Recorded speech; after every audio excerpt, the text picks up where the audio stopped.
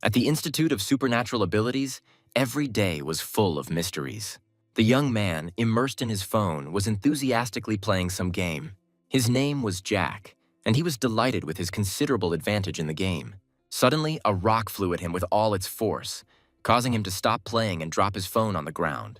Karen asked him what he was doing and advised him to focus on his studies and not his games. Jack replied with a smile that he could combine training with playing and it wouldn't hinder him in any way. He reminded Karen that she had gotten a 5-star job at 16 and he was having a hard time catching up. The girl was indignant and declared that she would never allow herself to relax or be distracted by such a game. While they were arguing, the other students were surprised by the return of the goddess Karen from special training. Everyone knew that it had been a long time since a genius with a 5-star profession had appeared, and so they admired the girl madly.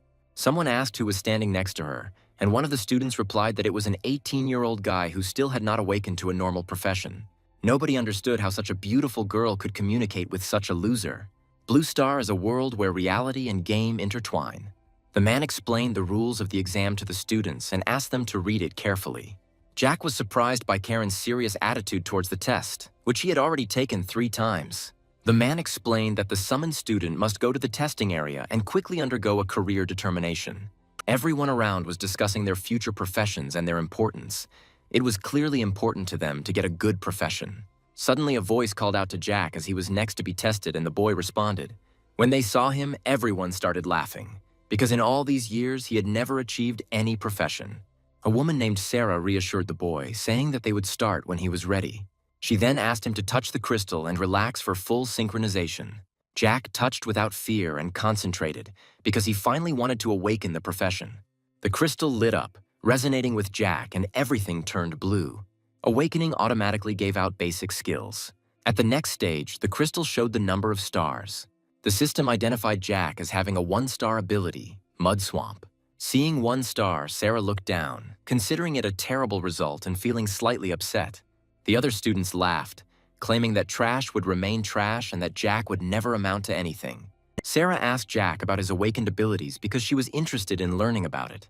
The boy remained silent, and the teacher became very worried.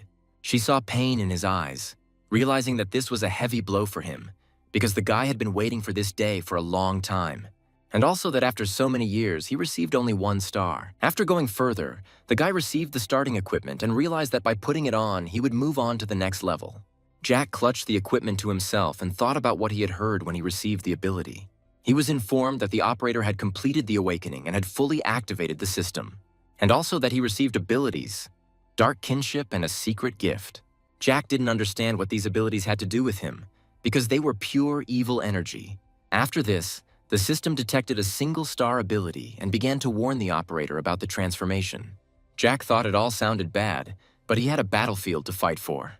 A group of 5 people would enter a dungeon where each would fight monsters and get acquainted with the abilities they had acquired. Sarah asked the students to confirm their abilities and not to worry, because only the owners would see them. Jack thought that the forbidden dark ability seemed dangerous, and if it was found out, he would be in trouble. After full preparation, the portal opened and Sarah invited everyone to pass through it. Having put on his equipment, Jack boldly entered the portal and moved to the dungeon. The guy found himself behind the bushes, and there were creepy monsters nearby. He noted that the area was being monitored by drones and he would not be able to use forbidden spells, so all he could do was hide. The man pointed at the screen and asked what Jack was doing while everyone else was fighting. Sarah explained that the boy was in poor health and his abilities had awakened late. The man said to return him and not let him take the exam again, because he has a 1-star profession and cannot be a real adventurer. Suddenly, the connection with the drone was lost, and the guy at the computer couldn't explain it. The dungeon has detected a massive surge of power, far exceeding the average monster threat level. On the battlefield, one of the students did not understand how such a powerful monster ended up there. He told his brothers to rise up and declared that they had had enough of being slaves. He shouted to everyone to kill the invaders, and the monsters went on the attack. Jack didn't understand why the drone fell on his head. Suddenly, the main monster discovered the guy and laughingly said that he shouldn't hide. The guy didn't understand why there were so many monsters here, but he saw the leader in the middle. It dawned on Jack that the drone crash was a great opportunity to test the dark technology. As he rose, he began to activate the technique, and the monsters froze in shock. The guy at the computer reported a loss of communication with the drones and a sudden outbreak of dark force in the dungeon.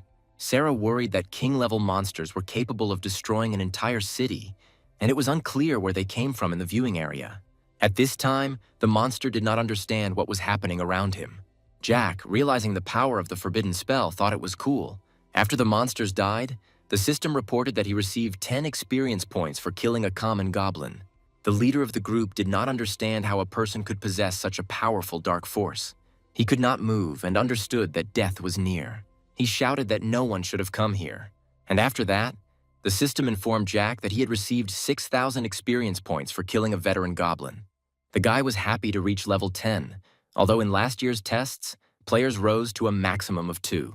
Jack noted that the normal mobs dropped little experience, but the elite monster dropped a lot. He saw objects from the killed monsters falling to the ground. And suddenly I noticed loot from a veteran goblin, 2 orange items. The first was an emblem that increased stats permanently, which surprised Jack with its rarity. The second was an epic treasure of incredible power called the Shadow Assassin's Claws. Jack realized that if he continued like this, he would easily reach a high level and become rich. Suddenly, a voice was heard ordering all candidates to immediately stop the combat testing and use teleportation scrolls to evacuate. Out of the corner of his eye, the guy noticed that everything around him was completely destroyed. Then he realized that this was the power of forbidden spells.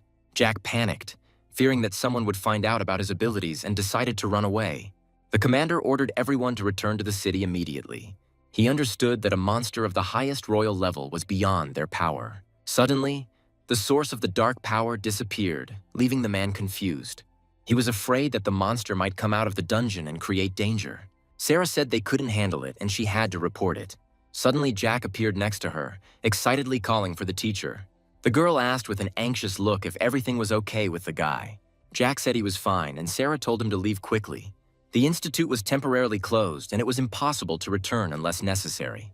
Karen and Jack walked down the street, discussing what had happened. After hearing the information from the girl, he wondered about the source of the elite goblin's power. When the boy was able to wake up, the testing was interrupted. Karen offered to join her team, saying that defensive spells can save lives, but are useless in solo leveling. The guy thanked him for his concern, but refused, saying that he could handle it himself. He wanted to show the girl his true strength, but it was better not to use forbidden spells in front of strangers. The girl, with a menacing look, declared that she would wait for him at the western gate tomorrow. She quickly left, and Jack tried to stop her. He didn't understand why the girl was ignoring him, surprised by her stubbornness. Then Jack began to think about pretending to be sick and not coming. Suddenly he had an idea, although he didn't know if it would work. He thought that some equipment had military capabilities, and one could buy the necessary things for the mud swamp by pretending to own it. As he entered the room, he hoped that the equipment skills would not turn into forbidden spells. At that moment, a beautiful girl approached him, said hello, and asked if she could help. Jack then said that he wanted to buy equipment that would allow him to use the mud swamp, whether it was a weapon or clothing. The girl started offering equipment with high-level techniques that are better suited for leveling. Jack explained that he needed simpler equipment, not too high level. The annoyed girl left, handing the client over to a new employee. The new girl came up, said hello, and offered her help. Jack began to examine each weapon carefully. In the end, he chose a ring, and the girl asked if everything was okay with him. Jack confirmed the choice and asked where he could sell the loot. Soon they found themselves in the office of a man who asked in an arrogant voice to show the thing. Jack held out the trophy and asked about the cost of the equipment. The man was surprised when he saw the orange-level weapon, noting that it was ideal for beginners.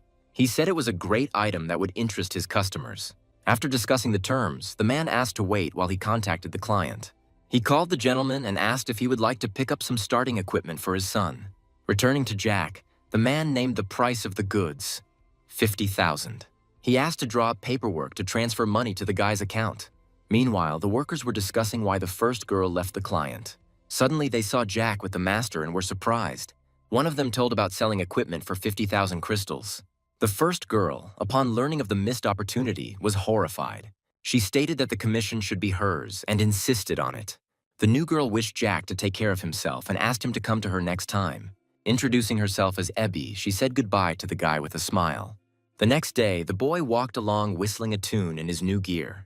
Last night, he tried out the new abilities and was glad that the system did not transform them. Now Jack doesn't have to worry about being discovered, and that calms him down. Suddenly, he saw Karen and greeted her joyfully, his eyes shining. At the same time, the girl was called by her friends. Then, with a smile on her face, she decided to introduce her guildmates to Jack. After looking at them, the guy wondered why these two looked like he owed them a lot. Suddenly, a guy came up to Karen and asked if he remembered correctly that she would soon have her second shift. Hearing this, Jack was surprised because professions can be changed every 30 levels. The student, clearly trying to attract attention, handed the girl a gift and said that it was for her. The guild members were surprised when they saw this, because this thing was an elite potion that permanently increased stats. Then the student said that money was not a problem, because it only cost 30,000 crystals. However, Karen thanked him for his concern, but could not accept this gift. After that, she said that she still had a lot of things to do and suggested that they get to work.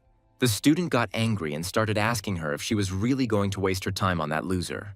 Then Karen told him in a stern voice to watch his language, and there was anger in her eyes.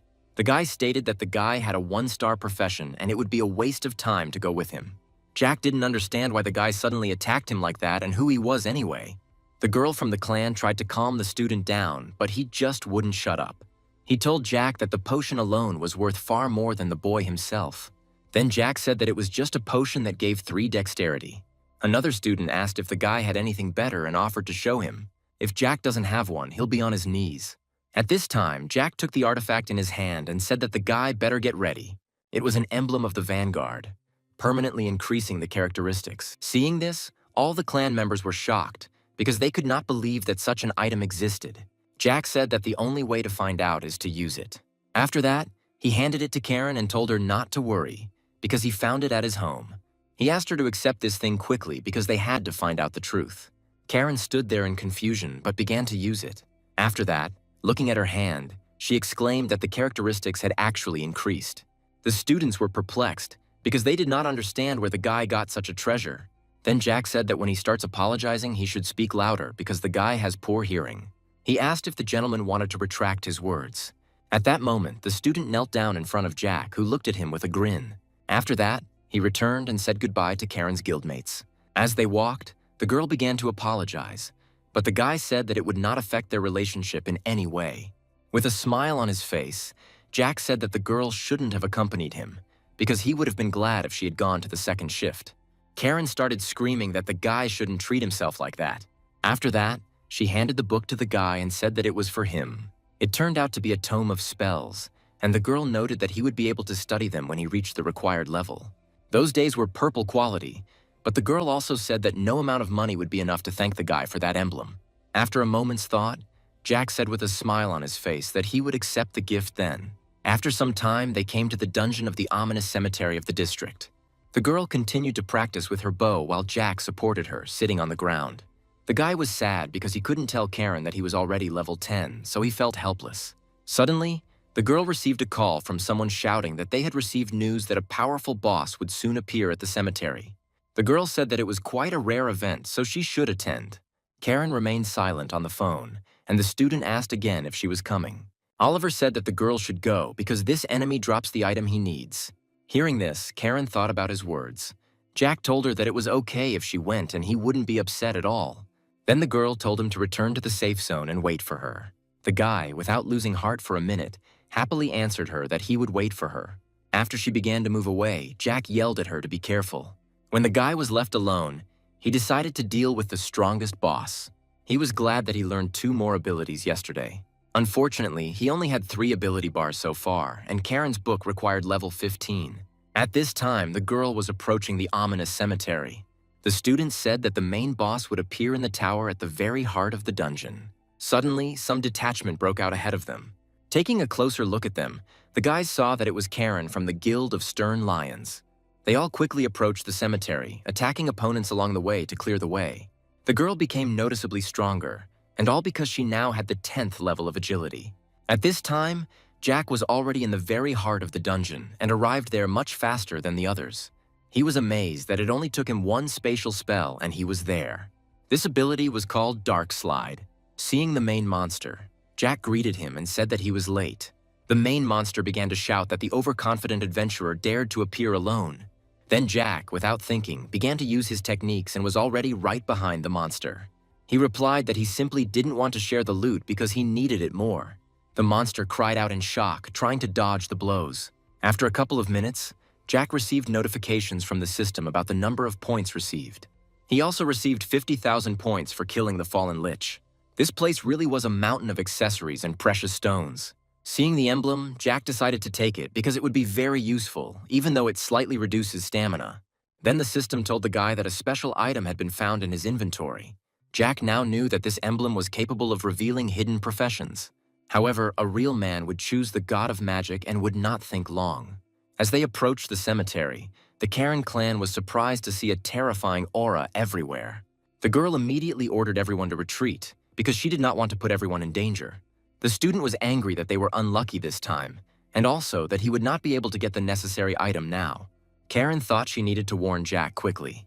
Opening her phone, the girl saw a message from her boyfriend saying that he had urgent business. In fact, the guy was heading to the professions hall. When he entered, he saw no one and thought that everything was closed. However, he was met by a woman who asked if he had come for an assignment to change his profession. After that, the girl said that first she needed the guy's data and began to write it down. When she learned that Jack had only awakened at the age of 18, she thought that this was not the best result. After that, she told the guy to follow her because the magical professions were nearby.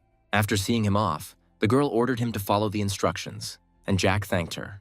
At this time, the captain approached the girl and said that they were investigating a new alarm signal. She was surprised that this was happening for the second day in a row, and the captain explained. That is precisely why the authorities sent him here with a request to the singles to take action. At this time, Jack learned that the god of magic was a preliminary mission and decided to start with it. He was indeed on his way to a hidden profession, having received a level 5 mission. As he left, he said goodbye to the girl, who smiled sweetly at him.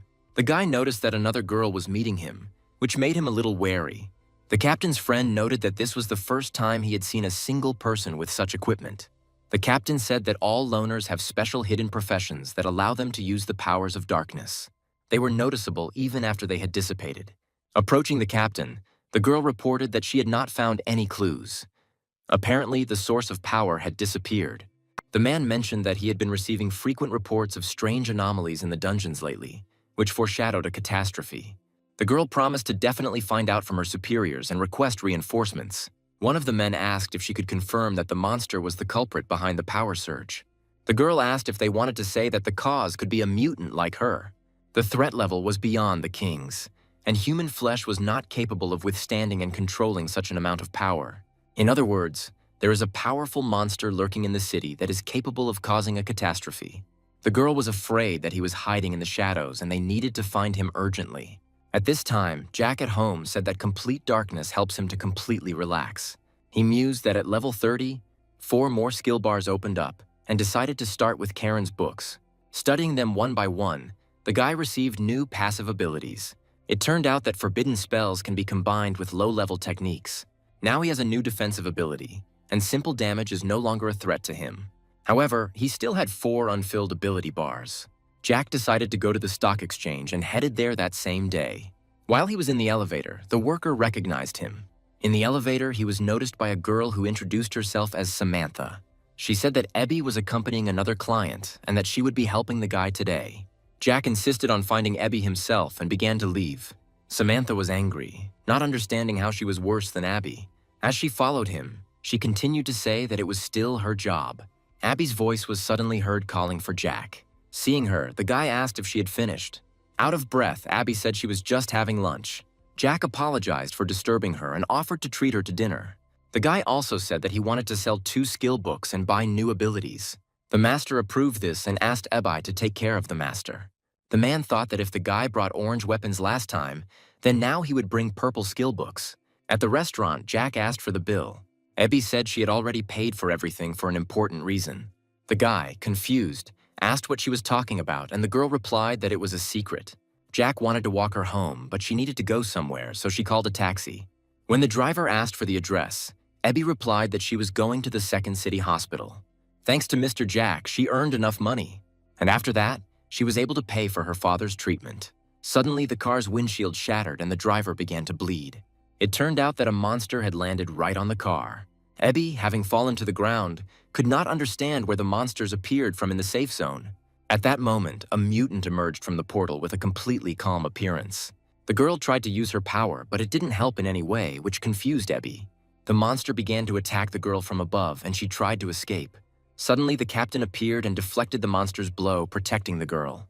Everything around began to rot, and no one could understand what was happening. The captain understood that an ordinary person could not cope with these monsters.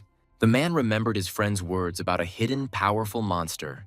At that moment, another attack almost hit the captain, but he managed to dodge. The man, seeing the villain, asked if he was a mutant. Then the guy said mockingly that he didn't look like trash at all. This was the chosen one that humanity had never met. The guy had much more strength than the people on the third shift. The villain, when starting the attack, told the man that he was on his territory. After the attack began, he shouted that the man was a real weakling. The monster flew towards the captain at the speed of light, and he desperately fought off the attacks. At that moment, the guy was surprised at how strong he had become. At that moment, a voice came from his pendant, menacingly telling him not to be narcissistic. The mysterious voice reminded him that without him, he would be the same as his fellows. After that, he ordered to prove that the guy would be useful to him. The villain had to sacrifice all the inhabitants of the city and mark his appearance in the world. At this time, Jack was leaving the public toilet, clearly not suspecting anything. When he looked around, he was surprised. Only a moment had passed while he was in the toilet. Suddenly, one of the monsters started attacking the guy. Jack, with his agility, easily dodged the blow. The system then showed him a side spell called Earth Thorn Wall.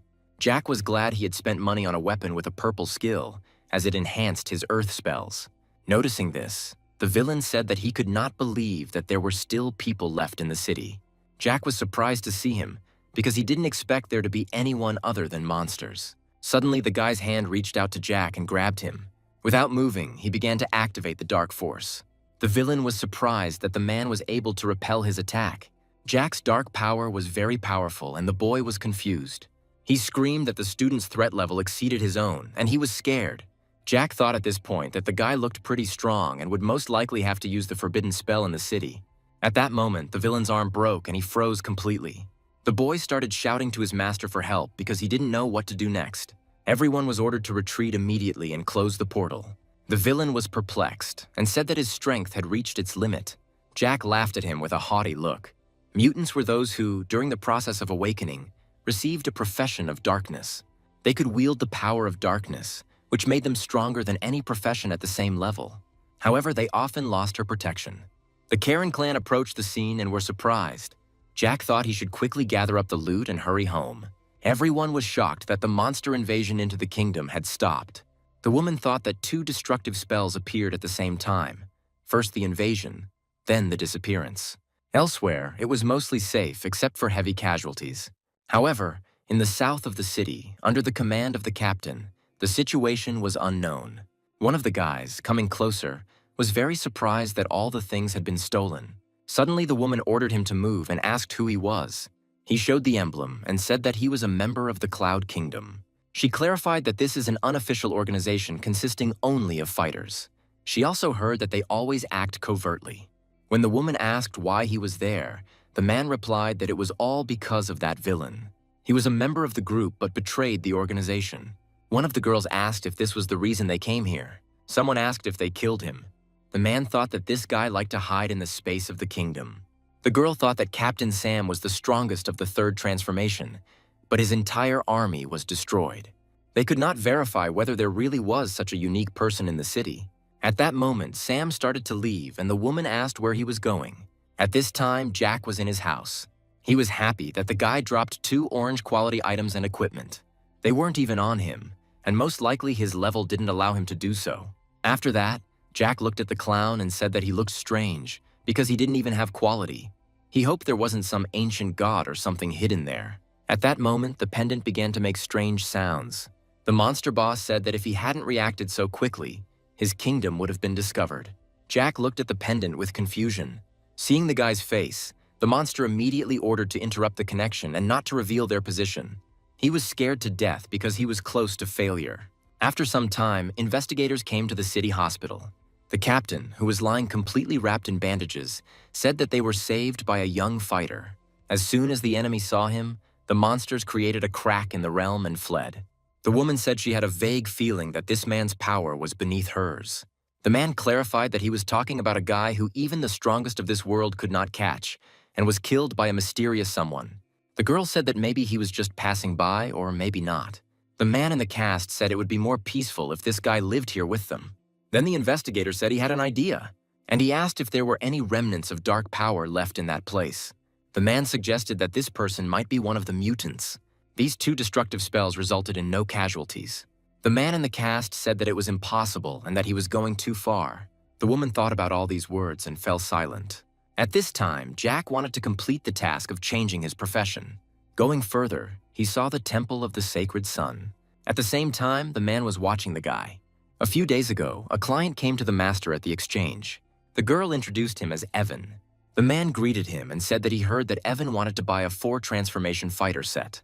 The girl thought that with such a high level and good looks, the guy was rather wasteful with money.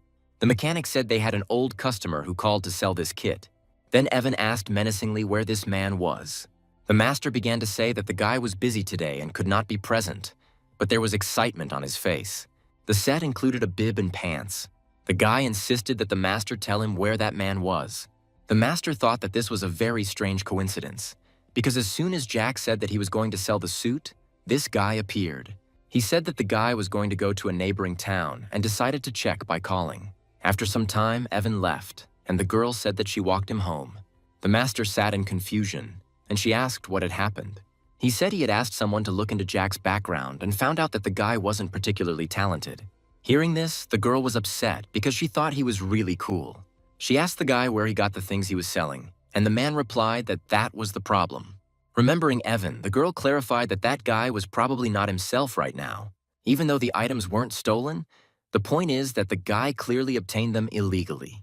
Samantha emphasized that the 4 transformations make experts the best even in the provinces.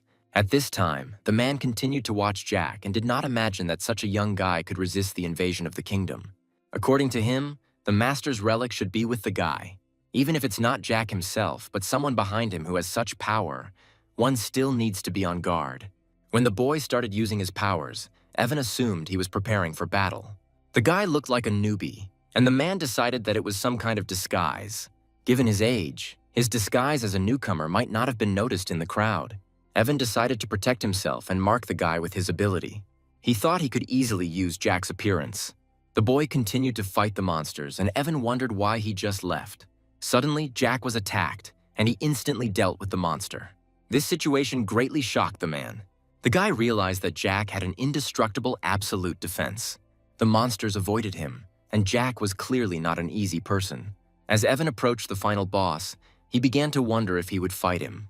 But why would such a strong person fight a low-ranking boss? Evan was also struck by the fact that the statue tried not to move. There was no assignment for this guy in the manual. Suddenly, Jack, entering the room, exclaimed that something must be here. Coming closer, a winged man appeared above him. He started running away quickly, and Jack didn't understand why. Evan was amazed that there was a hidden boss here and how the guy knew about it. The guy read the notifications from the system about his task. After that, Jack said that this was a high-level task, and if no one was watching him, he could complete it. The boss screamed in fear and did not know where to run.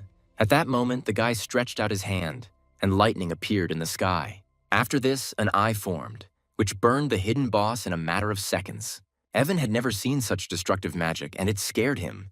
Jack was sad that until he went through his first transformation, his level would not increase. He decided to return with the emblem and complete the mission. He was about to use the teleportation scroll when Evan suddenly called out to him. Jack looked at him in horror, not understanding when he had arrived and whether he had seen everything. The guy realized that this powerful man did not look very happy. He began to ask the gentleman not to be angry, because he could explain everything. Suddenly there was a commotion all around, and the boys turned around. Then Jack told the guy that they should get out of there first and then talk. After some time, the guy was already talking, and Jack asked if he had followed him the whole way. Then Evan said that he was really sorry and he just wanted to make sure, nothing more. And although his master sacrificed his life, with his power they were able to temporarily seal the kingdom's invasion. Jack was thinking at that moment that this guy had a 4th transformation. If he hadn't revealed himself, he wouldn't have even noticed. Evan, seeing that the guy was silent, became scared and thought that he was planning to silence him. Then he said that he really appreciated that the master had avenged his master. Jack continued to reason that since this guy's level was low, he could establish a relationship with him. He said he didn't want anyone but the guy to know what happened today. Evan began to reason that the guy had dark magic, but he did not harm the innocent and repelled the invasion of the kingdom. The guy realized that since he had nowhere to go, he could stay in the city. Suddenly, Jack's phone rang, and when he answered, he heard the teacher's voice. The guy said that he was out of town and was going to be back soon, and then asked what happened. After their short conversation, Jack was surprised that the teacher called him so unexpectedly. The woman asked the teacher about the conversation with Jack. She replied that judging by the guy's tone, she didn't think anything was wrong. The disciple, who had awakened only a couple of days ago, had achieved his first transformation. It was very scary. The teacher began to say that Jack had a good character and that he studied hard. After some time, the captain reported that the preliminary situation was such that they continued to monitor everything. Then the commander asked if there would be anything else. At this point, the woman asked if it was possible that the 2 destructive spells in the city were caused by mutants. At that moment, the commander said how a girl could ask such questions, although she herself was a mutant. Such people use dark magic and bear certain costs for it. If a person is not careful, even the most ordinary expenses will lead to an irreversible end. Then one of the guys said that the girl was getting more and more confused, although she was a royal-level mutant. The woman replied that she was simply considering all possible options. Then the guy said that the girl was incompetent and couldn't figure anything out. After that, he also added that if a royal-level mutant really exists, he will cut off his head and let it play with like a ball. At this point, the commander said that they had already sent an investigation team to the city. Hearing this, the woman asked if he trusted her. And then she added that this whole situation is not so simple, and asked to be patient a little longer. Suddenly, a girl from the clan burst into the room and said that she had the latest news. The Temple of Radiance realm in the city was attacked by destructive magic. At that moment, Sarah remembered that Jack was training in this place at that time. The women, hearing this, just shook their heads and clearly believed that the guy was dangerous. After that, she grinned and said that it was getting more and more interesting. After some time, Jack decided to visit a nearby town. He was riding with Evan in the minibus, and no one understood what was going on with the barrier. Then one of the guards said that the barrier had been upgraded to the highest level, and therefore the dark forces would not be able to penetrate inside. Jack thought that the recent unrest had raised alarm at the highest level. At this time, the monsters on the barrier looked down on the people. One of them said that they couldn't get inside. However, another said such barriers would not stop them. The monsters ordered everyone to start the attack and surprise the people. People looked up and did not understand what was happening. The monsters instantly broke through the barrier and began attacking civilians. The guards didn't understand why the monsters were breaking through the barrier. Another asked people not to push because he had a sword in his hands. Evan told his boss that it might be another high-intensity intrusion, and then he asked if they needed to intervene. Then Jack asked in surprise if the guy had a solution. Evan wondered why his boss was asking him when he could easily handle them himself, and suddenly it dawned on him that this was most likely a test. Then, having adjusted his equipment, he said to leave it to him. Jack at this point thought that there were too many people around and he wouldn't be able to intervene. One of the fighters was shocked that he couldn't even touch the monster. He said that he thought that there would at least be someone strong among the people. The crowd began to panic as a huge monster was heading towards them. As he began his furious attack, he shouted that all people were worthless trash. Suddenly, Evan reflected this attack. There was not a drop of excitement on his face. He said that although the boss didn't need his protection, since he was here, he couldn't allow the boss to interfere. Evan said one last time that he would take care of these monsters himself. The monster laughed and said that it turns out that not all of these people are insignificant. The guy with madness in his eyes began his secret attack. People around were surprised by Evan's level of strength and said that the monsters didn't have a chance now. At that very moment, the guy easily dealt with the monster and calmly walked away from the explosion. Jack was admiring this guy's moves at this moment. The monsters decided to strike back since their leader was defeated. At this point, Evan walked up and asked the boss if he needed to do anything. Jack, with a smile on his face, said that nothing more was required and praised him for his excellent work. The crowd still didn't understand how strong this guy was. Evan said that the loot dropped because of that monster and asked to take it. These were orange-level items. There was also a book of agility, perfect for Karen. As for the shield, Jack decided to sell it later. Suddenly, a knight approached them and asked if they could talk to them. Afterwards, the city's mayor himself thanked them for intervening and saving their city.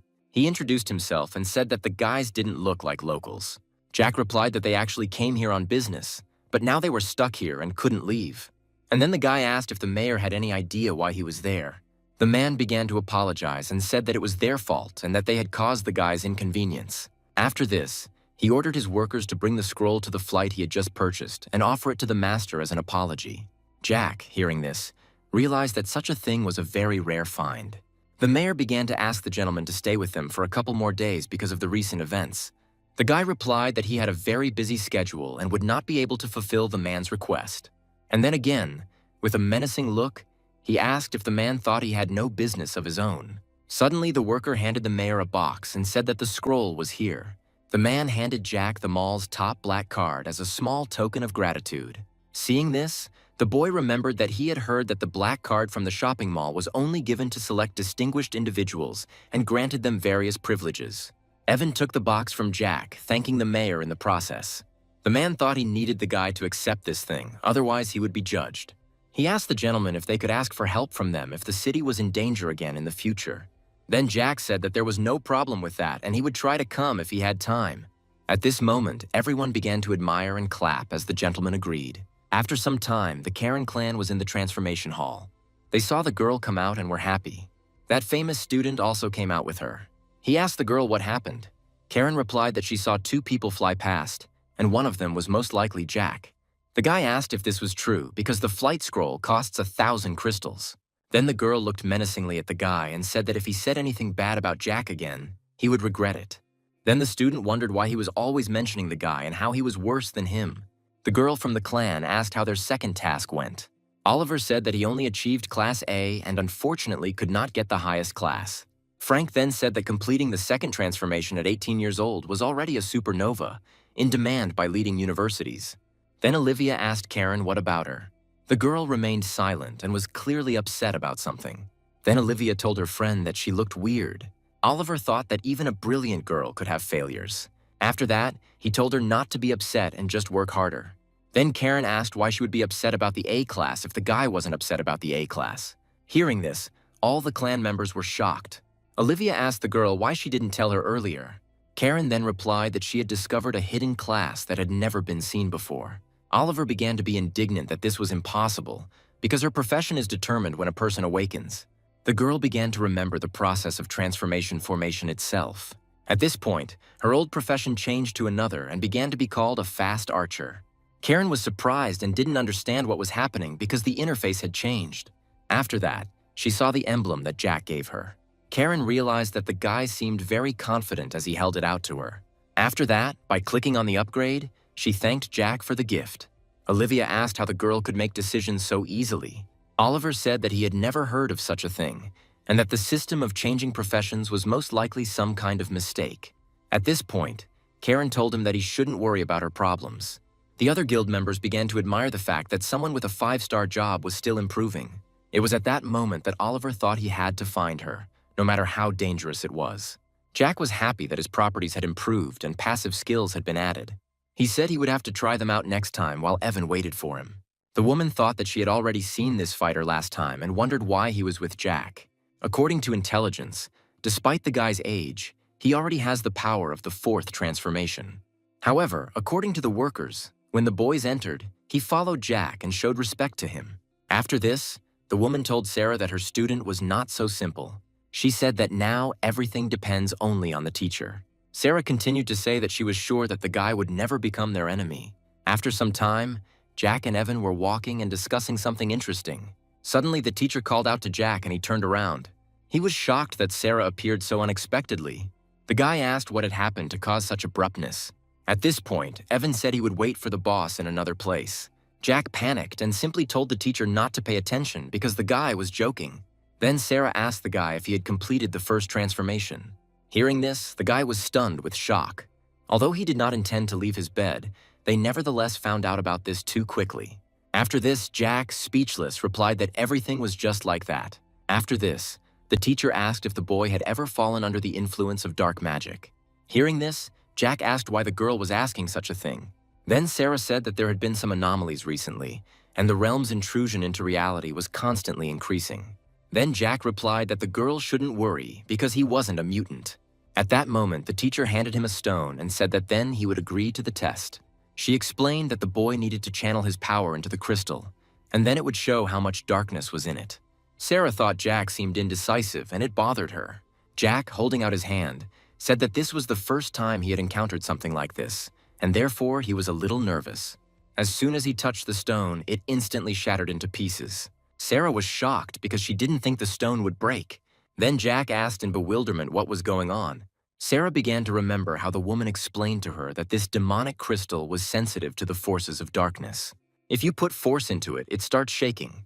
The more he shakes, the higher the number of dark forces. The teacher didn't understand if anyone could tell what his explosion meant. Jack and Sarah were perplexed by what had happened.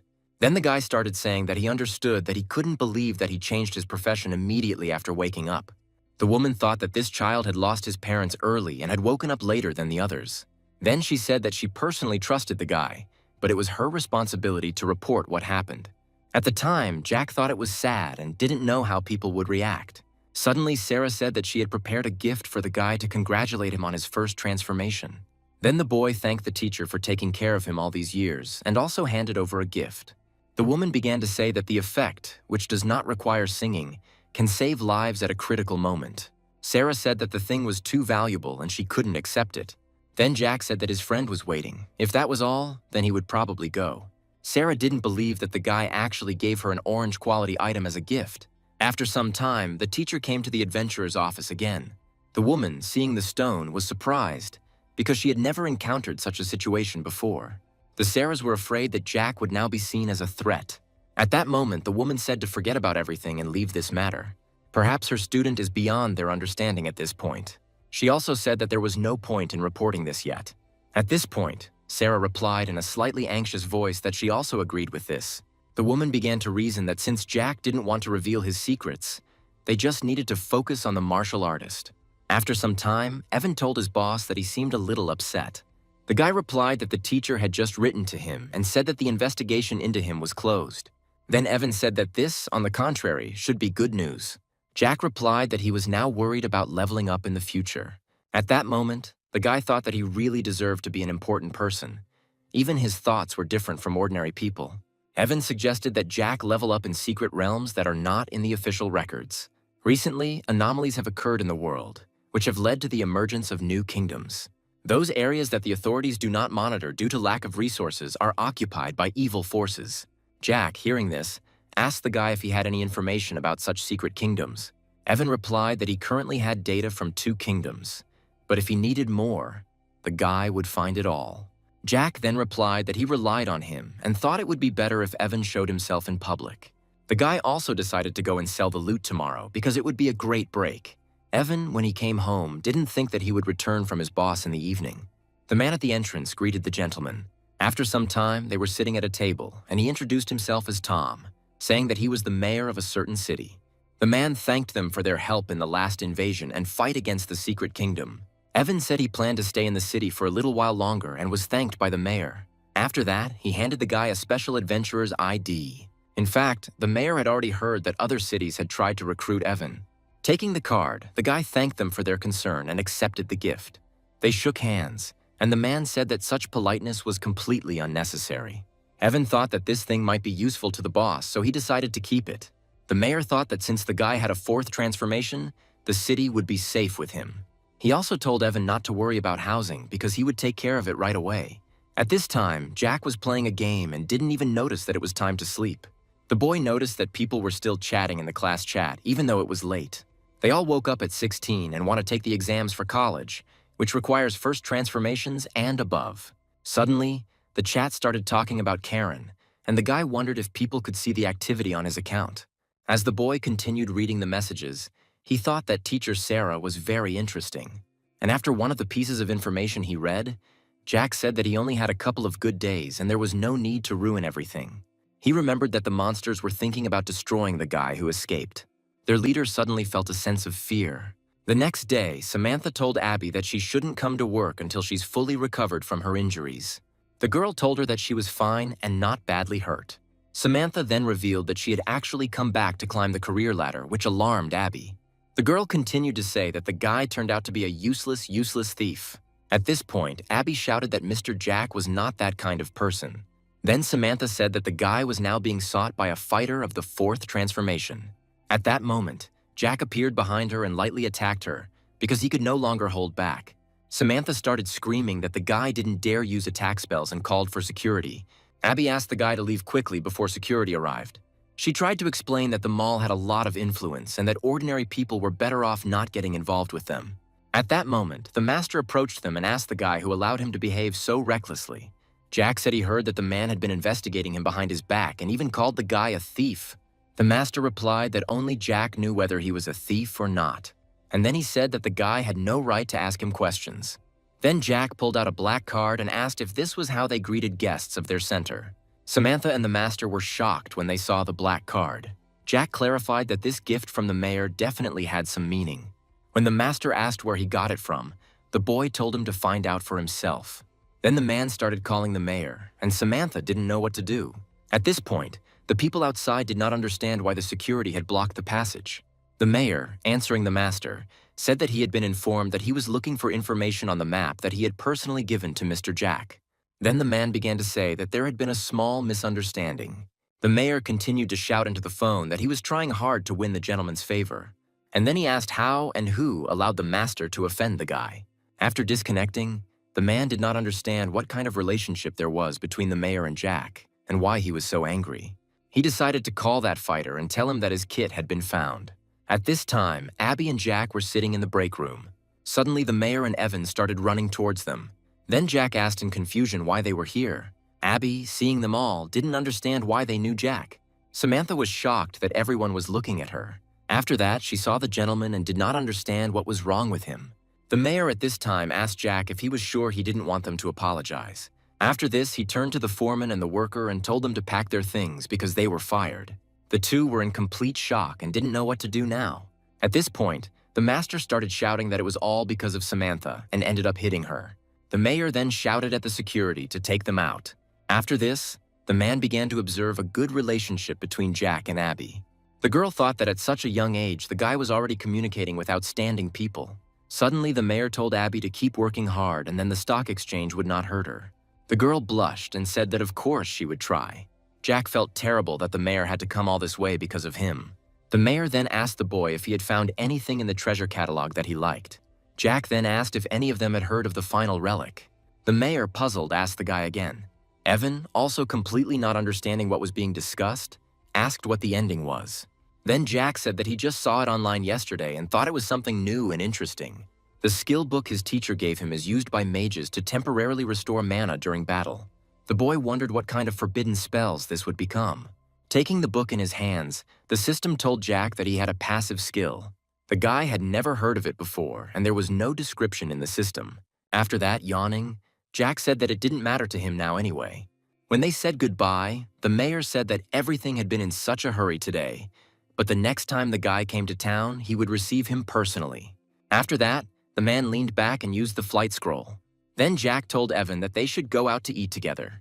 Entering the boy's house, Jack was surprised that it was big. Evan explained that people who have reached the fourth transformation and wish to remain in the city receive special treatment. Jack laughed and said that they would save up money and buy a place nearby so that they could be neighbors. Evan at this point said that if the guy needed money, he had some. Jack, living at this time, thought that he earned some crystals from selling equipment. If he converted them into money, then buying a villa would not be a problem for him. After that, after drinking another glass, Jack told Evan that they needed to rest a little. Evan said that there was a chef on the premises and he had already called him. Suddenly, the mayor called him and he was forced to disturb the guy. The mayor said that the investigation team is currently investigating the recent incidents and would like to get some information from the guy. Evan thought that these investigations might influence the boss and decided to find out his opinion first. The mayor then told him to contact him at any free time in the next few days. After that, the guy told Jack everything and he said that he didn't know what kind of people they were. The city they were in was a ghostly place, and the man smelled the mysterious hero. At the meeting, the girl asked if anyone present had seen the so-called mysterious hero. However, everyone said at once that they had not seen him. Then one of the men asked why there were rumors that this hero saved the city. The woman said that it was mainly because the Hidden Kingdom's invasion remained, and the mutants aiding the invasion were destroyed. The man began to say that the invasion of the Hidden Realm had different levels and dangers. Without a thorough investigation, they could not rely on it. The captain continued to say that 2 more disasters had occurred. The woman, closing her eyes, simply remained silent to all these words. Sarah at that moment thought that in order to protect Jack, she used her powers and changed information that was somehow connected to him. Suddenly, he burst into the office and said that he had called the gentleman, but he said that he was busy today. The captain began to get angry and say that he really hated such adventurers who refused to follow any rules and regulations. He then decided to take charge of the investigation and told the others to focus on other problems. That same evening, the man approached a secret kingdom called the Treacherous Cemetery. The guards blocked his passage. Then the man showed his emblem, and the guys immediately realized that he was from the investigation team. The man said he wanted to go inside to investigate, and security let him in without any problem. When he walked in, he kept saying that this was their first time here, but the scale of the destruction was still impressive. Even the remaining power of darkness is still pure and powerful. The man, as if mad, shouted that this place was very intriguing. Suddenly, a monster's head appeared from one of the holes. The man began to shout that, as expected, this was a king-level threat and everything around was filled with enormous power. At this time, Jack was sitting in Evan's villa. The guy, not suspecting anything, just sat and played on his phone. Suddenly, he had a feeling as if something had connected through the aura. If he concentrated, the connection would be clearer, so the guy needed to determine the location. At that moment, Evan approached him and asked where the boss was going. Then Jack handed over the phone and asked for help to finish the game and try to lose as few points as possible. While he was riding in a taxi, he looked at the navigator and discovered that this place was most likely near the bloody cemetery. Suddenly, Jack had the feeling that this thing began to move. At this time, the security guards tried to stop the monster, which had gotten involved with the man. The young men were shocked and could not move from horror. The man who contacted the monster asked someone to help him. At that moment, security was prohibiting cars from passing because there was danger ahead. Jack, getting out of the car, looked carefully at the phone. Suddenly, he felt that the thing had stopped. The captain was still asking for help and did not know how to get out. The girls from the investigation team were perplexed by what was happening. One of them was seriously injured and teacher Sarah tried to heal her. She thought that with Jack's gift, she could shorten the singing time and carry out the rescue at the fastest speed. When she woke up, the woman asked where this monster was. Sarah then said that the mayor had already asked Evan for help, but she wasn't sure they would make it in time. Then the woman said that the guy's strength was equal to hers, and he had no chance of defeating this monster alone. However, the person behind him may be their salvation. Jack at this time used his spells and attacked the monster. He didn't know if he should use other forbidden spells to knock him out completely first. Suddenly, the monster started attacking again, and then the guy got completely angry. Feeling the colossal power, the monster was perplexed as to how this was even possible. Suddenly, the system gave Jack a message about the appearance of a new ability, and he immediately extended his hand. The guy realized that close distance was one of the requirements for absorption. Suddenly, all of Jack's properties improved by 100 points. This was unexpected for the guy, and he was very happy. However, it seemed to him that he was able to absorb something else. Suddenly, Evan came up to him and asked what happened here. Then Jack said that he had just come across a monster and destroyed it. Looking at the captain, the boy realized that someone had taken care of him. Evan thought the mayor had just informed him of a monster invasion and wondered who it could be. Then Jack patted the boy on the shoulder and said that he would leave the cleaning to him. After that, the guy disappeared, and Evan was surprised at his speed.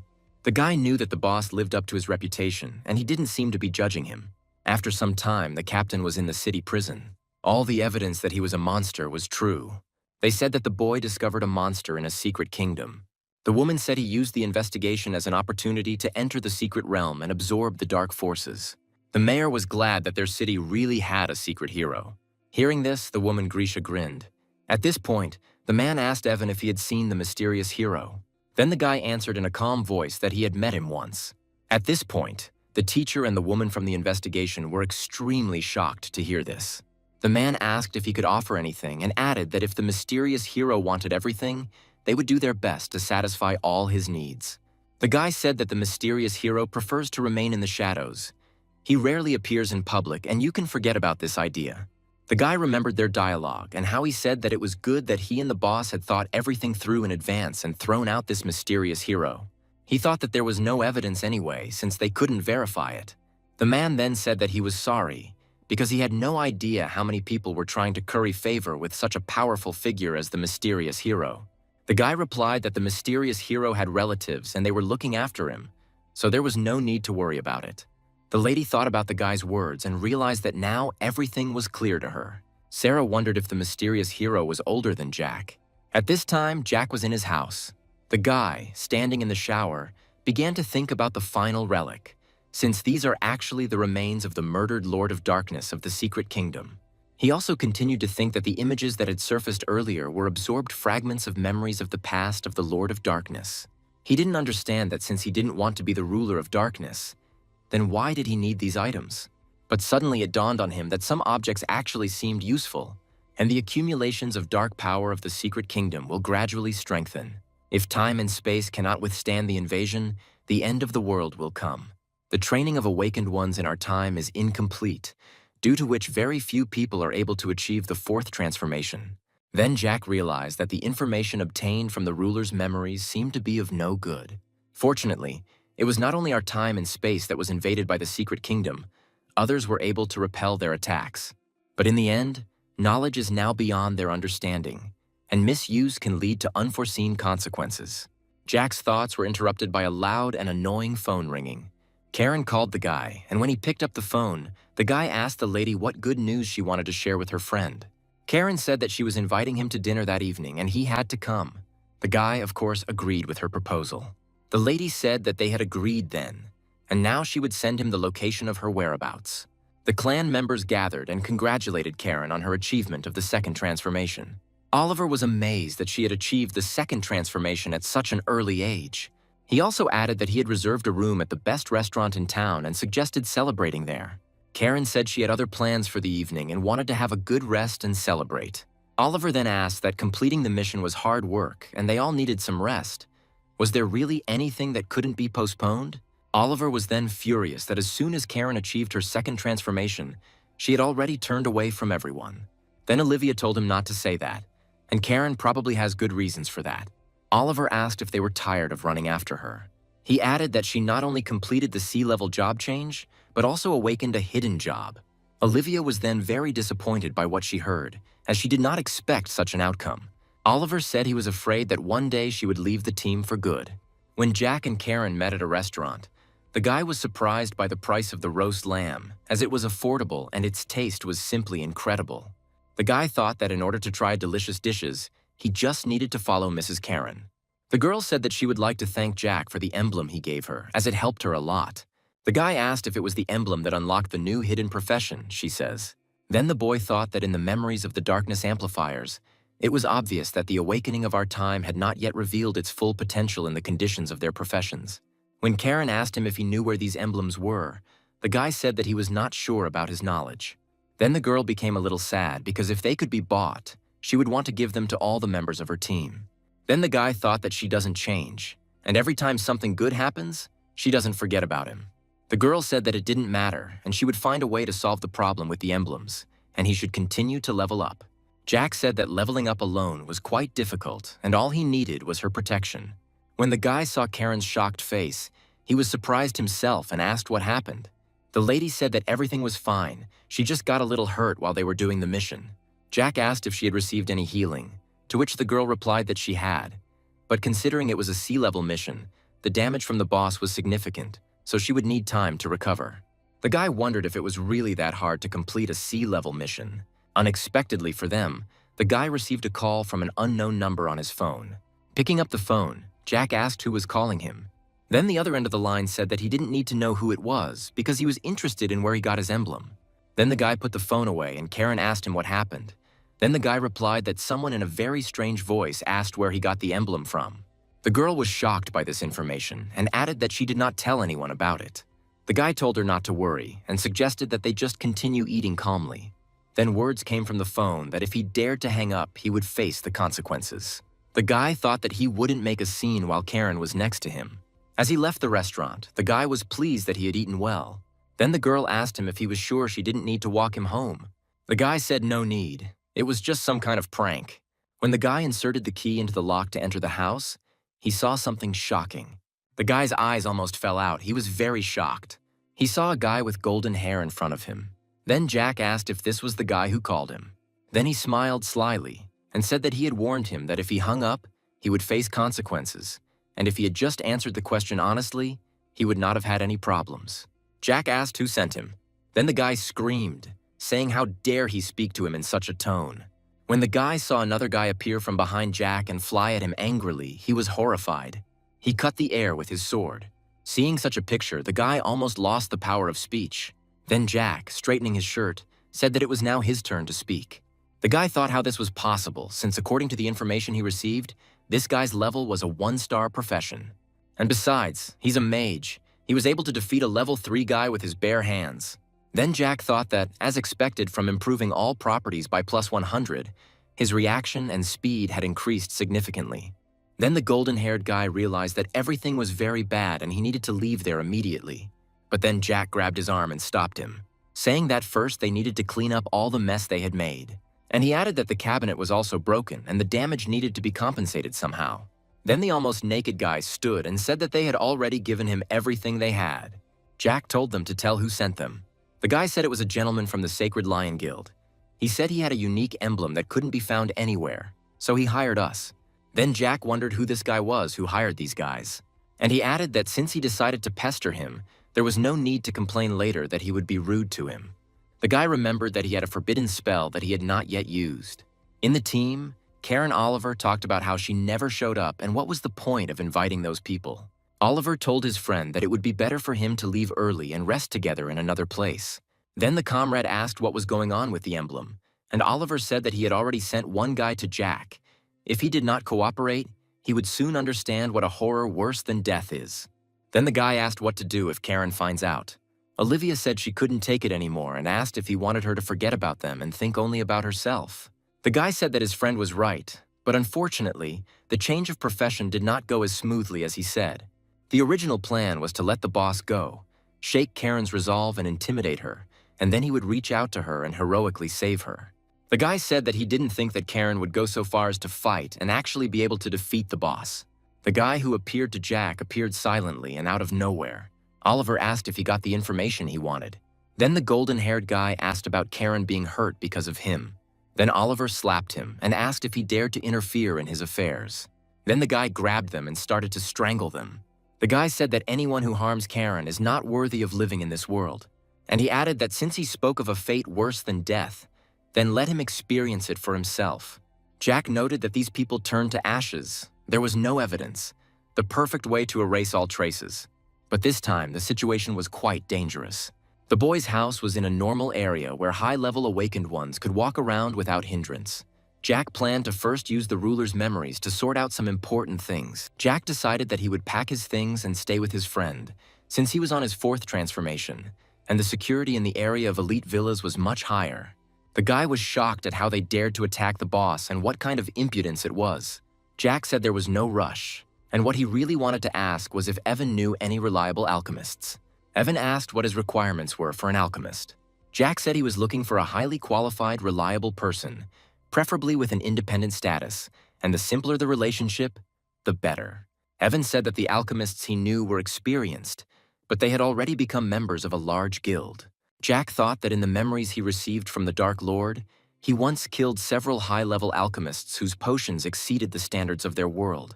But as soon as chemists become members of large guilds, they immediately lose control over their actions, and information leaks increase. After this lesson today, I don't want to attract the attention of those greedy flies anymore, Jack thought. Jack asked Evan to help him with this question later when he had time and added that he would ask other people. Then Jack called his other comrades and began to ask about them, and one of his comrades said that he knew an alchemist. Jack was greatly surprised by this find. Karen spoke to Jack on the phone and said that the brother of their team's priest is an experienced alchemist who was originally going to join their team. Then Jack thought about something. He told Karen that he had found some recipes at home and needed help studying them. Then Karen asked if he had found something in the house again, and Jack said he was just cleaning up. When he came to the alchemist's house, he greeted him and introduced himself. The alchemist greeted him in return, introduced himself, and asked to show him the recipes. Olivia said she wanted to get along with Jack, but her annoying brother kicked her out. Mark said the ingredients were quite ordinary, but he had never seen this processing method before, and it seemed quite complicated. Jack said it says it increases experience gain by 100%. Mark said that the maximum increase for potions available on the market is 40%, and such potions are quite expensive. Jack said that maybe, but he wasn't sure. It was not very convenient to ask someone about such a thing, so he came to him for advice. Mark asked to wait for him a little, as he would be conducting some experiments upstairs. Then Jack joined Karen and Olivia. When the girls saw him, they asked what happened. Olivia suggested going and seeing what was going on. She said it was the slime her brother used for his experiments. When they went up to her brother, they were shocked by what they saw. Mark shouted with joy that he succeeded and really did it 100%. The girls were shocked and did not understand what was happening. Mark began testing Jack and says that after he drank some of the prepared potion and tested it on the slime, the experience gain actually increased by 100%. Jack thought that this was good, and if this recipe worked, then other recipes were also correct. But Mark was behaving very strangely. Olivia said that her older brother treasured the lab the most, but he never allowed her to leave it, and now he is literally destroying it. The girls of the month cried out asking if the experience had really increased by 100%. Mark told them to be quiet and keep it a secret. Mark asked Jack what he was going to do, and if he decided to sell the potion, he would definitely get rich. Then Jack remained silent and thought about his question. The guy friend came to his senses and asked me to wait, as he needed to look at the messages. Jack said that regarding the potions, he would first give them to his loved ones and then sell them. Then Olivia asked her boss if she was a close person to him. Olivia said that from now on she and Karen would become his bodyguards, and he could use her brother as he wanted and not stand on ceremony with him. Jack thought that if he put such valuable items on the market, he would definitely attract attention. He realized that if he wanted everything to be calm, he first needed to prepare his surroundings and take care of his own strength. And he added that if anyone dares to build something against him, they better think twice. Jack thought about the berserker from Karen's team. Then the girls were delighted and immediately began to smile. Then Jack thought about Sam and remembered that he had good strength and a good relationship with Crom, and that was what he needed. Mark asked if the guy had any other recipes. Mark said he had never heard of most of the material listed there. Jack thought that it was not surprising, since the recipes were from another dimension, and it was already luck that they could at least do something. He said that since they were talking about it, he had a proposal. When the first portion of Experience Potion was ready, they would call their comrade and level up together.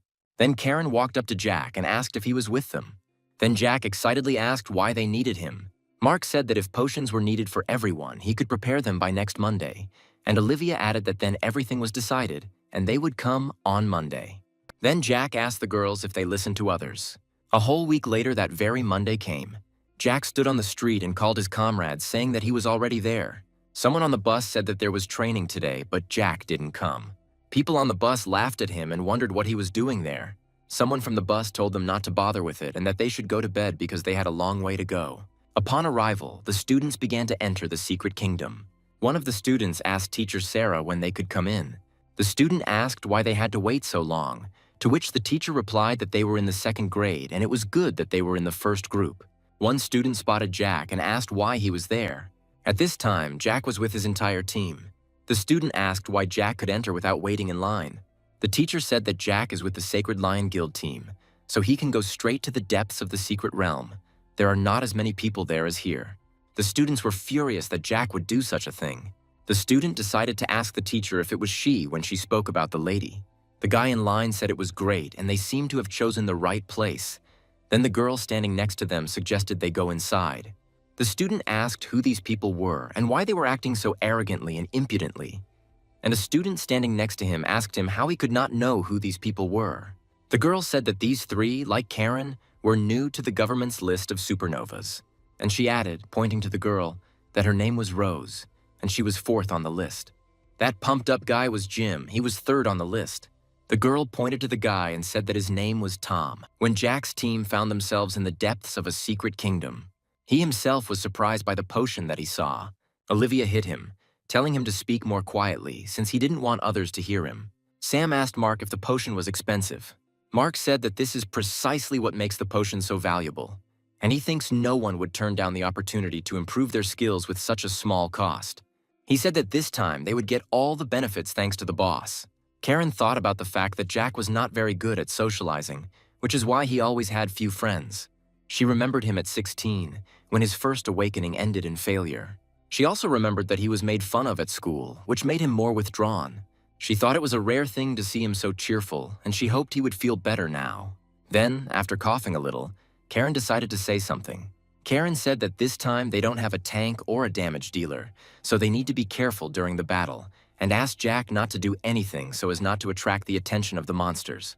She said that she was responsible for increasing the monsters, and explained to the others what and how they would need to do. Jack thought that leveling up this way was rather slow, but for the sake of his team, he simply wouldn't interfere. Since it is quick and very easy to level up with forbidden spells anyway, there is no need to rush while he looks at their abilities. Mark was pleased with his actions, as experience was growing very quickly. Olivia and Sam thought they could achieve the second transformation before the entrance exams and get into the same school as Karen. But suddenly they were interrupted by a sudden noise, and Sam asked who was there. Suddenly Tom appeared and said that he didn't mean to laugh, but he just couldn't help himself. He added that it was funny to hear someone who had not even achieved the second transformation, yet speak so confidently about entering the best university. Olivia wondered if these guys were on the list of supernovas. A guy with a good reputation said that they would be recognized quickly. Sam wondered why they were here if they didn't live near the city. Karen replied that they were leveling up and asked what they needed. Then the guy who was the leader said that they came here specifically to propose to her. Namely, is the girl interested in joining their team? Shocked, Sam and Olivia heard Karen's answer. She firmly said that she already had her own team and refused. The guy mentioned a mage on her team who was ranked 14th on the supernova list. Karen got angry and refused to join the other teams.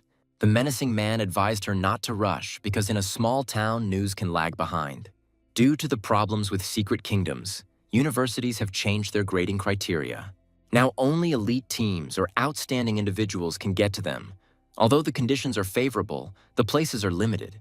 For a girl, this is a great opportunity because everyone on the list is gathering their teams. Karen can become a strong personality because everyone on the list is putting together their teams. The guy reminded her that weakness is a sin, causing Karen to become even more angry. He suggested going elsewhere for promotion, ignoring them. Olivia supported this by placing her hand on Karen's shoulder. Jack thought the guy was asking for trouble, since Karen had just awakened to a new profession. One of the guys asked Jack if he was Oliver. Receiving a negative answer, Jim told him to get lost. Sam intervened in the argument, warning Jim not to go too far. Jim asked about the consequences, doubting Sam's ability to help others. The conflict escalated into a fight. Karen asked them to leave on good terms.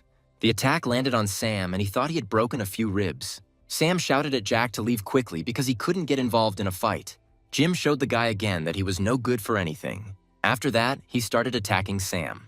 Suddenly, Jack blocked his blow using dark magic. Seeing this, Karen began to worry about the guy and shout at him.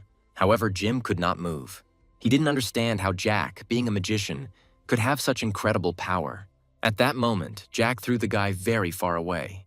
And then, smiling, he said that Jim is the trash here. The leader ran to his clansmen. At that moment, Karen shot him with her bow and hit the target. The girl and her team were shocked that Mark defeated the berserker with his bare hands, and the archer killed the tank in close combat. Jack said he just wanted to quietly take care of his business, but they forced him to reveal everything. After that, he sighed and said that all this caused a lot of problems.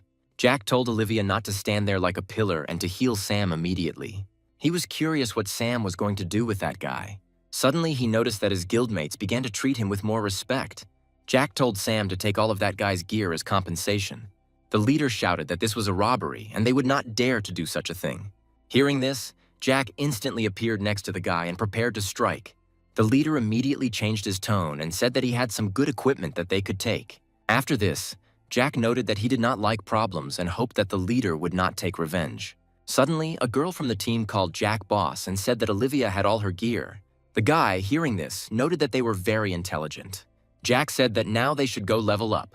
A few minutes later, Karen admitted that she had planned to help the guy with the upgrade, but he turned out to be strong. Jack laughed and said that he had recently awakened and could not show his power in public. Karen replied that if the guy didn't want to talk about it, she wouldn't ask. The guy said with a smile that the girl still understands him better than anyone else. Karen punched him in the shoulder and said she was happy for him. Sam and Olivia started asking which university and guild the boss was going to apply to. They added that such a strong magician should not rush into decisions or worry about exams. Jack thought that if he went to university, there was a risk of revealing his secrets, and decided that he did not have to go. Thinking about this, the guy shouted that they should move on and speed up the pumping. He thought that although he couldn't use forbidden spells, the bonuses and passive skills were enough for equipment. After some time, Jack returned and Evan greeted him with a smile. The guy thought that after several days of hard work, he had only risen one level and was tired. For a common person with a one-star profession, it is easier to enter a regular university than to kill low-level monsters every day. After thinking about this, Jack decided to rest at home for a few days. Suddenly, Ebby called and said that there was an auction planned with good items. She said that the master was replaced by Tom. When Jack said he was not busy, Ebby said they would be there soon with a catalog of auction items. The guy thought that the service was good and the new master treated people better. After a while, Tom greeted Jack and told him about his position. When the guy extended his hand to introduce himself, the master asked him to take care of him. The man said he had been ordered to treat Jack in the best possible way, and it would be great if the whole center revolved around him. After this, Tom asked Ebby to show the auction catalog to Jack. The guy looked through the catalog and thought that he didn't need all this equipment and potions. Seeing how quickly he turned the pages, the master realized that he had underestimated the master's skill, and his plan had failed. Jack froze in bewilderment at what he saw. The master noted the boy's insight and pointed out the right thing. It was the newest experience potion, increasing experience gain by 100%. Remembering the conversation with Olivia's brother, Jack thought. Evan started to say something to the boss but fell silent. Jack aggressively asked Master Tom where they got this thing. The man excitedly replied that the item was provided by the Azure Edge Guild for auction. This guild was one of the top 7 elite guilds and possessed incredible strength. Jack asked where they got this potion from. The master spoke of a new type of secret kingdom that only one person can explore. Evan, when he first heard about this, thought about the possible anomaly of the secret realms. Jack thought about the cruel test of the gods. Suddenly, the system gave a task for this kingdom, surprising the guy.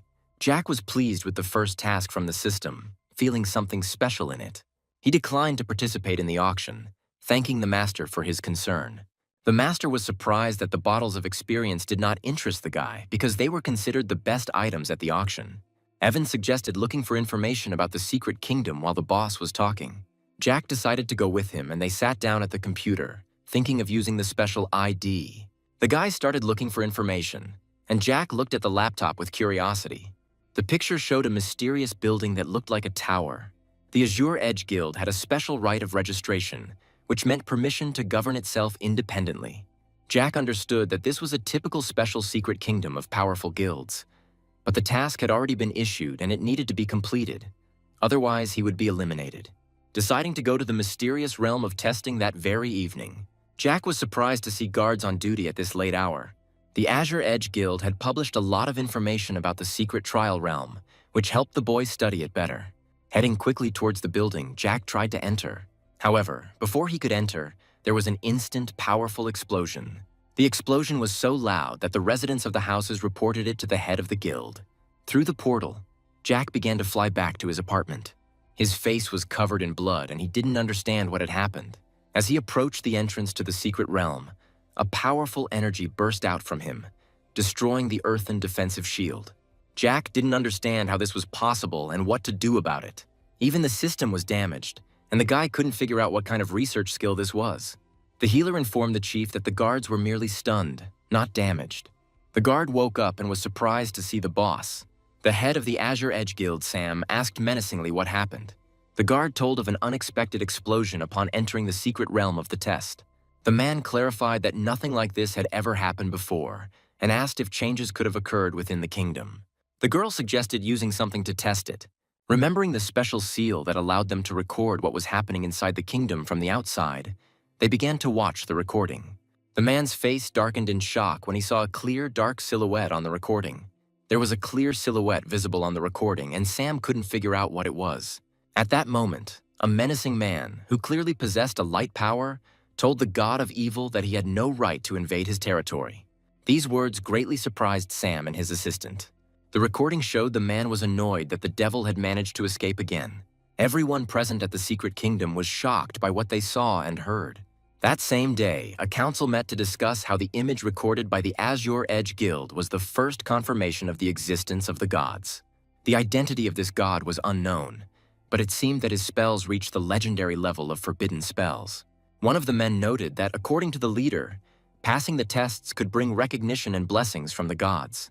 The main problem was that even the forbidden level of spells could not destroy the evil god, which was terrible news for all the guilds. The Full Moon Guild leader noted that if the evil god intended to destroy the world, they would not be able to stop him. Everyone present tried to find a way to defeat the god of evil and made various guesses. Suddenly, one of the girls suggested the idea of passing the tests and receiving the blessing of the gods, which pleased the man from the Flame Guild. Sam thought that everyone present had long been aiming to pass the secret kingdom of the test and wanted to take advantage of this opportunity through him. He warned that the monsters inside the secret trial realm were too powerful for their current strength. In the end, it was decided that they did not have enough experience to receive the blessing of the gods. One of the men decided to ask Brad's opinion. Brad asked furiously what ideas he might have. The man then explained that he had been called back because of a serious incident. Brad started shouting that his student had reported an urban anomaly, which had been ignored, and an investigation team had been sent. The men asked him to calm down as his head was on fire again. One of the girls said she heard about his announcement of resignation due to the rising cost of using the powers of darkness. The man asked Brad to personally ask his student to show the footage to the mysterious hero. He noted that in gratitude, he would send 2 cases of excellent wine. Brad's head began to cool down and the man gradually calmed down. At this time, Jack was lying on the bed and thinking about the fact that he had not managed to complete the previous task, and a new one had already appeared. As the name suggests, the task was easy, and even the damage system was not worried. The guy couldn't understand what happened last night and where he went wrong. Leaving the room, he was surprised by the guests who had arrived and were humbly waiting for him in the hall. When Brad saw Jack, he asked him if he was mistaken about his identity. The guy said hello and asked who his guests were. Jack learned that the man was the former boss of Lone Shadow and was now the director of adventurer management. Standing next to him was his student, the current head of the Lone Shadow in this province. The boy realized that the man was the god of death of the Scarlet Flame and was shocked by this. Brad just smiled sweetly and said it wasn't worth his attention. The old gentleman had countless achievements and had participated in the development of many large secret realms. The man extended his hand to Jack and politely said that, unfortunately, he had not prepared anything for their first meeting. Suddenly, the guy saw that 5 million crystals appeared in his account and was very surprised. After this, Jack asked why Brad decided to visit him. The man's student said they would like to ask the mystery hero to watch the video. Jack was extremely surprised to see himself and realized that he was now the god of evil. He didn't understand how he could become the god of evil, even though he was an ordinary high school student and a good guy. The thoughts in his head began to mix, and Jack began to blame himself. After that, the guy decided that no one knew about his essence as the god of evil, so he needed to remain calm and not reveal himself. Then Jack calmly said that he would immediately send the video to the mysterious hero and immediately report any news. Suddenly, the guy remembered that this girl was responsible for the reception on the day he changed his profession. Now that he thought about it, Jack wasn't surprised that he had been discovered so quickly. At this time, Brad walked and told his student that he was right in that Jack was a calm and polite person, and their task was to attract him to their ranks. The girl asked the man if he thought Jack and the mysterious hero were the same person. The man, turning slightly with a downcast look, asked coldly if it really mattered. Brad believed that if Jack wanted to be seen as an ordinary student, then he would be one, because it would be better for everyone. The enemies became stronger and stronger, and people could still only dream of the blessing of the gods, because they lacked even experience. Jack reflected that the research that had damaged his system yesterday was supposed to be tracking his location. It destroyed Jack's absolute defense in one blow, meaning that he too had reached the forbidden level of spells. The guy had 2 priority tasks now, and restoring the system came first in order to hide from God's detection. Jack decided to ask Evan if Brad had provided any additional information and began to analyze it. It was written there that the internal structure of the trial realm resembled a tower divided into many floors, and the strength of the monsters was very high. Jack still didn't quite understand how the secret kingdom worked, and he began to think about whether it was possible to delegate the task to someone else, since it did not require personal presence.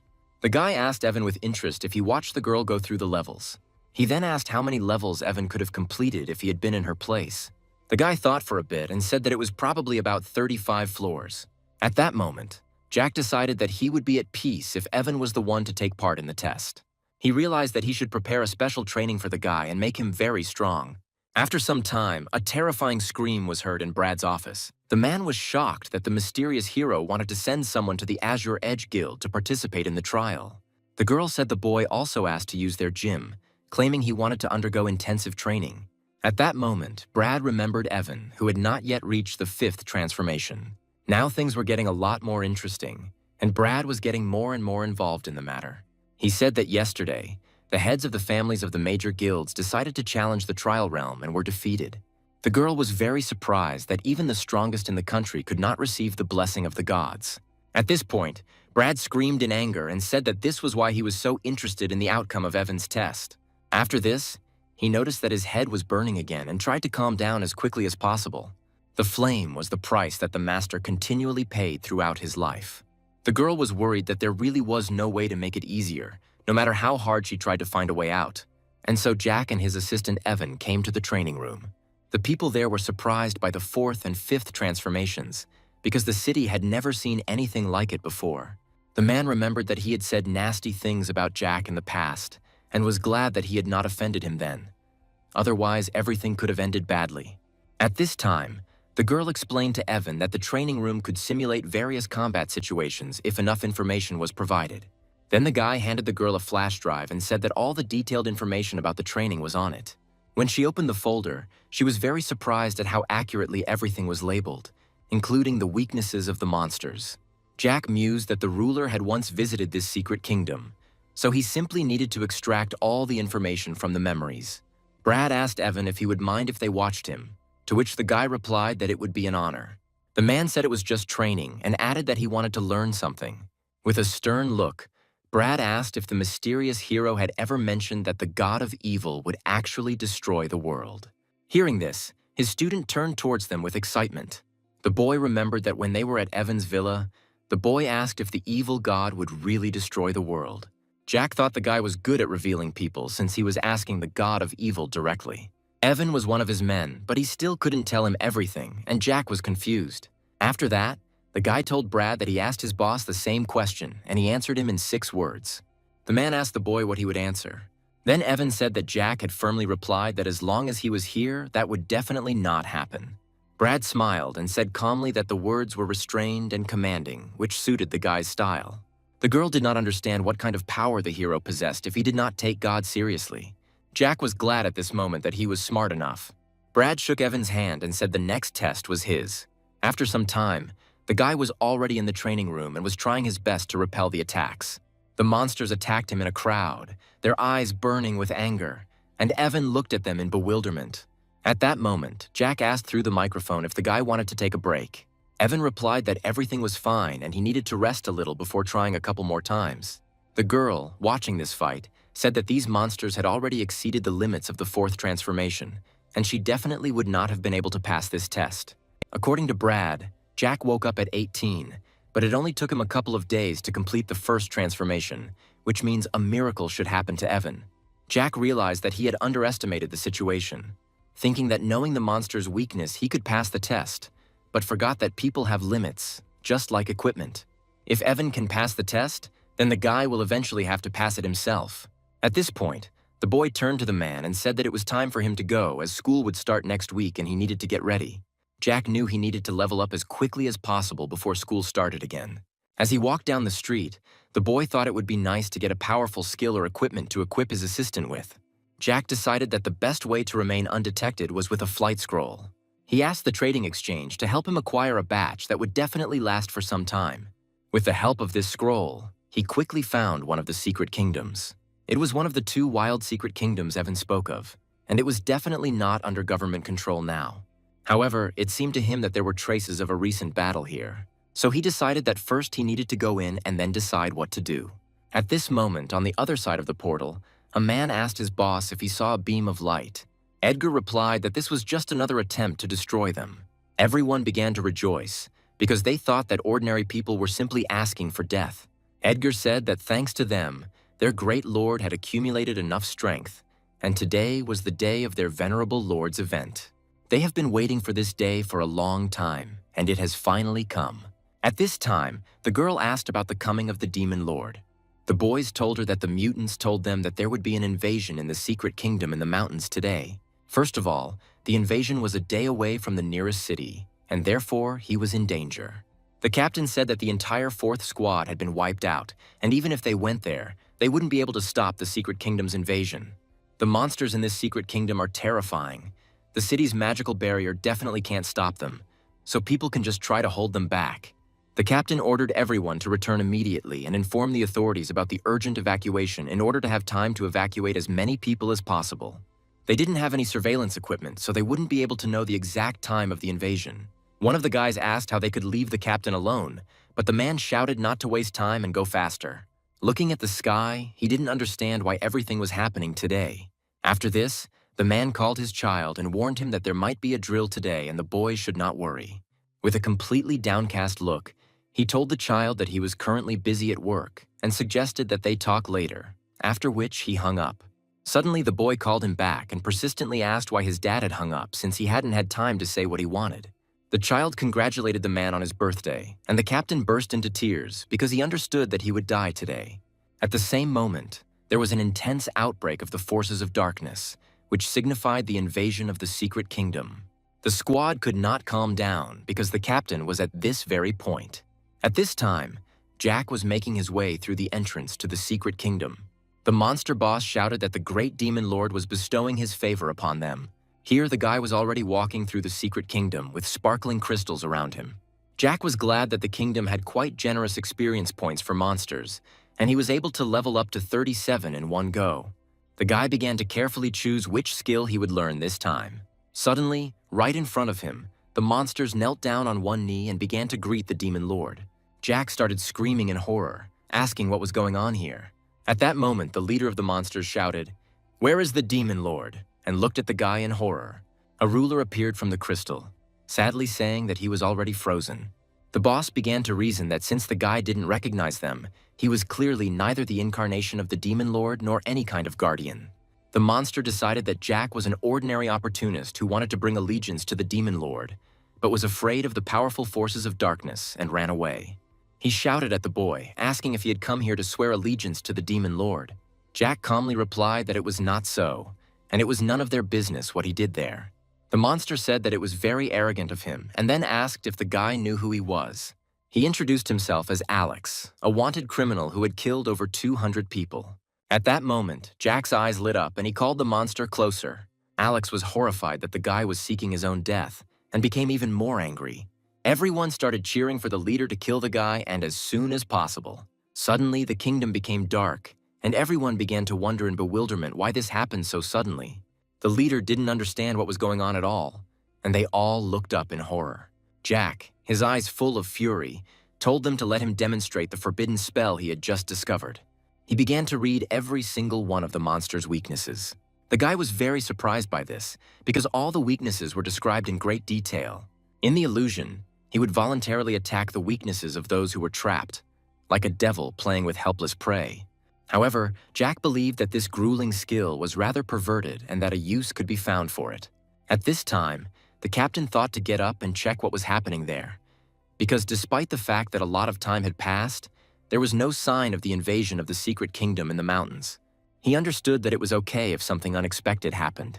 In any case, he would not be able to avoid it. After some time, having risen to the secret kingdom, the man screamed because he did not understand what was happening there. The wanted criminal Alex and his subordinates were completely defeated. 4 teams of adventurers sacrificed themselves to track him down, and in the end, the monsters simply died. Upon entering the secret kingdom, the captain began to say that it looked as if a huge ice storm had hit it, because there was not a single living monster there. Then the assistant began to wonder what had happened to the boss of the kingdom, and everyone continued to worry. Suddenly, in bewilderment, he began to say that he was frozen, but they needed to make sure that he was dead. There were no items or experience points near him, so the man thought that he was probably already dead. Then the boy asked if the invasion was still happening if the boss was already dead. The captain continued to look at the monster in bewilderment and think about what to do. After some time, Jack asked Evan if he was still in the training room. The guy sadly replied that he was stuck at level 45. His skills were not enough. Jack then said that he originally wanted the boy to understand the situation in the secret realm of the test, so next week he would organize a special demonic training for him. Evan, with tears in his eyes, was glad that his boss was not disappointed in him after all. He immediately asked what Jack wanted for dinner and decided to order food right away. While they were waiting for food, the guy decided to play a little and take a rest. Suddenly he received a message from Mr. Brad, which surprised the guy very much. After reading this message, Jack thought that the gentleman had been hacked because she didn't understand how a man could write something like that. Then Brad sent a voice message and said that it was really him offering to play together.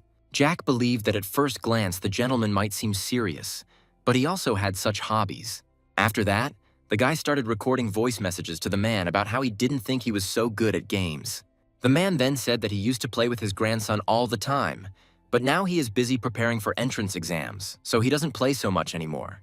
Jack told him that they should definitely play again next time, as soon as they had the opportunity. The guy thought that the man was a very decent person and had a very high status. Brad began recording a voice message stating that the top 3 universities were soon planning to hold a supernova training camp to select the best students. At this point, Jack began to think that being forced to face the so-called gods in the future without any combat training might put him at a disadvantage. The guy then decided he wanted to participate, and the man said he would save both spots for him, so if the guy knew anyone, they could apply too. After the conversation, the man approached the photograph and, turning to his grandson, said that he and Jack had a lot in common. They might even have been able to become good friends if they had met. Sometime later, in one of the city's schools, students were discussing the latest news. This year, not only the best, but even ordinary universities have increased their requirements for combat specialties. The students were angry that the 3-star students were no different from people weaker than them. Suddenly, the teacher asked everyone to pay attention to her and announced a new student in the class. A girl appeared in front of them and introduced herself as Lena. Seeing her, Jack remembered that she was one of those with whom he had problems in the secret kingdom. Everyone was surprised and asked the teacher why the girl, occupying 4th place on the state list of supernovas, decided to transfer to such a small school. At this point, Lena asked the teacher if she could sit next to Jack. The teacher awkwardly agreed and was extremely surprised. The boys in the class immediately turned to Jack and began to get angry that all the beauties in the class were going to him. At this time, there was an argument in the principal's office about the fact that one of the best girls had transferred to their school. The girl not only left, but also took away a place in the training hall, which could have greatly affected the school's rating. Another man thought the girl could give them an extra spot in the training camp. He was not surprised that the director had come all this way to accuse him, and only grinned maliciously. Suddenly, they heard a knock on the door and, suddenly falling silent, turned toward the door. The director gave the man behind the door permission to enter in a stern voice. An assistant appeared in front of them and said that a certain person wanted to see the director, as he had not been able to reach him by phone. This surprised the men, because the director's phone was on silent mode due to an ongoing meeting. As they walked further, they were shocked to see Mr. Brad from the Adventurer Management Bureau. Having calmed down, the director shook the man's hand and greeted him. The director was worried because Brad was one of those famous personalities you only see on TV. Suddenly, a guy appeared from behind, who turned out to be the man's grandson and also greeted the director. The man, worried, asked how he could help such an important gentleman. Brad said he had 2 requests, one of which was to transfer his grandson to their school. This greatly shocked the director and his assistant. As far as he remembered, his grandson was ranked 12th on the government's list of supernovas and had the dark profession of a blood knight. Having calmed down, the director asked why the gentleman had chosen such a mediocre school, despite having places in the training camp.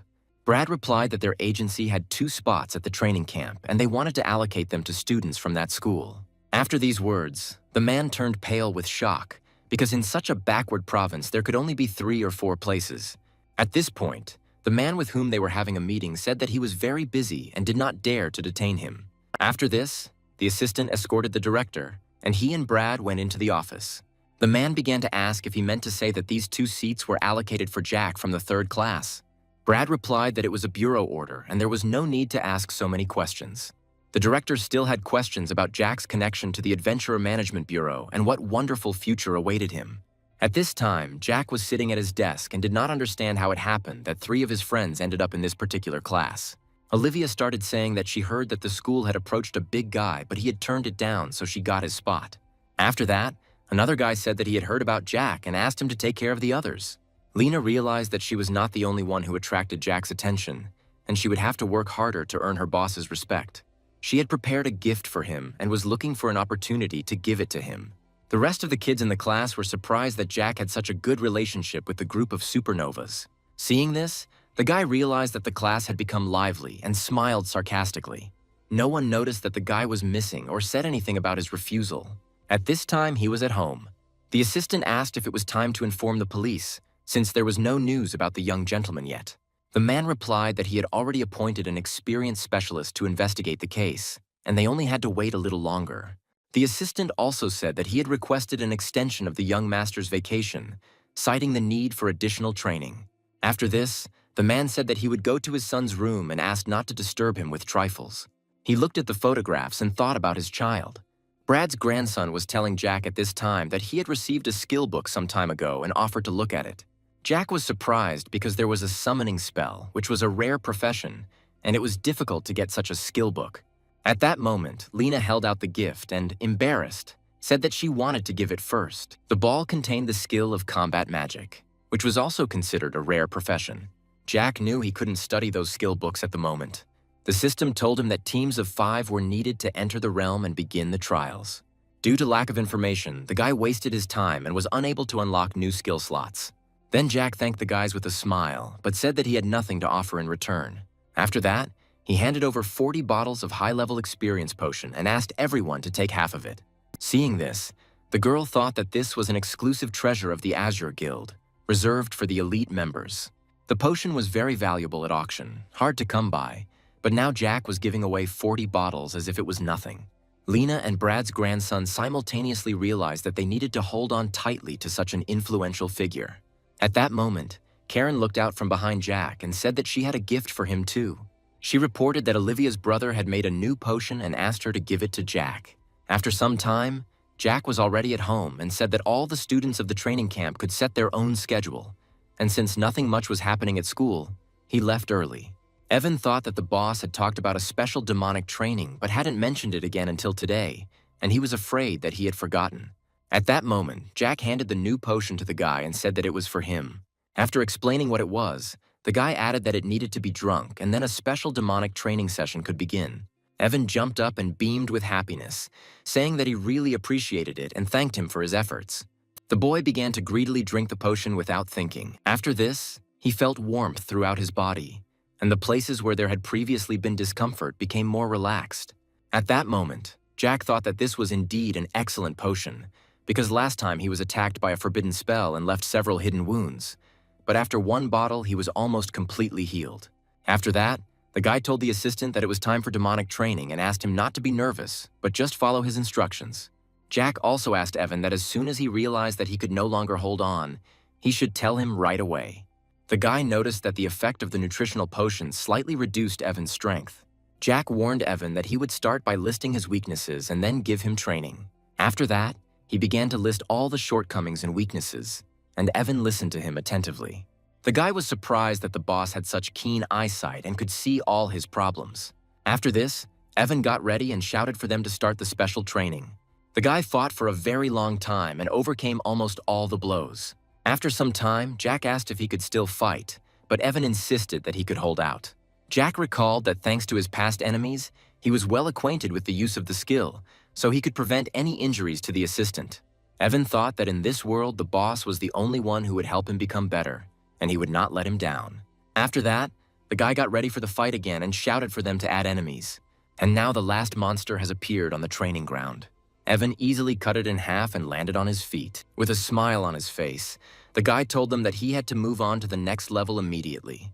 The girl, perplexed, said that there was no next level because the data they sent about the monsters had already ended. Then Evan fell to the ground and cried, telling his boss that he had done it.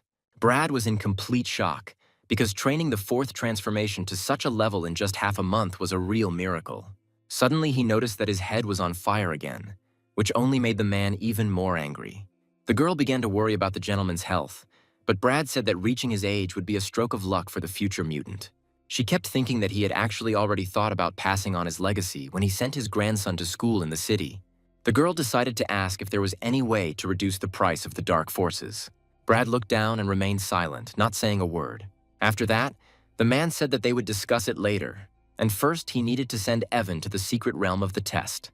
After some time, a man from the guild of an influential house greeted Evan and said that the head of the influential guild family was with him. The guy thought that all the chapters were already at or close to the 5th transformation, and in the past, even the master couldn't gather them all together. The only one who was completely calm before the gods was his boss. At this time, one of the guild leaders, who had just reached the 5th transformation, did not understand why such a grand welcome was given to someone at the 4th transformation level. He also thought that all these heads were using his secret kingdom to get closer and establish connections. After this, the man approached Evan and said that everyone wanted to admire his strength. Evan, without once looking at the man, replied that he didn't mind showing them the recordings. All the heads looked at the small screen of the phone and were shocked by what they saw. They thought about how to take advantage of the opportunity to appear on camera and meet the mysterious hero. At this time, Jack was sitting in Evan's villa. The guy listened to everything the heads and their assistant were talking about. As he continued watching the video, the man shouted out that he had incredible skills and that his speed was several times greater than his own. Evan was even able to go beyond the level that the leader was able to reach. They eventually watched the video to the end and saw that the tests had been successful. The men couldn't believe that such a young guy had actually pulled it off. It turned out that the recognition and blessing of the gods was a forbidden spell, and now everyone knew it. The guild leader immediately began to think that this was his secret kingdom, and the first pass reward should rightfully be his. Evan saw that the profession of an artist was not perfect enough to learn the forbidden spell. At this point, the man frowned slightly and asked what this meant. Jack remembered at that moment that it had once been shown that the professions in their world had not yet reached their optimal form. Evan replied that his weapon was a dagger, and he needed to choose the sword of the holy martial spirit. Suddenly, one of the leaders shouted to everyone to turn around and see what was happening behind them. Something strange was happening in the sky above, and everything was illuminated by a bright light. It turned out that words appeared out of nowhere in the sky, and everyone in the city started filming it. It turned out that people in other places also saw this message about the peace level increasing by 1 point. Evan began to walk out of the kingdom, and everyone immediately turned to look at him. The man thought that his power had exceeded the limitations of the 4th transformation, and perhaps because of his existence, the entire world's power system would be reversed. Everyone immediately began to offer the gentleman to join their guild and talked about favorable conditions. After listening to all the suggestions, Evan said that he was not considering joining the guild at this time. The guy just hoped that he hadn't disappointed his boss, but Jack was only happy about the whole situation. After that, the guy started saying that he was able to get a good look at one emblem on his phone and started to draw it on a piece of paper. It turned out to be a divine emblem, and Evan's drawing almost exactly matched what was depicted. The assistant asked if the boss knew about these emblems, and then Jack said that he got one when he was going through the dungeons and gave it to Karen. Evan thought that the boss was giving away divine artifacts very easily, and he was still too far from the boss. Jack was at this point thinking that because he also had divine power, he could create emblems, and wondered if this was true. Besides, there was another point that bothered him, which seemed more important. He wondered if it was possible that he would face threats from all 12 gods. Evan said at this time that the 7 major guilds had already begun to search for more mysterious trial realms to obtain the divine emblem.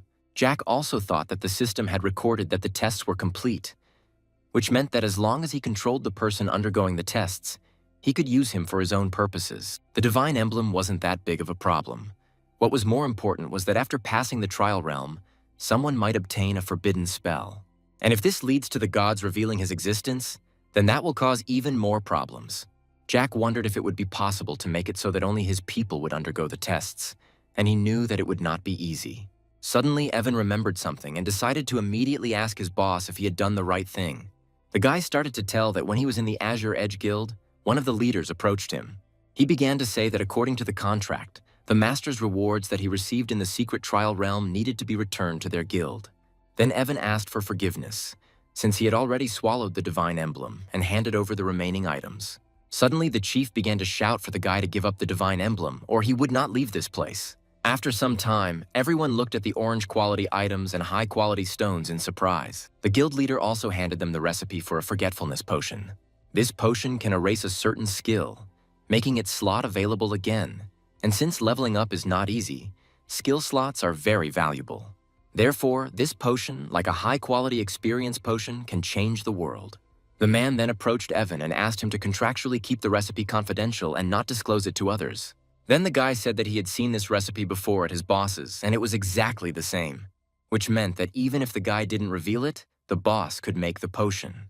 Then the leader said that they had conducted an investigation and found that all the rewards from the first pass of the secret trial realm were unique, and they had no records. Hearing this, Evan just closed his eyes and remained silent. Then the man asked sarcastically if he had anything to say to the guy and laughed at him. Then Evan said that he had no authority to prove anything for the boss, but if they were talking about evidence, then he had something to bring.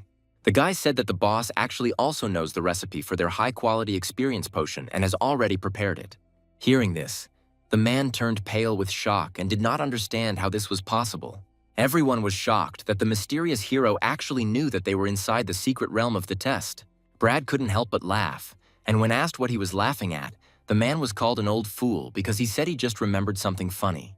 In fact, Brad recalled that Jack simply gave away the experience bottles and did not take them seriously. Suddenly, Evan interrupted his thoughts and said that if that was all, then he would go, and the man said that he would return with him. He also asked if the mysterious hero had any other potions, as his body was affected by the power of darkness. However, he would like to live a couple more years to spend more time with his grandson. Evan said he could check this information for him, and Brad thanked the guy profusely.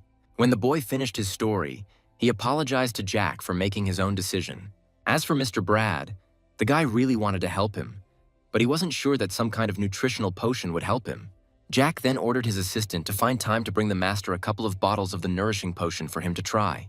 After some time, Evan was already asking the girl if the gentleman was there, but he had left for an important meeting. The girl asked in surprise where the gentleman's grandson was, since he had just moved to the city and had not yet met anyone. The girl realized that she would have to come back tomorrow, so she turned away and walked towards the exit. However, dark magic was coming out from under the door and looked very terrifying. The guy in the room was squatting and exposed to this magic, trying to protect himself. The monsters in his head said that if the boy wanted to save his grandfather, he should just obey him.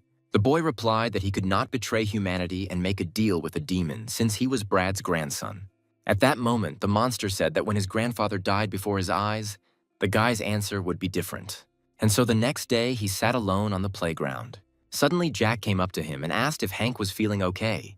After that, he invited him to play a couple of games to lift his spirits. Hank sweetly replied that his grandfather wouldn't let him play at school and apologized. Jack replied that when his grandfather returned, they should definitely play a few rounds together. Suddenly, Hank said sadly that his grandfather had learned to play just for him. When he was a child, his parents were killed on a mission, and it was a huge blow to him, so the boy became very withdrawn and constantly locked himself in his room. The grandfather did not know how to console him, and remembered that the boy used to love playing competitive games, so he secretly learned to play them. During Hank's hardest times, it was his grandfather who was always there and helped him get back on his feet, so he is incredibly grateful to him. After this, the guy asked Jack for forgiveness for suddenly dumping personal problems on the guy. At this time, Brad was introduced to a third transformation guy who was arrested 8 years ago for intentionally causing bodily harm in a secret kingdom. Also in the photograph was another man with a third transformation who mysteriously disappeared from his home 5 years ago. A few days ago, these two suddenly appeared in the area of a house in the city and brutally killed 2 adventurers and their families, leaving no one alive. The 2 killed were adventurers from the team that had once captured one of the boys, and it seems that this was their motive. The document said that these 2 adventurers were 4th transformation experts and could not lose to the 3rd transformation. One of the men added that one of the cameras in the house recorded their fight. The boys defended themselves with all their might, but for some reason the man who had disappeared from his home 5 years ago was stronger. All these moments greatly surprised everyone sitting at this table. That guy had powers that surpassed the 4th transformation level. Brad even said that if he had to fight him, he would most likely lose too. At this time, the man who had lost his son was staring blankly into space and was nervous. After this, he said that these men had done a good job, and then asked if they had found anything. Then one of them said that they still had not found the location of their son. However, while they were looking for him, the man felt an incredibly powerful force of darkness. This made the customer very wary, and he, frightened by the look, asked what it meant. After that, the man asked if he knew that only the chosen ones could use the powers of darkness, having been blessed by the demon lord. However, the true chosen ones are called and trained personally by the ruler. The man also explained that he was talking about the fact that when they disappeared from the outside world, they were trained in the secret realm for a long time. In the end, he said that the situation with the customer's son was similar to theirs, so he believed that perhaps he had also attracted the attention of the demon lord and received a chance to train in the secret realm. The man, with even greater fear, said that he only knew that the boy was performing some kind of ritual, and then he asked if it was somehow connected. The gentleman then said he was not sure, but decided to check the dark room his son used for the ritual. The man happily said that he knew this would happen.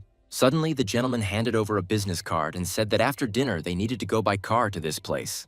Then the man asked in bewilderment if they were looking for someone there. Then the men, looking at him angrily, said that they wanted to visit someone. One of them began to tell the master that his son and daughter-in-law had sacrificed their lives to close the uncontrolled passage to the secret kingdom. After some time, Hank heard a knock on the door and went to open it. He saw two healthy men in front of him and politely asked whom they would like to see. Then one of them asked menacingly if he was Hank, and then he suggested talking inside, pointing his finger at the guy's room. These two seemed strange to Hank, as they had a dangerous aura about them, and he asked who they were. The man replied that they were here on behalf of the owner and from now on he should call them older brothers. Hearing this, Hank's heart began to beat faster, and he remembered last night. One of the men asked if Hank was supposed to meet his owner last night. The guy began to clearly see this terrible silhouette and could no longer control himself. Having collected all the equipment, Hank began to behave aggressively and threaten them. However, the man grabbed the boy's head with the first blow. After that, he asked how the boy dared to attack his older brother because it was incredibly rude. Hank continued to scream that they didn't understand what they were talking about and tried to break free. However, the man continued to squeeze the boy's head, and blood began to flow from his mouth. He also added that the owner ordered him to help Hank make sure that it was worth learning from him.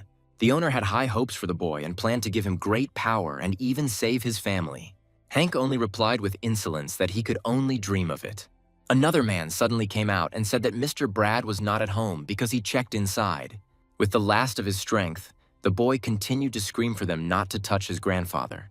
He heard that if you sacrifice someone close to you, you can gain more powerful dark power. Hank should have agreed, because if he didn't, the men would have to help him. They also warned that in 3 days, the day of his grandfather's death would come, and it was necessary to resolve everything quickly. The guy started to think that this photo would make a great photo for a monument. At this time, Jack was in a secret kingdom called the Wild Tribe. He explored it and destroyed everything in his path. When the guy finished, he was upset that he had not found a suitable place to level up, and therefore he would have to accumulate experience only in ordinary secret realms. Suddenly, the system gave him a task, and Jack said that if things continued like this, he would have to protect the nearest secret kingdoms in order to complete the task. Suddenly, the guy got a call from his assistant who said that Mr. Brad asked him to ask the boss about something. Jack noticed that his voice was somewhat hesitant and realized that it was something complicated. Then Evan said that the master would like to become the disciple of the mysterious hero. After some time, Jack was already in the second city hospital. Hank thanked him for taking the time to visit the boy. Jack, however, asked with interest how his brother was feeling. Hank replied that his body was fine, but they needed to check if the dark force was out of control, and so he would stay here for now. He also said that this was a special room for mutants, and he had never seen it before. Outside the door, Brad was already talking to Evan and saying that the two men were very dangerous to society and was asking the hero for help in the near future. Then Evan said that this was not personal training, but an opportunity to help the man train, because in the end, he prefers a peaceful life and does not want evil people to go unpunished. The guy also added that the boss needs an independent space for training, not very big, but modest and secret. Suddenly, Mr. Brad saw some people and started screaming in horror, asking what they were doing here. At that moment, Mr. Brad suddenly began to run towards his grandson's room. The men said that because they were too rough that day, their little brother ended up in the hospital. At that moment, a man caught up with them and started shouting for them to turn around. His head instantly lit up and Brad was filled with an unquenchable rage. The man turned around and said mockingly that the gentleman would not fight him in such a place. Brad remained silent to these words because it really was so. Then the man said that it was time for them to go and reminded the master's grandson that he had 2 days left to think about it. After that, they started to leave the room, and Evan looked at them very suspiciously. Seeing this, the men just grinned, and the guy began to worry about what had happened. Suddenly, Brad came up to him and started asking for forgiveness, to which Evan said that it was not his fault. At this time, Jack was asking his new friend if he wanted some fruit. They looked fresh and very appetizing, so the guy didn't want them to go to waste.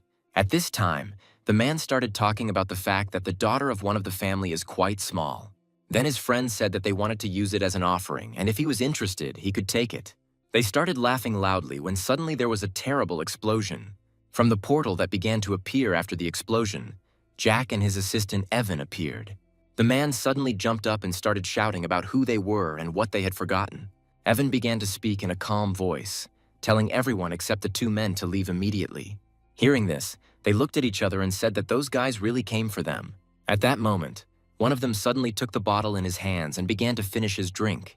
Another one rushed to attack Evan, but he calmly repelled his attacks. He thought that the man's strength definitely surpassed the fifth transformation, and if it weren't for the boss's special training, this man would have killed him instantly. The enemy was thinking that it was impossible for this little guy to easily block his attack.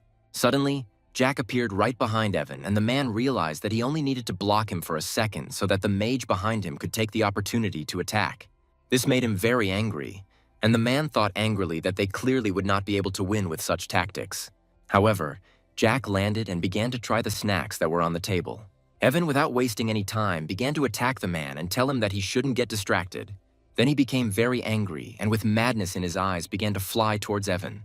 At that moment, the girls, with fear in their eyes, did not understand what to do because there was no way they could escape.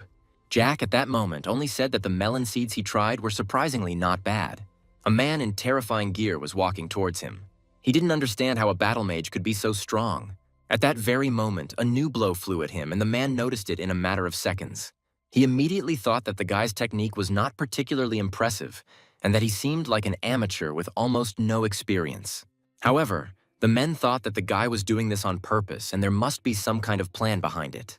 Jack pulled out his weapon and prepared for battle with a furious look. The man knew that something was wrong, and as they fought, he became stronger and stronger. He was taken aback, but sharply told the guy to wait. After this, the man said that they could sit down and discuss everything, because they were both strong and there was no need to fight to the death. Jack closed his eyes and said that he had only one goal. He needed to kill him and stay alive. The man started shouting at the boy not to be so arrogant, because in the eyes of his master, he was just a worthless ant. Then Jack asked if his master was the demon lord of the secret realm. Hearing this, the men said that his master's powers were beyond what ordinary people could imagine, and that countless rulers of kingdoms had fallen at his hands. And also, that the greatest pleasure of its owner is making exquisite jewelry from the remains of powerful enemies. Jack said that the male master had destroyed many demon lords and clarified some of his words. After that, with a smile on his face, the guy sarcastically asked where all this was. At this time, Mr. Brad's assistant said that the battle was taking place on the top floor, which is the property of the corporation. The man began to use a research spell and launched the ball specifically to this floor. However, the ball showed that it was completely clear there and there was not even a hint of any battle. The boy noticed that this was indeed the young man he had been thinking about, and he understood that he was having a hard time.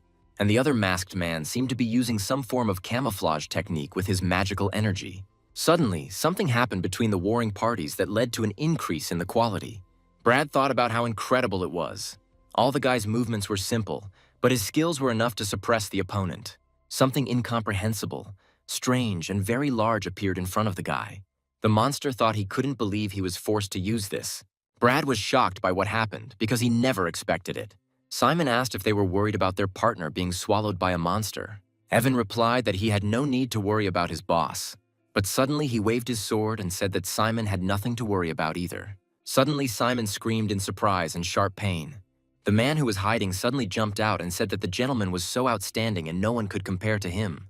The bridge was very angry and called the enemy a worthless person.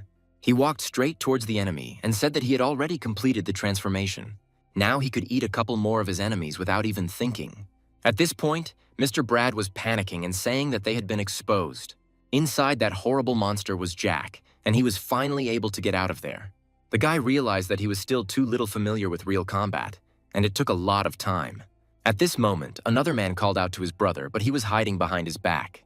As soon as the girls saw the way to the exit, they immediately rushed to run. At this point, Jack asked the man not to die yet. He needed him to answer his questions. At this time, something was happening in the secret kingdom in the Valley of the Bloody Fog. The man bowed to the master and said that an ill-wisher had been discovered at the entrance to the secret kingdom. Hearing this, the boss told everyone to retreat because a possible enemy had come here for him. The men's spiritual vessels were destroyed, meaning they were both dead. The only thing that was last displayed was Jack asking where their master was. The boss understood that this enemy was able to kill 2 men, so the rest of his subordinates were definitely not his rivals. The master walked and thought that his subordinates were loyal to him, but they relied solely on his strength, and only people could independently raise their level and provide him with sacrifice. He began to pull out one of the skulls on his chest, and it began to glow an amber color. Many years ago, when he was an ordinary demon lord, he came across this advanced relic which gave him great power. With its help, the monster repeatedly convinced his enemies and made them his trophies. At this time, Jack entered the secret kingdom and said that because of the swirling fog, he could not see where he was going. Besides, the guy hadn't met a single monster yet and didn't understand what kind of real fight we could talk about. Suddenly, a notification about the final relic popped up in front of the guy. Jack began to reason that, judging by the traces of the aura, he needed to go in a straight direction. After some time, the guy found this relic in the hand of a black statue. It was obvious to him that there was only one relic here, but he didn't understand what about the promised countless number. Having taken this relic, the guy improved all properties by 100 points, and now, even without using any skills, he can trample the vast majority of adventurers. The guy also exceeded level 40 and can now learn new skills. At that moment, he took out a book of spells and began to study it.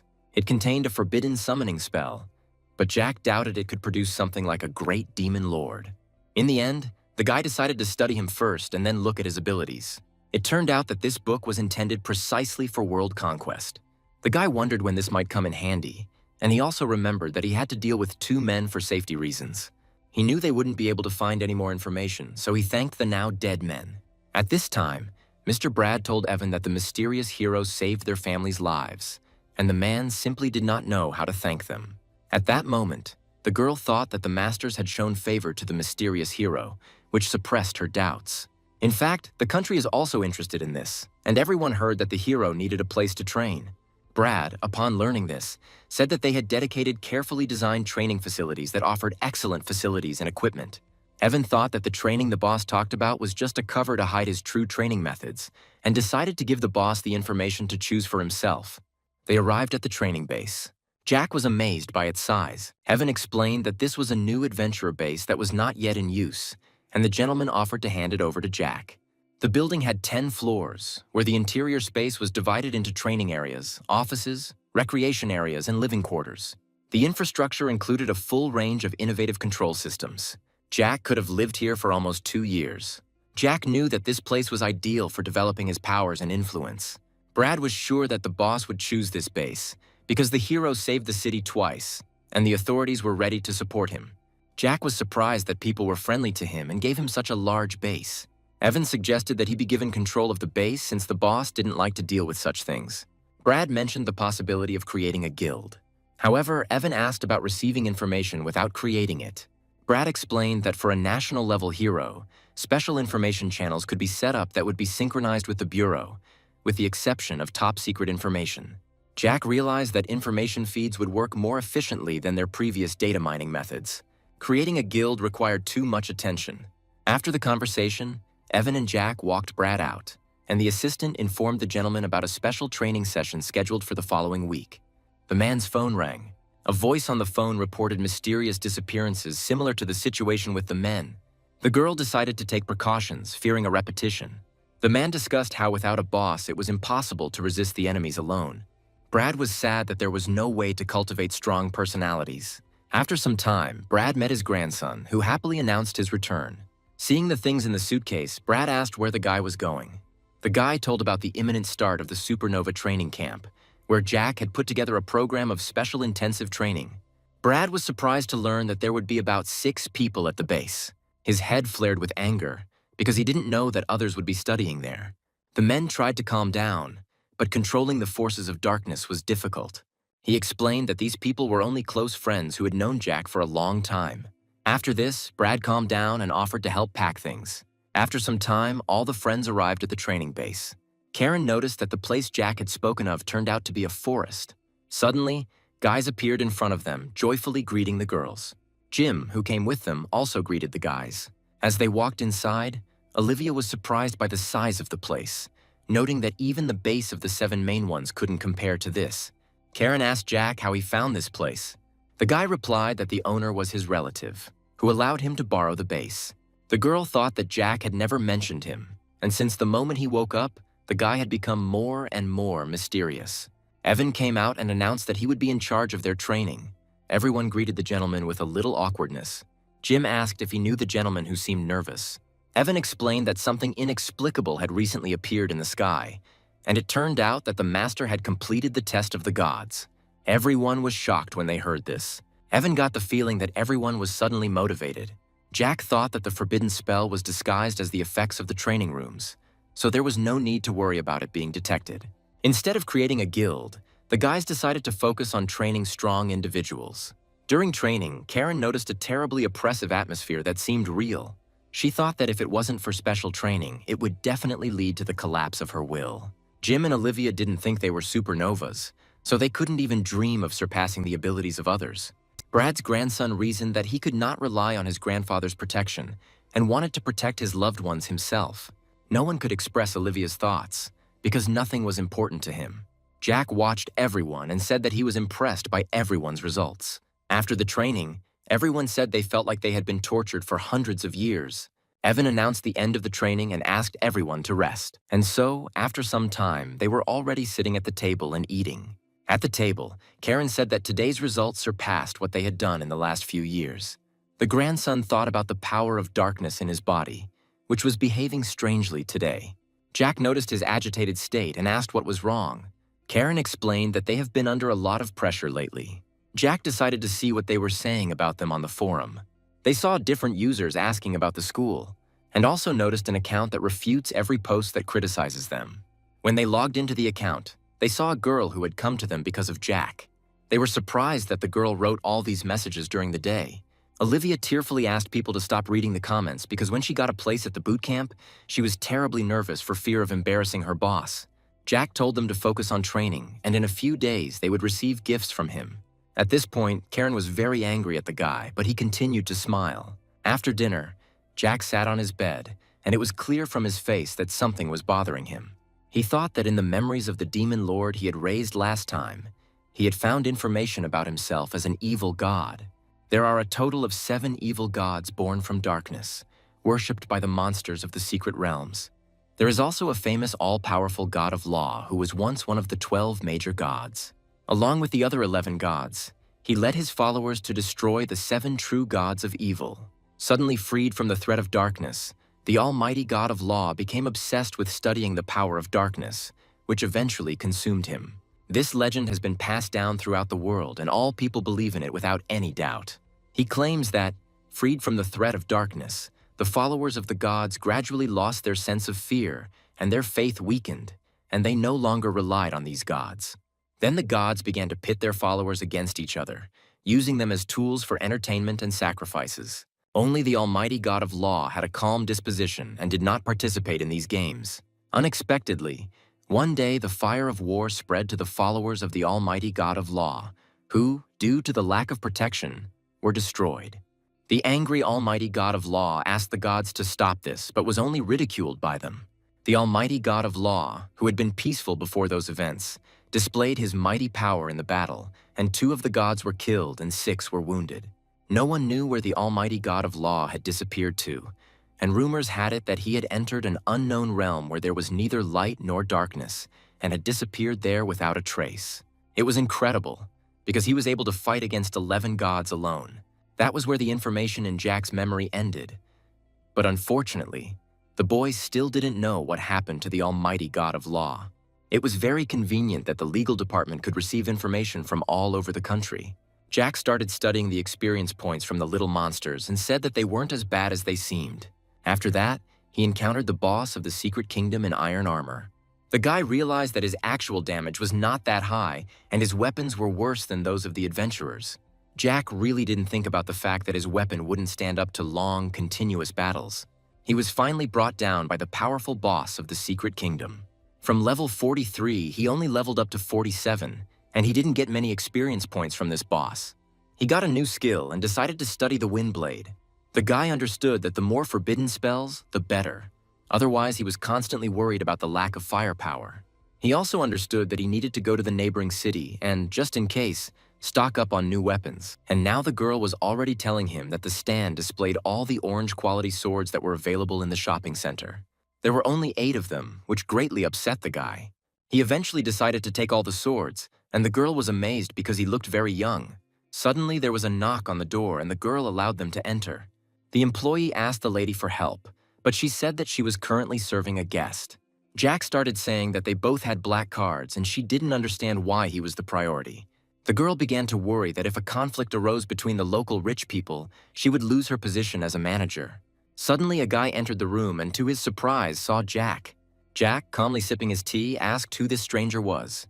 The guy remembered with horror how he took all his equipment, although Jack himself no longer remembered who he was. A smile appeared on Jack's face. He didn't expect to meet the guy here. The former leader reflected on the fact that he had previously sent people to find out about Jack. However, they constantly encountered inexplicable resistance. Suddenly, Jack asked the guy if he had the sword he liked.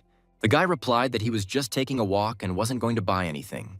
Everyone present was surprised, because this guy was ranked second on the government's list of supernovas, and he seemed completely unconcerned about those around him. After greeting Jack goodbye, the guy left. In the toilet, he could not contain his indignation. He needed to do something, otherwise anger would consume him. The guy took the phone and started frantically searching for something. Seeing a familiar account, he became even more angry. Now he has definitely decided to pass the tests of the Secret Kingdom and take revenge on Jack. Meanwhile, the girl said goodbye to Jack, wishing him a good journey. Leaving the building, the guy sighed heavily. After some time, he began to fight monsters again, gaining experience. Having reached level 60, he realized that he was ready for the second transformation. The boy realized that without the use of forbidden spells, this path would have taken much longer. In ancient times, monsters worshipped various gods of evil until they were destroyed by the 12 main gods. Now these monsters systematically penetrate the human world, seeking to restore the power of the 7 true gods of evil. However, the so-called main gods, contrary to expectations, do not stand up for humanity, but on the contrary, fight against Jack. The boy realized that the ancient legend about the almighty god of law might be true. Unfortunately, there was nothing comforting about this situation. Having suddenly received a message from his brother, he decided to grab everything he needed along the way. At this time, a group of students were training in the training room. The girl reported that her brother had indeed set up a laboratory at the base, much to the admiration of the guy standing next to him. She took the jar that interested her, intending to drink the contents. Olivia's brother explained that he had just finished making a forgetting potion that could completely erase one of her skills. Karen asked if this referred to the gift that was discussed earlier. Jack replied that the gift was related to the potion, but was something else. After the guy's detailed explanation, everyone present was shocked. Jack listed the orange quality skills: shadowless arrow for archers, binding healing for priestesses, giant strength for berserkers, and heavy barrier for shield bearers. Jim was shocked as he held the orange skill in his hands, since the only skills available in the shops were the purple ones he had encountered before. Karen inquired about the origin of this skill. She added that orange skills are obtained from the secret realm and asked about the difficulty there. Jack smiled and asked his comrades why they were frozen like statues. With only a week left before the start of training camp, everyone needed to hurry to learn new skills. Grandpa Brad and Evan were walking towards the teenagers. When they appeared, the whole company felt a slight surprise. The girl reflected that despite the weeks of lessons with Grandpa Brad, it was still a great honor for them to meet such a significant figure.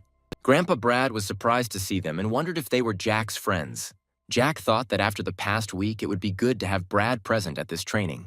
Brad asked about training. Jack offered to go with them to the training room and watch them practice. Everyone demonstrated their skills in turn. Brad noted that the skills were excellent but seemed unpolished, to which Evan responded that they had not fully mastered the orange skills yet. The grandfather, stunned, turned to the boy and asked him again about his skills. Evan confirmed that these skills were obtained from high-level secret realms. Grandpa Brad thought about the fact that the authorities have been trying to figure out how to pass high-level kingdoms for a long time, but so far without success. Brad asked Evan if he could report this to the authorities, to which Evan replied that he had no secrets from the authorities. Grandfather thought that the level of these children was not so high, but over time they would be able to increase it. In complete silence on the street, there was a hall for changing professions. There Jack greeted Brad's assistant. She was surprised by his presence and could not utter a word. Jack just smiled and said nothing more. The girl thought about his presence and envied him, as she expected it. After the greeting, when the guy walked into another room, he was surprised by the 20 transformation stones. Jack mused that stones were not dropped by monsters, but could only be collected from crystals in ore veins, making them incredibly rare. Sometime later, Jack arrived at the city's trading exchange. One of the sellers noted that the number of people changing professions has increased, and there are fewer transformation stones, and asked to wait a couple of days to get them. Jack decided that 3 days was not so much, and in the meantime, he would work on the emblem assignment. He told the seller that he had a lot of different unnecessary items, and this time he would entrust them to him. At that moment, the guy took stones out of his pockets and poured them onto the ground. The salesman recoiled in shock and stepped back. Then he thought about Jack's words about how these items were unnecessary for him, and he added that it was not for nothing that the mayor said to serve Jack properly.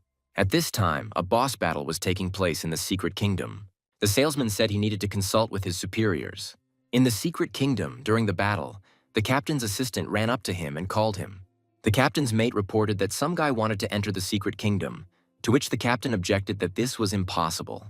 But then the assistant showed the captain a special permit. The captain immediately went to let the guy with the pass through and thanked him for his cooperation. As Jack passed, the captain asked who the guy was and noted that the pass was for him. The assistant then suggested that he might be a special inspector. When the captain looked at the assistant menacingly, the boy said he was just joking. The captain told everyone to act as if he really was an inspector and ordered them to check if everything was in order. As he walked, Jack thought it was a good thing he had asked for a special pass to be made for him. With a menacing look, Jack began to open the portal. Looking up, he thought it was quite high up there. When he looked down, he saw a hidden boss.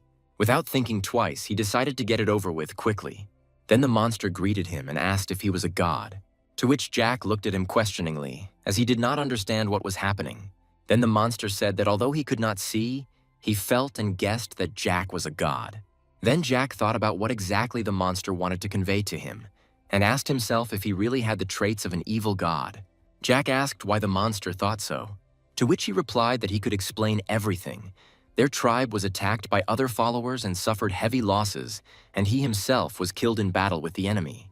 The monster continued to talk about how he somehow ended up in this place, and a strange whisper arose in his head, which was like a cruel mental torture, awakening in him an uncontrollable desire to kill. Jack thought he remembered that the followers of the Almighty God of Law were more attacked, and thought, "Is it possible that your Excellency God is another title of the Almighty God of Law?" Then the monster asked if Jack had come to save him. Jack didn't know what to answer and said he wasn't sure. The guy thought the monster looked very disappointed. Jack then apologized and said that maybe he was not the one the monster was talking about, adding that he was just a student who was sent on a mission to kill the monster. To which the monster was very disappointed, but he perked up after rethinking it and asked again if Jack was there to put the monster out of its misery. Then Jack said hesitantly that he was not sure and he did not know what happened to him, but it seemed that the monster had lost its memory. To which the monster replied that, however, he did not admit that he was mistaken, and even if Jack was not His Excellency God, Jack was still someone who was very close to him. And he added, "The great master of all laws, the respected Almighty God of Law." Jack was very surprised, as he didn't expect to be called that. The guy said that in that case, his profession really is omnipotent by law, to which the monster replied that he knew it and could not be mistaken.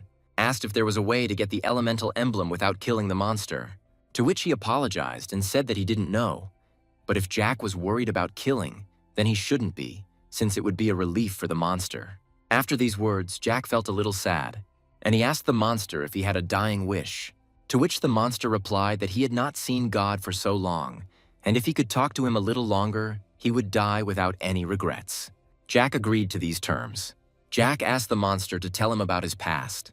After the husband told him about his past, Jack said that this didn't sound like a god, to which the monster simply laughed. He asked if Jack could tell him what was going on with them now. After a long conversation, the monster stood up and said that the time had come. He was glad to talk to him. Jack said that if the monster ever gave him a chance, he would teach him how to play. The monster said that it was a promise, just like when he visited them in the mortal world. After the boy turned into a monster, he was very upset. The time had come, and a large group of people had gathered to discuss something important. One of those present said that it turned out that the higher secret realms did indeed have higher level skills, but with their current strength, they would not be able to go against them. Grandpa Brad said that in that case, could they hire a mysterious hero to help them all pass through the higher secret realms? Then the grandfather said that he asked, but the mysterious hero was not interested in such cooperation. Brad asked if the mysterious hero shouldn't be with everyone in times like these, to which his comrade replied that he would soon be retiring, and that the director would be transferred to him, and then he would have to use any methods to control the mysterious hero. Then one of the men at the meeting stood up and said that after the secret heroes appeared, he and his family began to be threatened. But at that moment, everyone said that they could not do anything in this situation, and then he was ready to die. But in the end, the mysterious hero helped him. The man added that only a grandfather could say something like that. But still, everyone knows his character very well and understands that there is not a drop of selfishness in him. Then the man asked again that he had heard that his grandfather was preparing to pass through the secret kingdom in a couple of days. After the grandfather said that everything was correct, the man asked to give him a place on his team. At that moment, everyone began to raise their hands, offering their candidacy for the expedition into the secret kingdom. Brad said that the special magic training was really unbearable and his second bones needed 2 days to recover. The man thought to himself that even if this old man had no selfish motives, any thought he had was instantly reflected on his face. At this time, something strange was happening in the profession change room. In the career change hall, Jack received a passive skill, immunity to any detection skills.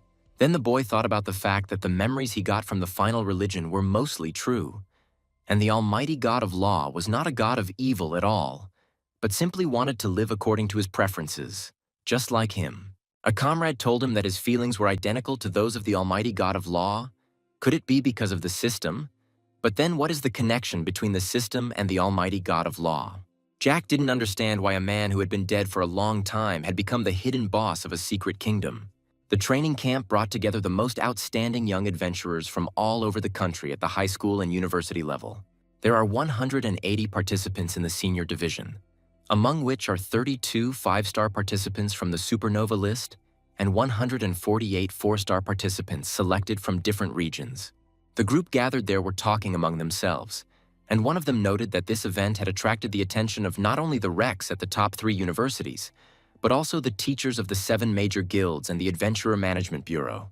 The scale of this event was truly incredible. His comrade said he wanted to impress these authorities, but there were so many participants that he doubted they would remember someone like him. As all these authorities walked, a confident Tom approached them. The girls discussed among themselves that they had heard that ever since Tom had awakened, he had never teamed up with his peers and had only ever been accompanied by the elite members of his family's guild. The one who passed through this kingdom was a fighter of the same profession as Tom. Suddenly, someone poked them and told them to look where he was pointing, because that was where the team from Middle School 7 was coming out. The guys asked their friend if this was the team that everyone was talking about on the forum, and added that it was interesting to see what they were like. Everyone started talking about them, and someone said that they had a strong aura and looked like a very difficult team. When this team got off their bus, they didn't expect everyone to be looking at them, but it was expected because it was known to make them a target. Jack had no idea what was going on. Thought to myself that he seemed to have interested a lot of people there. A man from the crowd said that this man's level was so high that he couldn't even explore it. Even Grandpa was surprised that he couldn't see Jack's level. Everyone was surprised by his presence, since his level cannot be higher than the main one. Tom couldn't hide his irritation as he watched everyone's attention instantly turn to Jack. He remembered studying the recording of the Master's passage through the secret realm, and Tom tried to repeat it many times with the elite members of the family guild. But the Master's power exceeded all expectations. The grandfather asked his friend if he was going to explore his abilities. Everyone noticed how warmly Brad greeted Jack. Comrade Brad noted that such attention was too noticeable, to which Brad only chuckled. At registration, it was announced that team leaders should gather their participants for sequential registration. The registration officer informed that after registration was completed, the leaders would be given an overview of the organizational aspects of the training camp. One of the women noted significant changes in the secret realms in recent years. The man asked the director why they were hiding information about Jack. The man recalled how the principal tried to find out something about the transferred student, but strong protection prevented him from getting the information. The registration officer noted the school's prestige, which was able to attract outstanding talent. All participants underwent special training before arriving at the camp. He thought that there was no need to worry about some of the participants, since they were on the list of the most promising. After Jack saw that all attention was on him, he smiled slyly. The woman at the registration desk said that this year the training camp was following a method of freely forming teams of 5 participants each. She also added that the official start of the training camp will be preliminary tests in a special secret kingdom. Then one of the participants, seeing something incomprehensible, was very shocked. After that, everyone noticed it, and one of the participants said that it was not surprising. After this, an entrance to a secret kingdom opened in the wall. One guy said that maybe we should take it easy and not put too much pressure on the younger members. His friend told him that there were many famous people coming to this training camp, so it was a great opportunity to prove himself. The commander interrupted them, saying that it was time to go inside. A thick, toxic fog awaited them inside, but the team that entered first did not give up and began to solve this problem. Then the people who remained in the registration hall saw and were amazed at their speed. They paid a lot of attention to how he keeps up with the others. It's hard to even tell that he's probably just a high school student. But not everyone was amazed by this. Some, on the contrary, discussed it. Brad was talking to his assistant about what he heard, that these guys had been training together lately with good preparation. They would soon be ready to go through the highest secrets of the kingdom. But at this time, the children who entered first were already fighting with the elite monsters. After the battle, they did not rest and continued to move forward. But at this time, Tom decided to prove himself stronger than the others. The team captain noted that such a result should have been expected from the best team. A man approached the guy and asked if it was Jack. A girl who introduced herself as the mayor's niece approached Jack. The two girls standing behind her said that she was one of the 5 Spades team. The mayor's niece, Suzanne, said her uncle often mentioned Jack, and she decided to say hello to him in person. People around her were surprised that Suzanne was communicating with a high school student. Karen approached Jack and he introduced her to Suzanne. The girl suggested that if the team needed anything at training camp, they should contact her and she would help arrange it. Suzanne thought to herself that her uncle often talked about Jake, but was not sure of his strength. After the conversation, she left, and a guy approached her with an offer to find a place to relax. When the girl approached, the guy asked Tom what interesting things were happening. He expressed a desire to stay and observe. The man kindly agreed, allowing the boy to stay with them. When 6 teams enter the secret kingdom at the same time, they are given corresponding assessment tasks. The man at the reception noted that this secret kingdom was too difficult for high school students. Since the time of the oldest, no team has been able to participate in the tournament. The morale of the students is falling, and this state of affairs cannot continue. A guy from one of the teams noted that he had been saying for a long time that there was nothing to see here except weaklings. Jack walked up to his teacher, said hello, and announced that they were the next team to take the assessment task. After that, they were sent to a secret dungeon, the Iron Jaw Swamp. Professional team members are typically divided into 4 types depending on the functions they perform. Attackers are the main fighting force, responsible for clearing out new worlds and fighting enemies. Researchers analyze worlds to perform various tasks. The defenders protect civilians in emergency situations in already controlled territories. The support team complements the main group by applying buffs and providing emergency assistance. For each type, there is one clear task. There is also a main cast. Karen asked what type of task they would choose, and Jack replied that they would be explorers. The boy thought that there were still many things he didn't understand, such as gods or the level of the world. At this point, Olivia said that they would choose research since they had geniuses on their team. Suddenly, Karen told them to wait, because they had 2 tasks, and one of them was to capture the enemy alive. Then Jack said that they fought the boss first. At this moment, the people looking at them began to be surprised and showed it to others. They didn't understand what kind of team it was and why they had gathered so quickly. Some of them assumed that these were the guys from Academy 7 in the city. Everyone was amazed that they had very strong cultivation, clearly several times greater than their own.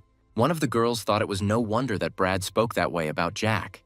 The captain standing next to the man was shocked and couldn't even put a few words together. Olivia began to use fire skills at this moment. The man didn't understand if their skills could be that powerful, but Brad knew that these children were very strong on their own. The man continued to be amazed at how great everything was. Jack didn't seem to use any high-level skills, but he could disable an opponent with one blow.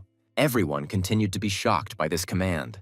At this time, the guys had dealt with the boss and were already heading back. A ranking table appeared in front of them, where they occupied first place. Jack asked Karen if they had completed all the tasks. When he heard a positive answer, he ordered everyone to return. Coming out of the portal, everyone looked at the guys in surprise. The team did not understand what was going on and were extremely shocked by this. Suddenly, the people who were looking at them started to applaud and admire them. At that moment, the girl explained to the boys that they were all very good and were school friends. The former leader said that at the time, someone was slandering Jack on the internet, and he threatened everyone. Everyone was surprised because the students' morale had risen greatly, and all because of the influence of this team. Suddenly, a voice was heard over the loudspeakers, saying that the exam was over. Everyone understood perfectly well that Academy number 7 had already taken half of the places, so there were only 4 left. The loudspeaker began to announce the school numbers and their names. At this moment, all the students began to look at each other in surprise. Then one of the boys called out to the teacher and asked where Jack and the others were on the list. The man then replied that they did not take up space on the list of regular students, and all because the organizing committee decided to give them assistant status. After some time, the man asked which team they were from and said that he had come to pick them up. He also said that the leaders of the research group are not here now, and that is why he is taking them. The team went to their room and began unloading their things. Suddenly, there was a knock at the door and the man was allowed to enter. It was Mr. Brad, and everyone looked at him in surprise, since he was the director of the Adventurers Bureau. Also next to him was the guild leader of an influential house. Suddenly, other heads of different guilds appeared behind them. Everyone started talking to each other and discussing the exam. The man thought he was in a dream because the best specialists in the country were right in front of him. An old grandfather who was also present at the event turned out to be the director of Beijing University, who was asking students if they were interested in studying in Beijing. Another girl was the director of Western Union University and also invited students to visit them. All the best directors in the countries wanted to get closer to the students in their own way in order to interest them. The man was completely shocked that the directors of the 3 best universities personally called students to them. Jack paused awkwardly at this point, realizing that he was bad at such things. At this point, Brad asked the principals not to embarrass their students and asked them to let them rest first. Then everyone responded in unison that the man was right and the children had indeed had a hard day. And finally, the next day arrived. Jack was surprised that the boys got up early and didn't understand what was wrong with their faces. The guys replied that their whole family had been calling them since early morning and asking which university they wanted to go to. Then Jack turned to the girls and thought that they were probably all right. Olivia at this point said in a different voice that Karen was still answering calls.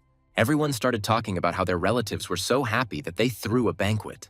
Jack listened to all this with a dejected look and understood that he had no one. Suddenly, his teacher called him and asked how he was settling in there. She also said that 3 top universities contacted her about the guy's admission. Then Jack laughed and said that they had gotten to the teacher too. The guy also said that the girl knows him better than anyone, and he wanted to hear her opinion. After some time, the men greeted all the students. This year, the senior department was so strong, there were 5 students at the assistant level. One of the men said that today they would conduct the first stage of special training. Before the start, he asked the teachers to clarify the groups. Then the girl approached the teacher, said her number, and asked which team she was on. The man pointed his finger at the team's location and said that it was there. Turning around, the girl saw Jack, who was happily greeting her. After some time, the teams went into an unknown region that had no name. Jack studied the new lizard-like human subspecies and all its characteristics. Suddenly, the same monster attacked him from behind. The guy easily dealt with him and also added that the monster has hard skin and scales, providing high protection.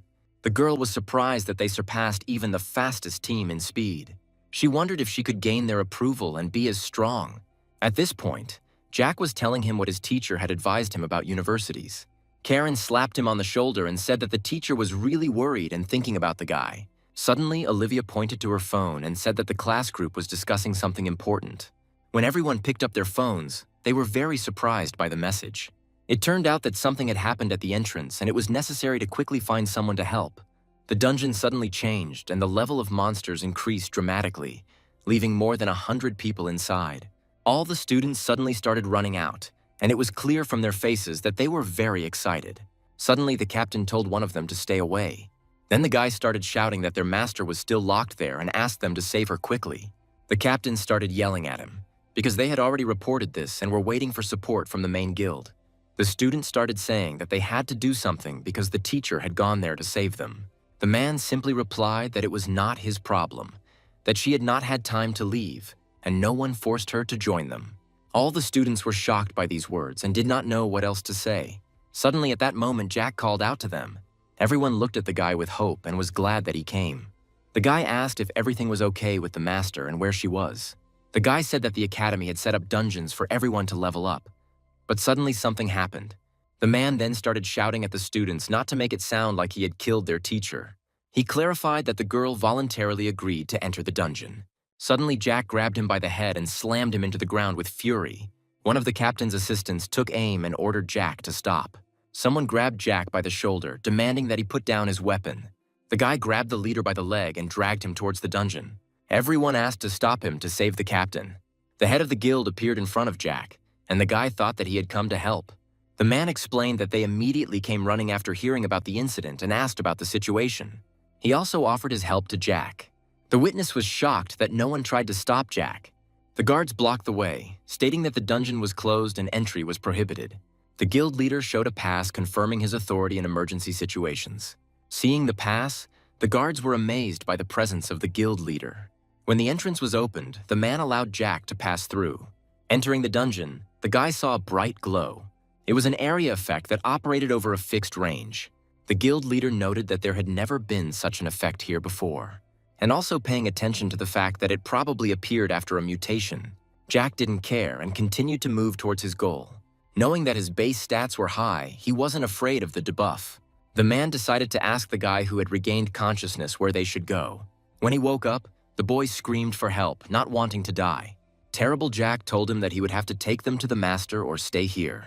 There were many forks in the dungeon, and no one knew the right way.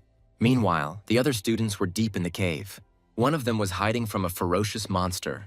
The teacher tried to heal the wounded commanders and students. The seriously wounded man advised her to rest because she was tired. The teacher replied that she could rest later, but the injuries needed to be treated immediately. The little girl sincerely thanked the teacher for saving her. The other students didn't understand the point of being saved, since they all had ratings below 3 stars. The man cleared his throat and said that he was feeling better. The students were worried that much time had passed and help had not arrived. Suddenly, a huge monster broke through the protective wall. Everyone was horrified and didn't know what to do. The monster bit the wounded man and began to gnaw at him mercilessly. The little girl called for her dad with tears in her eyes. The teacher took the girl by the hand and ran to the others. The little girl could only run away, seeing her father being killed. Meanwhile, Jack reached the group. His team began to examine the wounded. The girl continued to cry over her dead father, and the teacher and Jack were nearby. It was estimated that 20 people died. The fate of the rest was unknown. Suddenly, a sharp debuff was applied to everyone. Jim finished off the monster with his weapon. He shouted that the monster was healing itself. As a result, the entrance was blocked and no one could get out. Jack cut the monster into pieces in a matter of seconds. He ordered everyone to follow him. The man was surprised that after Jack's blow, the monster stopped recovering. People saw a light ahead and decided that they were saved. Everyone ran towards the light, hoping to get out of the dungeon. But right in front of them, an even stronger monster appeared. When they saw it, everyone was shocked at how big it was. The monster began to approach Karen, but she couldn't even move. At that moment, Jack jumped out and ordered everyone to stand still.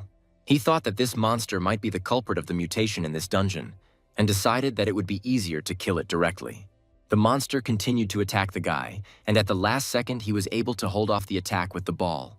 Everyone started to worry that it would break and then Jack would get hurt. This risk did not stop the guy in any way, and he, having repelled the attack, took the sword more firmly. After that, he dealt the decisive blow and was able to defeat the monster. All the students came out of the dungeon with fear and tried to calm each other down. The man thanked Jack because thanks to him the mutation was put an end to. Suddenly the guy saw someone and turned around. There was a teacher standing there, and she looked very downcast. Then Jack held out the orange-level trophy and said it was for her. It turned out to be an emblem of healing, giving 50% more healing. The man was shocked that the boy was able to get the legendary divine emblem. He understood that since the whole situation in the dungeon happened, this was the first time that someone had obtained a divine emblem. The teacher started saying that she was just a 3-star professional and it would be a waste for her to use this artifact. Jack told the woman not to make excuses and to simply accept the gift. Then Sarah took the emblem and began to activate it. The guy at that moment thought that they needed to teach the master how to protect herself as quickly as possible and give her a couple of lessons. After that, he asked the man to take a day off, and he agreed with a glow on his face. Jack began to think that all his classmates nicknamed the teacher the Smiling Tiger, and it turned out that he really was easygoing. After this, the man told Jack that there were just some finishing touches left, and after that, they could return. There were already many reporters in front of the tape asking Jack if he was the hero who saved everyone. The men only reinforced their words and pointed at Jack. All the microphones were directed towards the guy at once, and he didn't understand what to do. Everyone asked the young gentleman to interview him and tell how he defeated the monster. Jack stood in complete shock from all these questions. because he had never dealt with this before. The boy's brother realized that he was most likely nervous in front of such a crowd of people. Karen replied that as a child, he avoided any gatherings even at school. However, she was sure that the guy would soon get used to this. Sometime later, Jack was back at the training camp. He felt very awkward because he didn't expect to be interviewed. Suddenly, the guy remembered that he seemed to have forgotten something important. Jack started using the life-saving skill and thought that it would be useful. Before him appeared the power of faith that the gods had taken from others. Jack realized that this ability to resurrect was very important, and also how to raise the world level. After this, the guy clearly understood that he needed to do one more thing. At this time, terrible clots of mucus engulfed people and they could not breathe. Arriving at the scene, Mr. Brad asked how things were going. It turned out that this man had disappeared 5 years ago and had finally reappeared. This case was very similar to the case of the ancient hawk. Upon seeing Brad, the enemy said that when he was in school, the man was his idol. Suddenly, the gentleman's phone rang. Picking up the phone, he greeted the master. The enemy said with a grin that now was not the best time to talk on the phone. The man, not paying attention, began to say that he would come soon. Starting a new attack, the guy said that no one would dare to ignore him. When he finally started to attack, he shouted that the man was actually far from cool. Brad began his transformation at this point. Seeing this, the guy was stunned with shock and did not know how to react. The man thought that this guy's strength was no joke, but after special training, he gained power. The people watching the fight were surprised that the gentleman was very powerful. And now, finally, Mr. Brad began his final attack. After that, he calmly asked the guys to clean up the place and left. After some time, the man was already sitting in the reception area. He asked if the boss was ready to reveal all the formulas for elite potions to the country. Evan said that was true and smiled. Their world was now in a state of imbalance, and the level of danger continued to rise. And if people want to raise their level, then they have to conquer more dangerous and complex worlds. Elite potions could completely change the current situation. Brad thanked the guy for his trust and said that it was very important for them. He also noted that investing in the future is what a boss does. Evan replied that this is what he admires, because every time the boss does something, it can become a feat. The man began to say that he was always so noble and never took advantage of the situation. At this time, the men were discussing something in the Azure Edge Guild. One of them said that they found that high-level experience potions and other things were being sold on the black market. All high-quality potions in the guild are made by him and controlled by the leader. The captain understood that in this world, the only one besides him who could create a high-level potion was the mysterious boss. After this, he ordered the soldiers to check everything immediately. And after that, he shouted for them to run and carry out his order. At this time, Jack and Karen were in the teacher's room. The girl invited the guy to watch a recording of her interview. Jim, with an awkward smile on his face, said that he didn't really want to see it. Karen replied that it was not really that bad and people were praising him. The guy thought that in recent days, the power of faith has been growing rapidly, most likely because of the interview. It looks like he'll have to learn to adapt to this in the future. When they went outside, the guys started calling Jack and greeting him. Karen thought that since Jack showed his power, no one speaks badly about him anymore. While they were walking down the street, all the guys were there greeting the guy. The girls discussed how Jack was very powerful and they would like to have at least half of his strength. At this time, Mr. Brad's student was watching his interview. The guy who was sitting next to her said that the city also became famous thanks to this hero. The mayor of the city sat in confusion, not knowing what to do. Hearing this, the boy asked what happened and why the mayor was so unhappy. The man panicked and began to say that as soon as Jack went to university, the mysterious boss would leave them. He feared that without strong protection, the city would return to its original position. At this time, something struck the girl, and the guy asked what happened. She replied that the master had called her and told her that the mysterious boss was ready to conduct a special training session for her. At this point, the mayor stood up from his seat and said that now everything depended on the lady. After some time, the gentleman asked if what he said was true.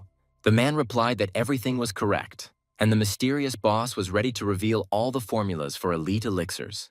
Since the formulas were currently only in the possession of the Azure Edge Guild, they bore a great deal of responsibility. The leader of this guild said with indignation that this would not be known to everyone. He then said that while he would not interfere with the disclosure of the formula, there was a possibility that his motives were not what they imagined. One man asked him what he meant. The man then replied that he had conducted a thorough check and found that none of the guild's elixirs were missing. And then he decided to remind everyone of the day when Evan told him one thing, The head of one of the guilds said that the black market is a huge underground network where many deals are made. Brad replied that if something like that were to happen, he would slowly send out a reconnaissance team. The guild leader began to say that it was absurd for a strong man to act in his own interests without any restrictions. He also noted that by that time they had discovered that these leaks were indeed related to the mysterious boss. Hearing this, Brad said that no one should worry, and if this matter was related to the boss, then he would take responsibility. At this time, Jack's team arrived in the mysterious kingdom. All exits and entrances were strictly guarded and no flaws or leaks were found. Jack reflected that he had never taken the Earth seriously, but thanks to this, he would be able to determine where the leak came from. The guy assumed that besides the Azure Edge Guild, someone else might know the formulas. And so, after some time, people in cloaks were sitting at the black market and trading. They said that they didn't think that the 7 guilds would send investigators for a bottle of potion. When the other guy said that no one should worry because he had seen it all for himself, suddenly they noticed the guests who had come again for the potion.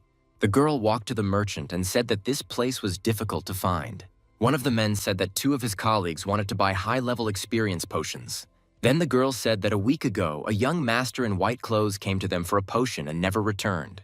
Hearing this, the man standing behind the merchant said menacingly that they had come to the wrong address. At that moment, the monster's tentacles began to strangle these people. The man was shocked and couldn't even scream as the syringe was presented to him. The other man began to apologize to the master for the fact that the people had lied when they said they had come for the potion. The monster stuck poison into them and told them to prepare for something. It turned out that all the people who came to the merchant were locked in dark magic balls. One of the traders said that there were enough people this time and decided to take a break. They left thinking that they would finally become the masters of this world. The monster said that he could not be absent for long and ordered to return quickly. After that, his form began to fly rapidly towards one of the buildings. This monster has once again taken on its human body through its head. A couple of days later, Jack asked on the phone about the evidence.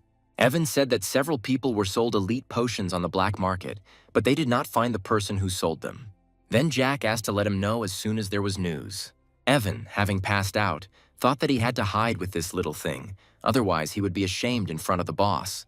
Suddenly, he received a call from Mr. Brad's student. When he picked up the phone, he immediately asked if she had found anything. The girl replied that everything was still empty and there were no clues. However, the enemy was already very close and was slowly activating his power. At this time, the students were having lunch and discussing various news. One of the guys thought Jack was very nice and not arrogant and indifferent like other powerful people. Jack, who was living at that moment, on the contrary, said that everyone in this academy was very good, and in the future he would be able to rely on them. At this point, Susan asked if the boy had thought about which guild to join. The guy replied that he didn't plan to join the guild yet and smiled. Then one of the students asked if Jack wanted to create his own guild. Hearing this, the student thought that with his guild, the future would definitely be bright. And then he asked if he could join the Stern Lions and be one of the members of this team.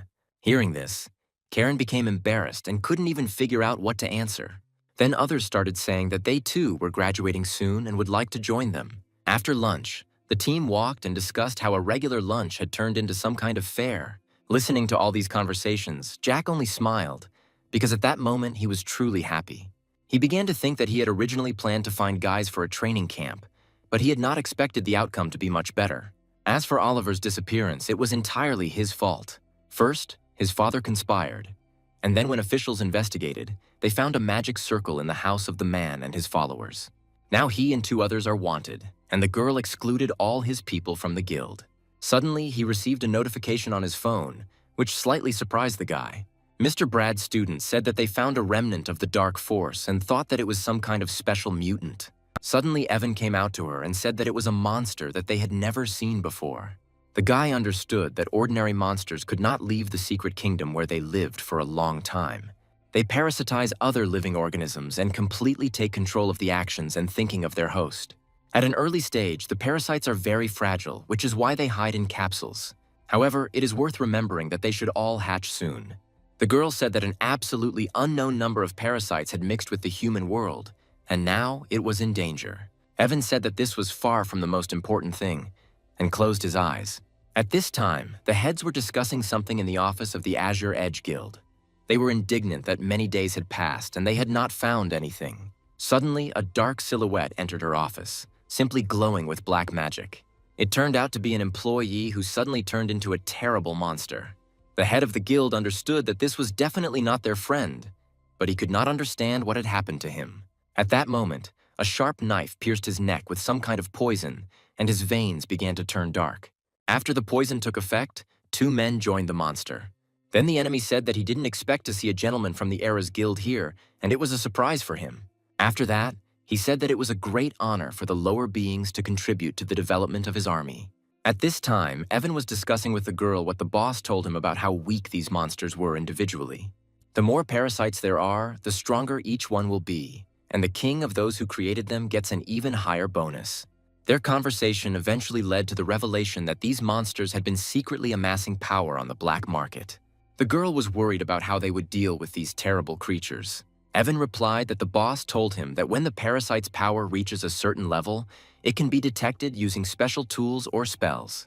After discussing this, the girl said that she would definitely pass it on to the master so that he could find this thing as soon as possible. She thought that although she didn't know where to find this divine item, she would definitely do it. At that moment, Jack could not understand at all what kind of divine object this was. There was something about parasites in the memories of the previous Demon King, so the guy had a rough idea. However, it seemed to him that there was nothing in this world that met these conditions. The location of the parasites was hidden, and once they became stronger, they would cause great harm. Suddenly, Jack's thoughts were interrupted by a phone call, and he noticed it. Evan on the phone said that large fluctuations of dark energy were coming from the Azure Edge Guild headquarters. The guy also said that they couldn't contact anyone or the guild, even the leader himself. Jack ordered them to stay away from headquarters while he went and checked out what was going on. At this time, on the roof of the headquarters, the enemy was saying that he would no longer have to hide in the darkness. All his former enemies now bowed down to him and were loyal to death. At that moment, the guild leaders approached the current king and said that everything was ready. Suddenly, Jack's silhouette appeared in front of them, intending to deal with the enemies. The monster immediately unleashed its dark power. However, Jack easily dealt with her, and the monster realized that this was the guy who was being interviewed. Jack was thinking at this moment that more than half of the city was under enemy control. Then the enemy asked why the guy came alone, and also laughed at the fact that the others did not dare. Jack, ignoring his words, only asked if the man was the king of all the captured people. After hearing the boy call him king, the man simply asked if he wanted to join. After that, he laughed and said that he would never allow people from the lower world to join his team. Suddenly, something interrupted his fiery speech. It was Jack's blow, and the man began to acknowledge its strength, but clarified that the guy would not be able to kill him so easily. Jack continued to think about the fact that there was no effect from normal attacks. The enemy was completely convinced that not a single divine object remained. Suddenly, something happened that he could not have expected. Jack opened a dark gate that caused a constant stream of creatures to flow out. The monster began to scream that it was no wonder the guy had such power, and then also said that Jack was just a servant of the Demon Lord. The man continued to say that Jack simply felt that defeat was approaching and therefore called the master. The enemy shouted that if the Supreme Being forcibly penetrates the lower world, then his power will be weaker. Jack at this time thought that this summoning spell was still forbidden, so he had to be careful. Suddenly, through the flying fragments, the guy saw the Supreme Lord of Demons. It turned out to be a small capybara, which greatly surprised everyone present. The monster began to laugh and say that he did not even feel the power of darkness from this creature.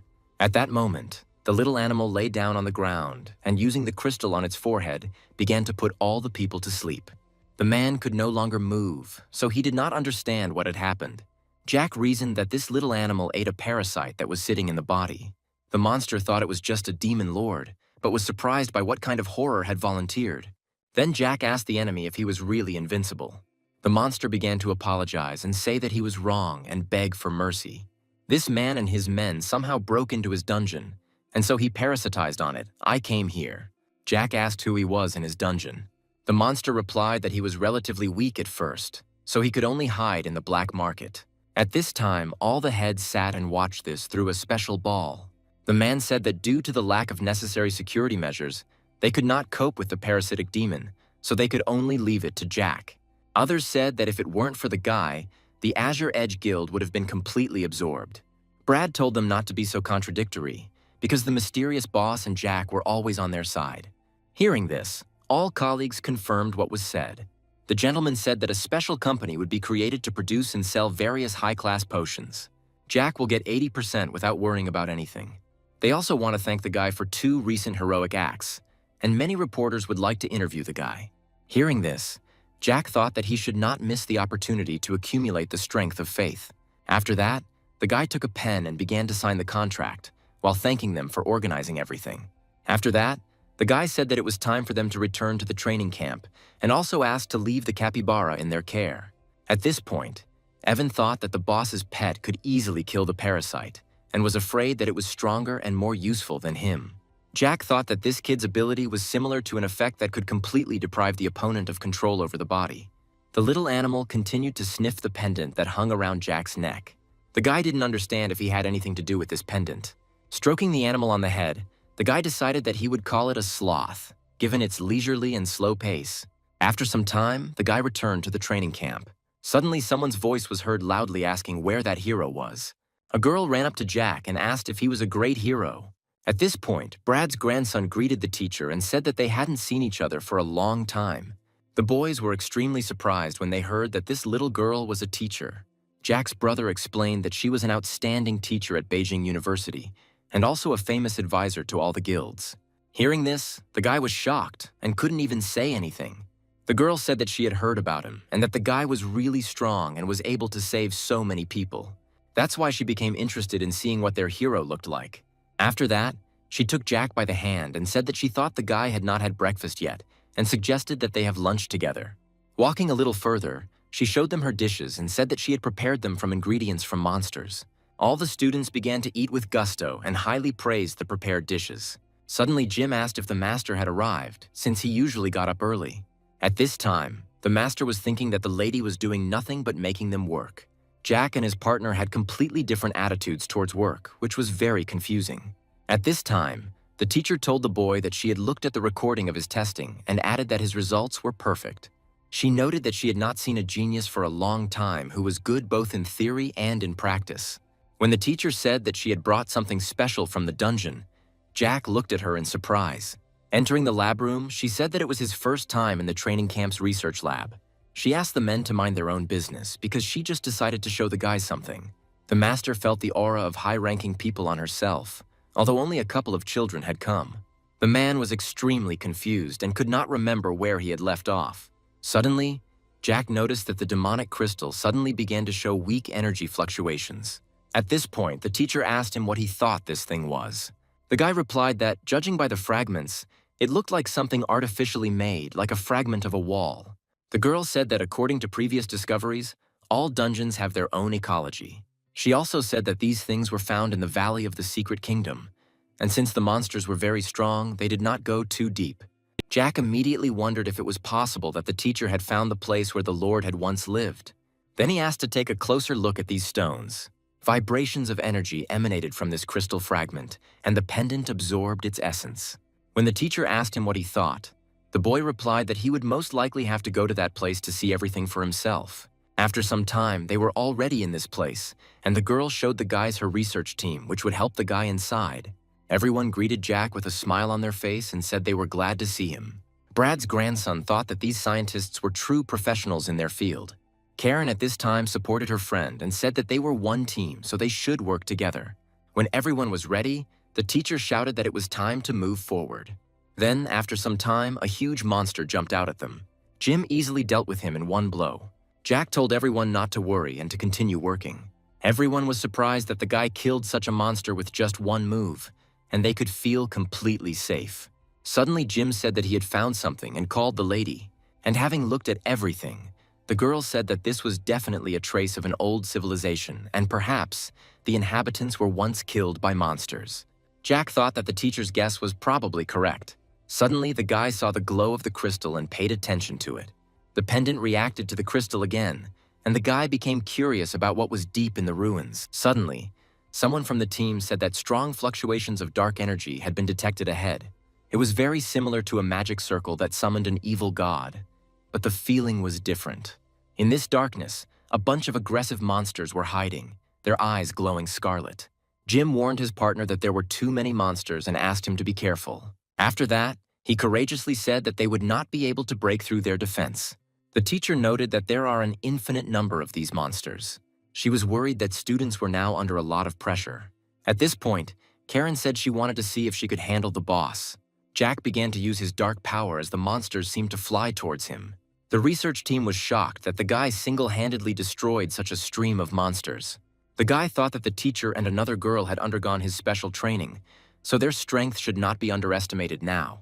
Everyone around saw that the monsters seemed to be afraid of the guy, and also thought that perhaps it was time for them to retire. Karen shouted that there was a boss ahead and asked not to forget about power-ups and abilities. At that very second, the girl instantly dealt with the monster. A few minutes earlier, a man had asked if there was anyone else in this dungeon. Suddenly, a cry was heard that someone had found the entrance and they needed to leave quickly. Movement was also detected at the main entrance. The whole dungeon was like computer graphics, and people didn't understand what was happening. It turned out that the secret kingdom had been violated, and they began to be thrown out. At this point, Karen asked Jack if he had heard anything like voices. The guy was already thinking that the pendant had just swallowed the crystal's energy. Suddenly, the teacher said that she heard something similar in some direction. Then Jack suggested that they go and check out the place together. The teacher began to use her magic and illuminate everything around. Suddenly, they noticed someone's tracks, but did not understand why they disappeared on the way to the exit. One girl said that she asked the security, and they told her that no one had passed through. Jack didn't understand where they came from or how they got away from here.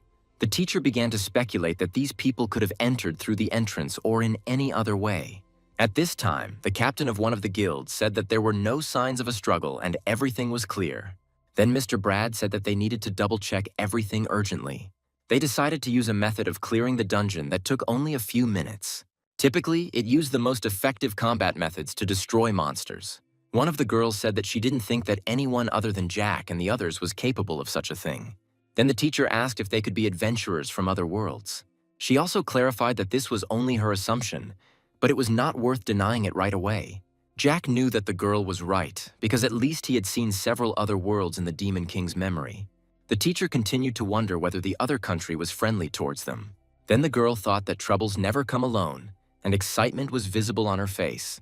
Then the captain said he would like to know Karen's opinion.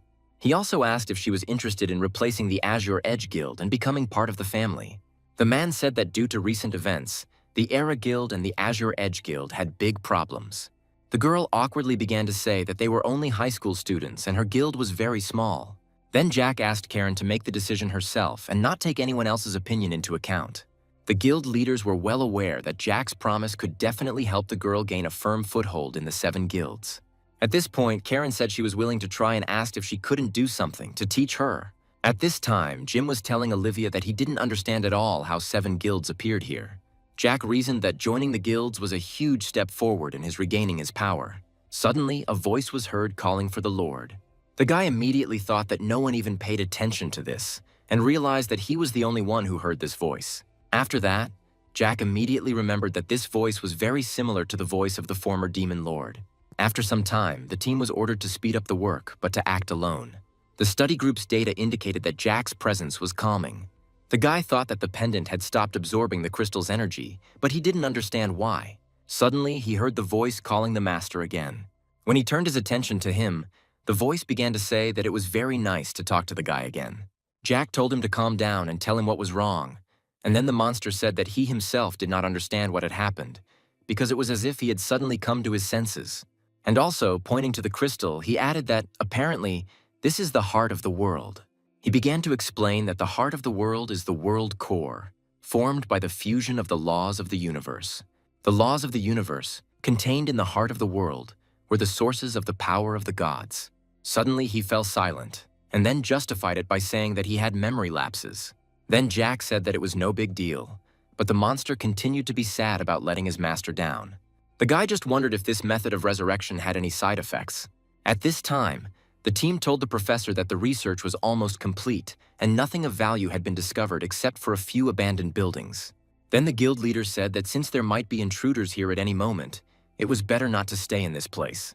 After these words, Brad asked what the head of Karen thought about this.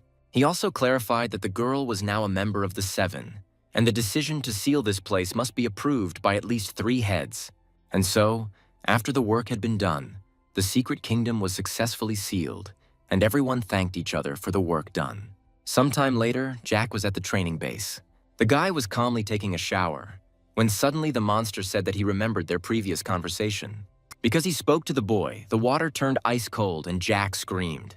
The monster started saying that he deserved to die, and then the guy asked what he remembered. He couldn't put a couple of words together because he blamed himself for this mistake. When Jack started to say that everything was fine, the monster said that it was about resurrection. In the previous blog, the world heart was used to resurrect loved ones. However, since the world heart also contains dark power, the connection between a god and his loved one could be forcibly changed, and the god himself could even become a god of evil. After these words, the monster said that he was not afraid of death and that it was better than dragging the guy down. Jack already liked these words and grinned sarcastically. Then he thought that if he told the truth to the monsters, it would break him even more. At this point, the former ruler asked if the guy was feeling any discomfort right now. Suddenly, the system appeared in front of the guy and said that he had a new passive skill. At this point, Jack asked if the monster's resurrection only affected the guy. And then, with a smile on his face, he said that since he had already been resurrected, then let him live. The servant, with tears in his eyes, began to say that the guy had spoken exactly the same way last time, but he did not want to be a burden. Then Jack said that there was something the boy needed to tell him. With a calm expression on his face, the guy said that according to legend, these gods called him the god of evil. The monster said that because of their selfish schemes, many people died in that senseless war. No one cared about her life, and only one guy always sought justice for them. Then I, Jack, said that I would do everything possible to protect people. The monster began to say with tears in his eyes that he was very happy to be next to the guy again. After some time, Jack was lying on the bed and was still somewhat confused.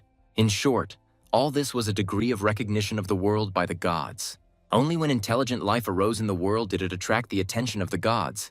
But this is just attention. If the world passes the test of the gods, it will be able to receive blessings and gain a stronger civilization and power. This meant that the world level was very low and the world could be considered almost deprived of God's blessing.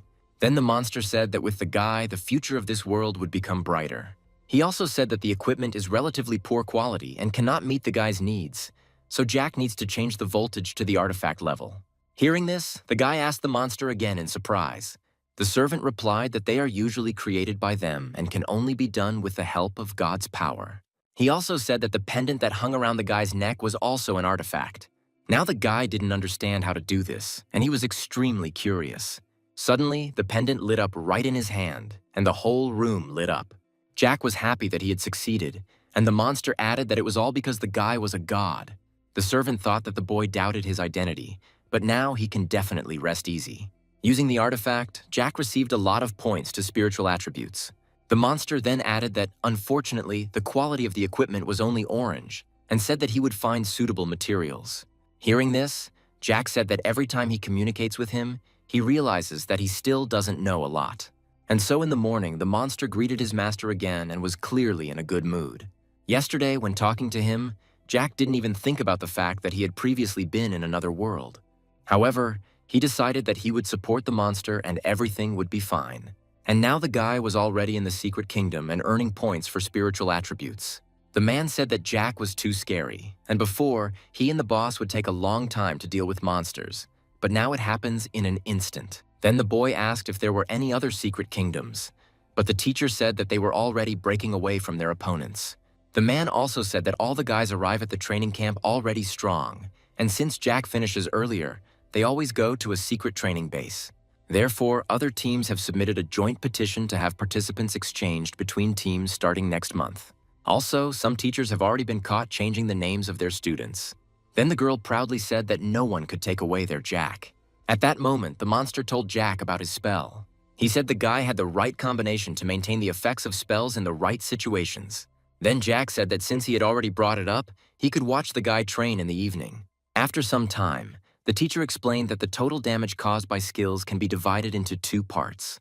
Listening to the teacher, Jack said that it was his favorite subject, which included mathematics, physics, biology, topography, and much more. He thought that this world was too low standard, and so people tried to make the most of what they had. Of course, everyone understood that it was not necessary for everyone to master these theoretical points. The monster, hearing Jack's desire to learn, said that he too would try hard to do everything. After school, Jack and Karen walked home.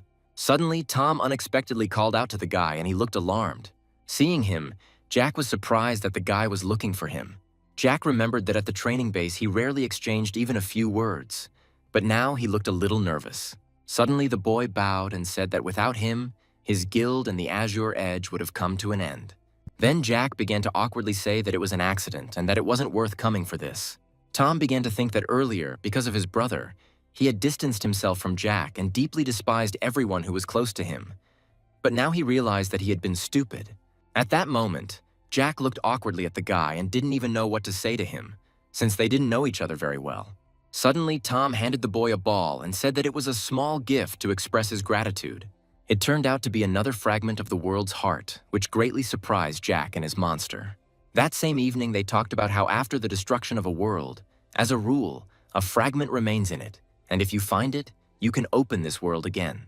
Jack realized that the teacher had opened the secret kingdom, but at that time she did not know the principle. The heart of the world was an important resource, but his excellency was faster, so these intruders were rejected and corrected back to their original world. He kept saying that it was a trophy his brother had gotten in the secret kingdom, and he also heard from the teacher that they had just won one of them, so he thought Jack would need it. The guy took the gift with a smile and thanked the student profusely. After some time, they walked through the Dark Kingdom and said that the fragments pointed to this very place. The teacher said that Jack figured out how to use it very quickly, and if she ever found something like that, she would definitely contact the guy. Hearing this, Jack thought with a smile on his eyes that this was simply wonderful.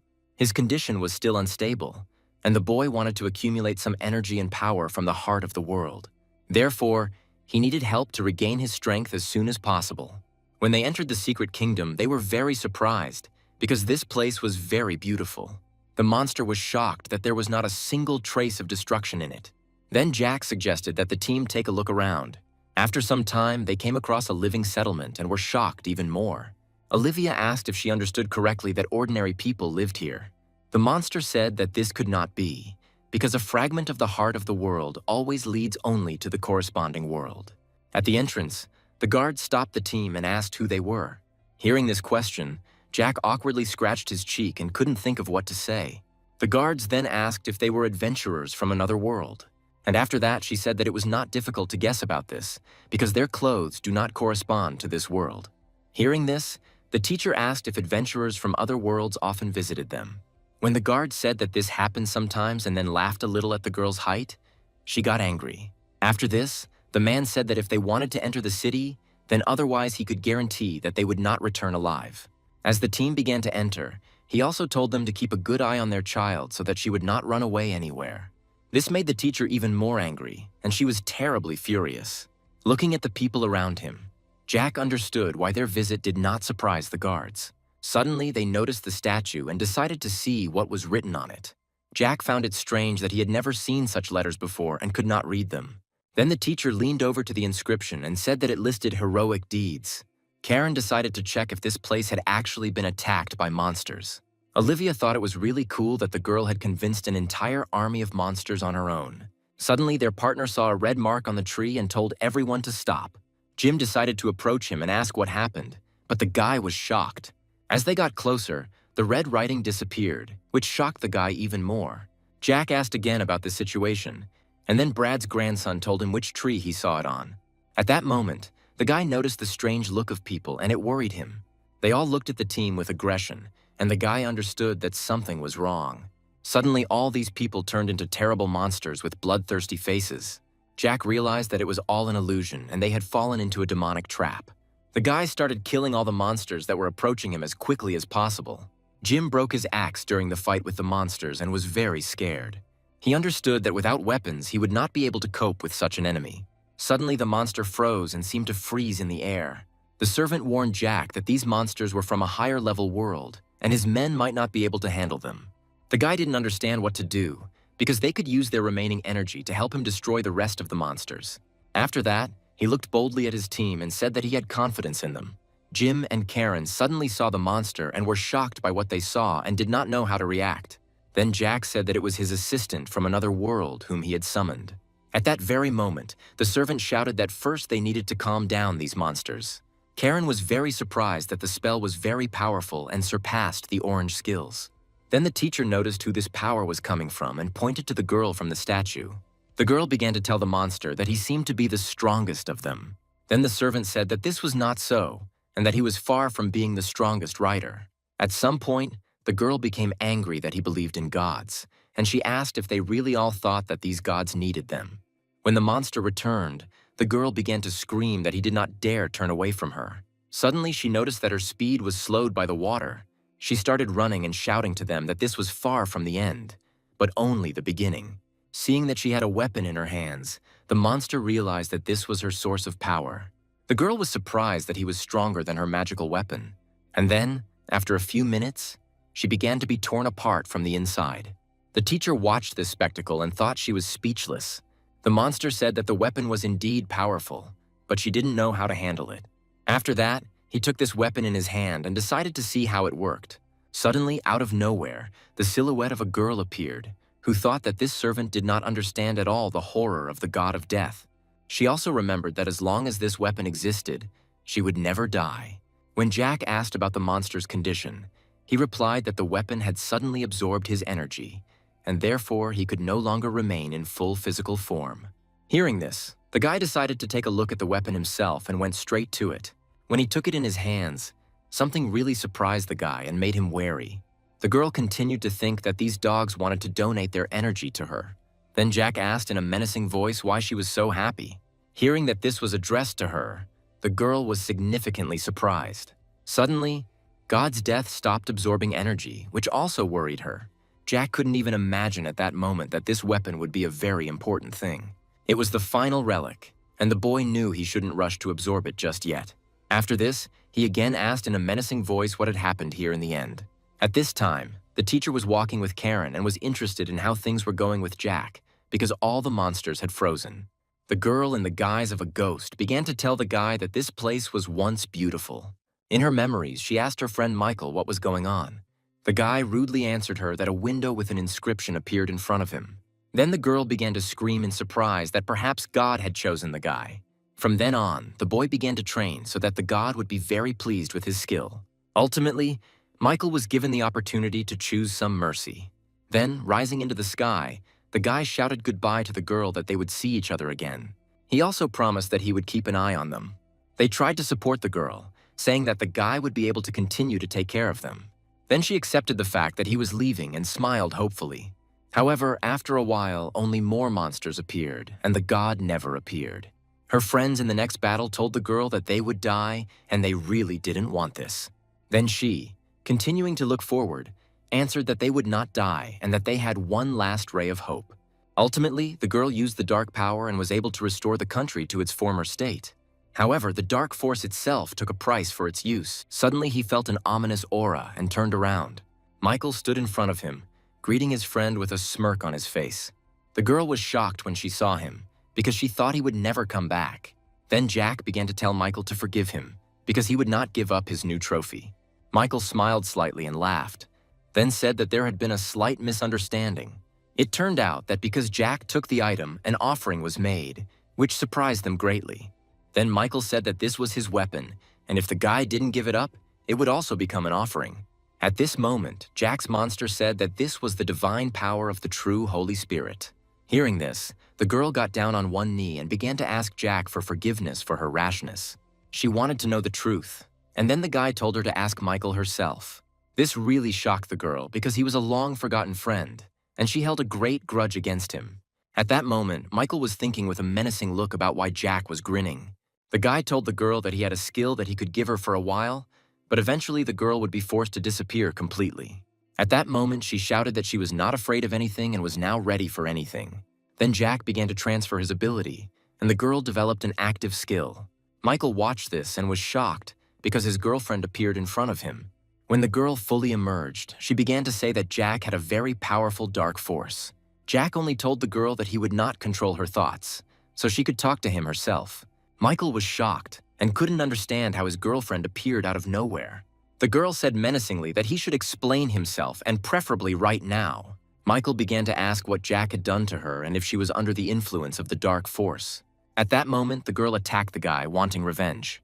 After that, she asked why he didn't show up when the monsters invaded again. Michael started screaming that he hadn't abandoned them, and she should believe him because he was involved in another important matter at the time. He also said that the girl does not know how difficult it was to find this world, because even if he is strong in this world, in God's world, he is absolutely nobody. Michael also said that the girl needs to understand what pressure and feelings of worthlessness are. She told the guy not to dodge because he somehow managed to find a weapon. Then Michael began to justify himself by saying that he had left a magical mark on him, and when it disappeared, he felt it. He also clarified that if he hadn't felt that he was getting weaker, then the guys would have clearly come to an end. The boy asked for the sake of his loyalty not to leave him and to send divine punishment to destroy his enemies. And now the girl was already sitting on one knee and, holding out the trophy, thanking Jack for such an opportunity. Then the boy said that he wanted to know where the heart of the world was located here. And besides, he also asked that everything be explained to his comrades. The girl said that she once thought that for Michael the highest glory was to be chosen by God, but she did not expect that he would forget about them. After this incident, everyone realized that the gods do not pay equal attention to all worlds. Despite everything, Michael was of her people, and the girl decided that he would be free forever with her. After this situation, Jack turned to Karen and asked how she felt. The girl began to say that she thought that even with the blessing of the gods, the girl's world would still not escape destruction. Then Jack said that the girl had not yet managed to take him somewhere tasty to eat, and told her not to worry. Then Karen smiled sweetly and said just as sweetly that Jack was a fool. The team started to return, and the girl also asked the teacher if they would come back here after dinner.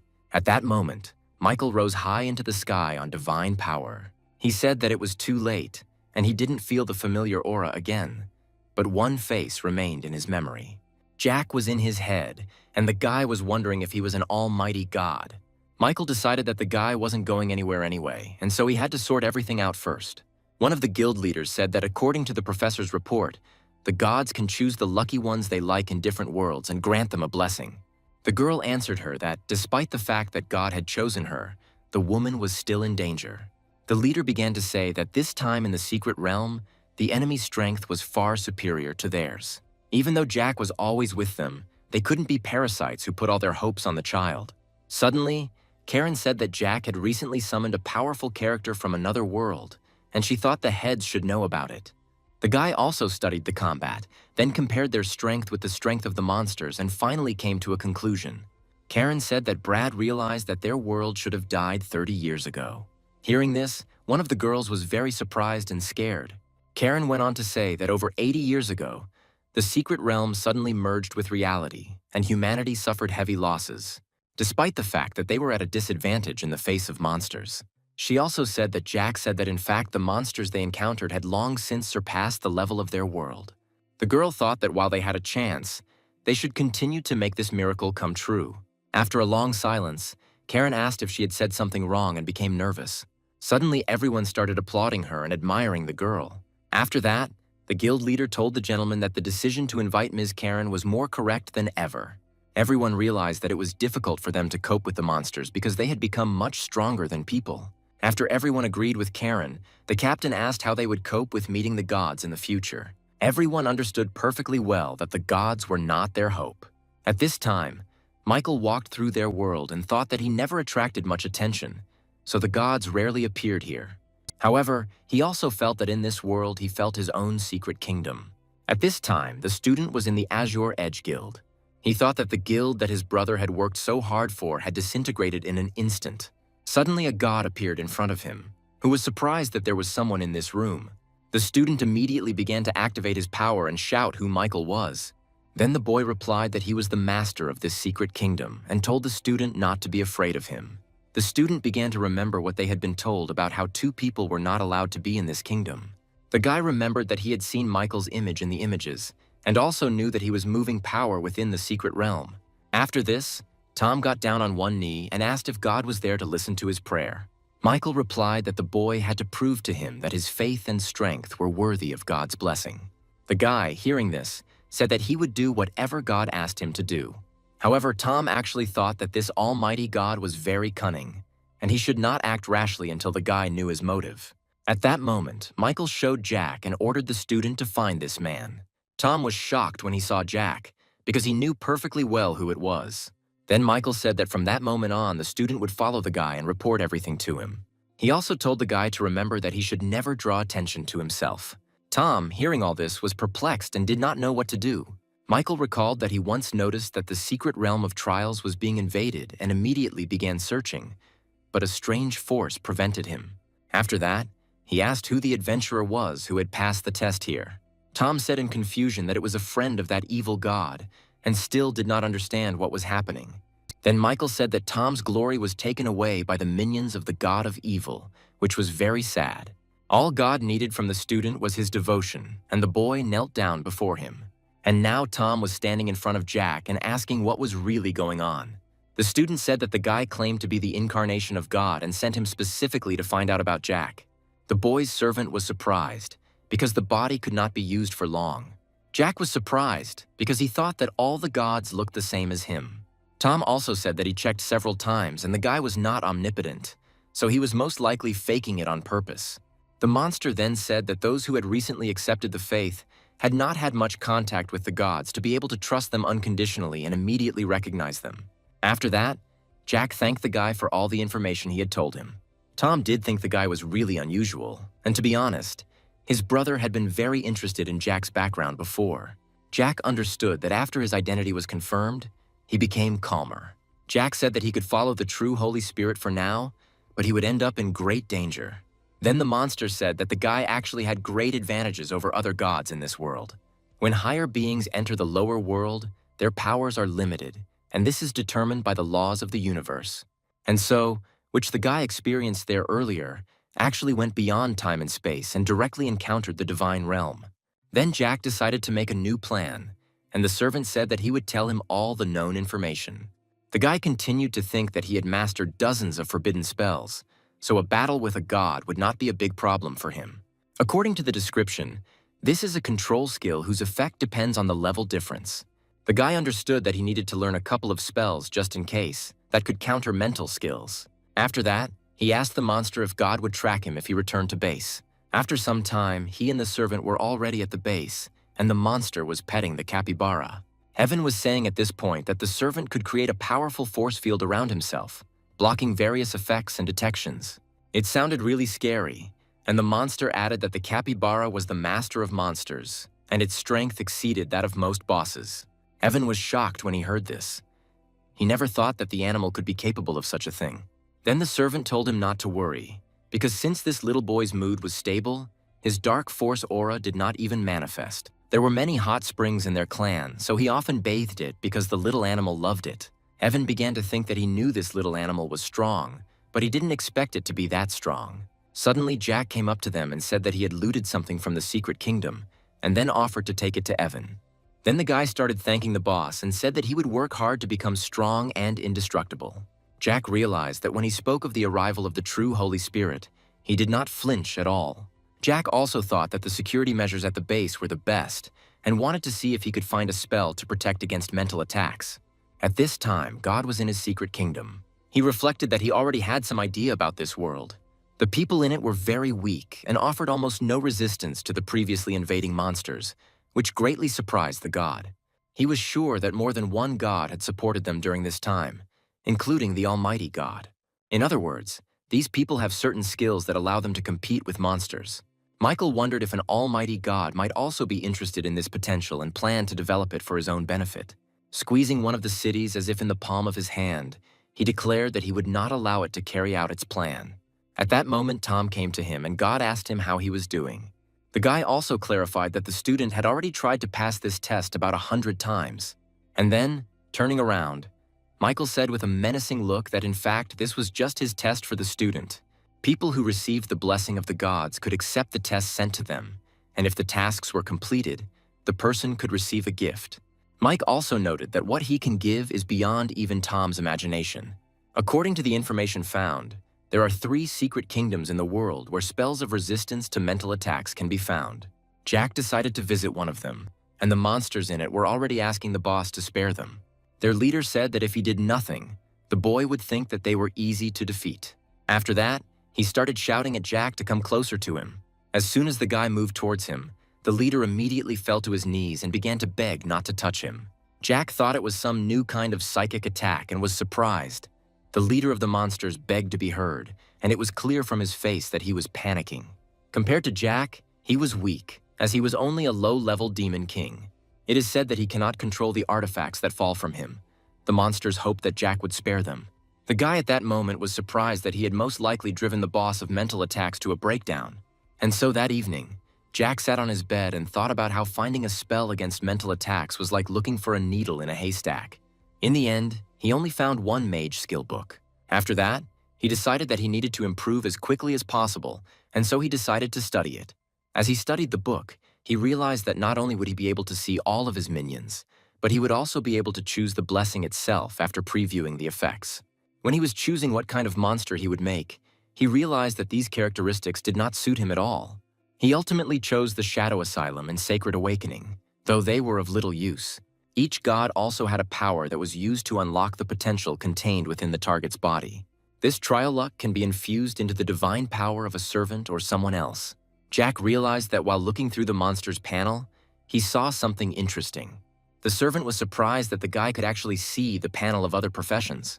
Jack didn't even suspect that this was strange, and thought that it was all because of the system. After that, he smiled and said that there was nothing to worry about and that he would find out everything in time. And after some time, the guy was already in a secret kingdom called the Lair of the Red Moon. He told the girl from his team that he would explain everything later, but now they needed to defeat the boss. Seeing him, they ran to their leader and said that Jack had come to them again. The leader of the Roses burst into tears and said that he was tired, so he dumped all the work on the weak monsters. And just a couple of minutes later, Jack was already happy that the monsters had dropped the artifacts he needed. When everyone was in class, the teacher said that this was the secret realm they had explored last week, and it was also their first contact with the gods.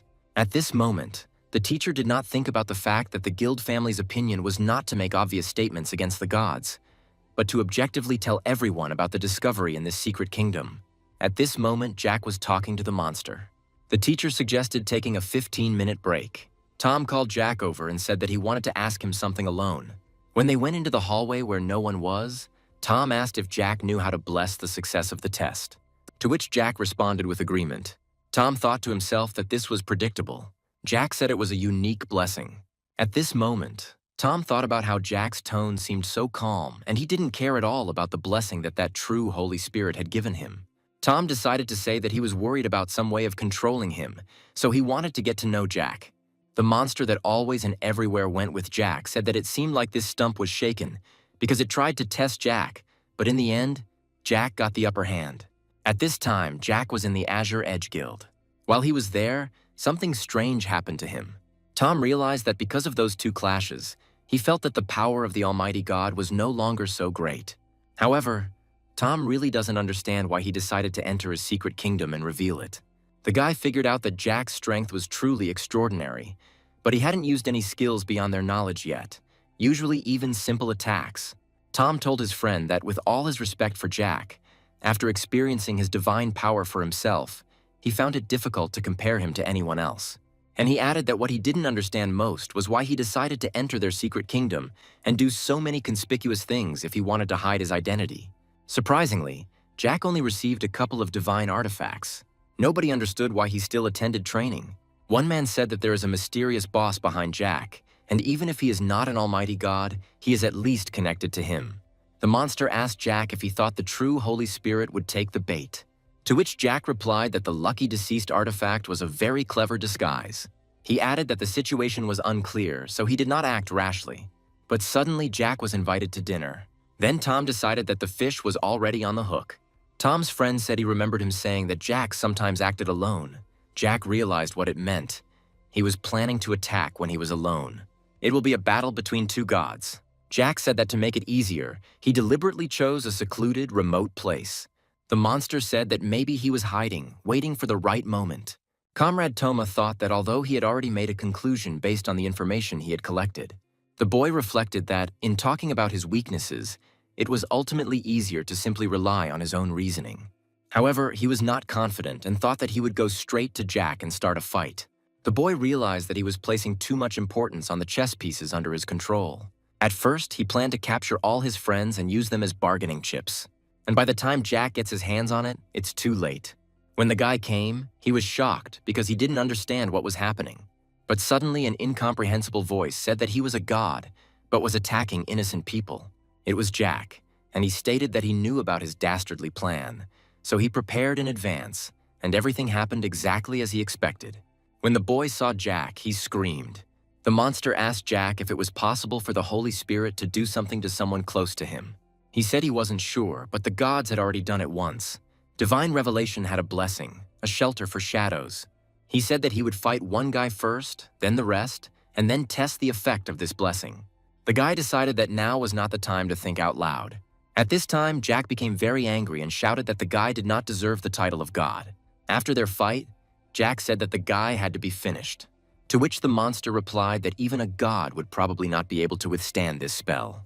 His Excellency said that last time he made a mistake in the secret realm of trials, he was struck by a forbidden spell, but survived by drinking a healing potion. Jack said that he didn't expect the true Gray Spirit to take over the body and directly enter their world. At this time, something was thundering in the divine realm under the control of the true Holy Spirit. The assistant ran up to his master and shouted. No one understood how it was possible that an almighty god could control the power of darkness. Even the 7 evil gods did not use the powers of darkness to such an extent. The man wondered if it was possible that the almighty god had taken possession of the one they were looking for. And he added that it was necessary to contact other gods as quickly as possible. But suddenly he disappeared and said that he could not allow them to see him in such a state. At this time in the Azure Edge Guild, the guy said that he was finally able to return after so many days spent in the hospital. He asked his friend if anyone had come to see him while he was away. They continued to discuss business. The boy wondered whether he should tell his brother about the true color spirit. At this time, something happened in the secret realm of testing. Jack was talking on the phone with Tom. The guy said that his brother had just returned and was already shocked. The monster explained that the secret realm of trials is an extension of the realm of the gods, and a base that allows them to spread their faith in different measures. He also said that after the battle with Jack, the true spirit of the entity completely severed its connection with this world. Tom asked in surprise if they had fought him. Toma was glad that he had not done anything that could harm Jack and thanked him for his help. He said that if he needed help, he could contact him. Even though everyone is free from the true spirit at the moment, they still need to leave the strategy for the future. After all, sooner or later, other gods may visit everyone. Jack thanked everyone for their trust. The girl thought that her brother would never believe her about what she was going to tell him. Tom was so happy that he decided that he had been chosen by the gods. At this time, Karen began to think that all those inexplicable things were done by Jack. Brad reflected on the fact that Jack had never harmed the innocent. But on the contrary, many were only able to survive thanks to his help. Jack reflected that he seemed to have come to an agreement with everyone. When he looked at one of those present, he decided that from the very beginning he had such a face that enthusiasm was just pouring out. He said he didn't think anyone wanted to watch the world being trampled by the gods at will. And also, since this world is at a very low level and lags behind others in many aspects, they are left to look for solutions only in other worlds.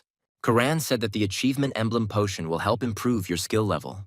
Jack thought about how a couple of days ago he half-absorbed Lita's weapon God's Death and gained new memories. Then Jack asked again about the enhancements and charms. He also agreed that both would help them upgrade their equipment. I thought about the fact that they always used weapons only for their intended purpose and they had plenty to choose from. Jack said that to improve or enchant, special items are needed: mountain copper, mithril, pure gold. The guy next to him thought about the fact that they had never heard of such materials. Jack explained that these materials were unfamiliar to them and could only be found in secret worlds. Suddenly, my brother's phone rang. He asked for forgiveness and walked away. He asked what these materials were and what they looked like. Friend Brad loudly said that he was leaving immediately. Brad went to one place because there were problems there. Putting on a protective suit, he laughed and said that no one could defeat him. The assistant who was with him added that the one who disappeared several years ago was so strong, and she added that no attacks had any effect on him. When Brad saw the bailiff in front of him, he was very surprised. In front of him stood a tall, strong guy who said that Brad's magic was useless against him. Then Brad decided to use magic, to which the enemy replied that his armor was reinforced with Lifril. Brad asked again what exactly the enemy's armor was reinforced with. At this point, the enemy did not understand what was happening, as Brad was simply running away. After running away, Brad called his assistant and said that he had found a way to get Lifril.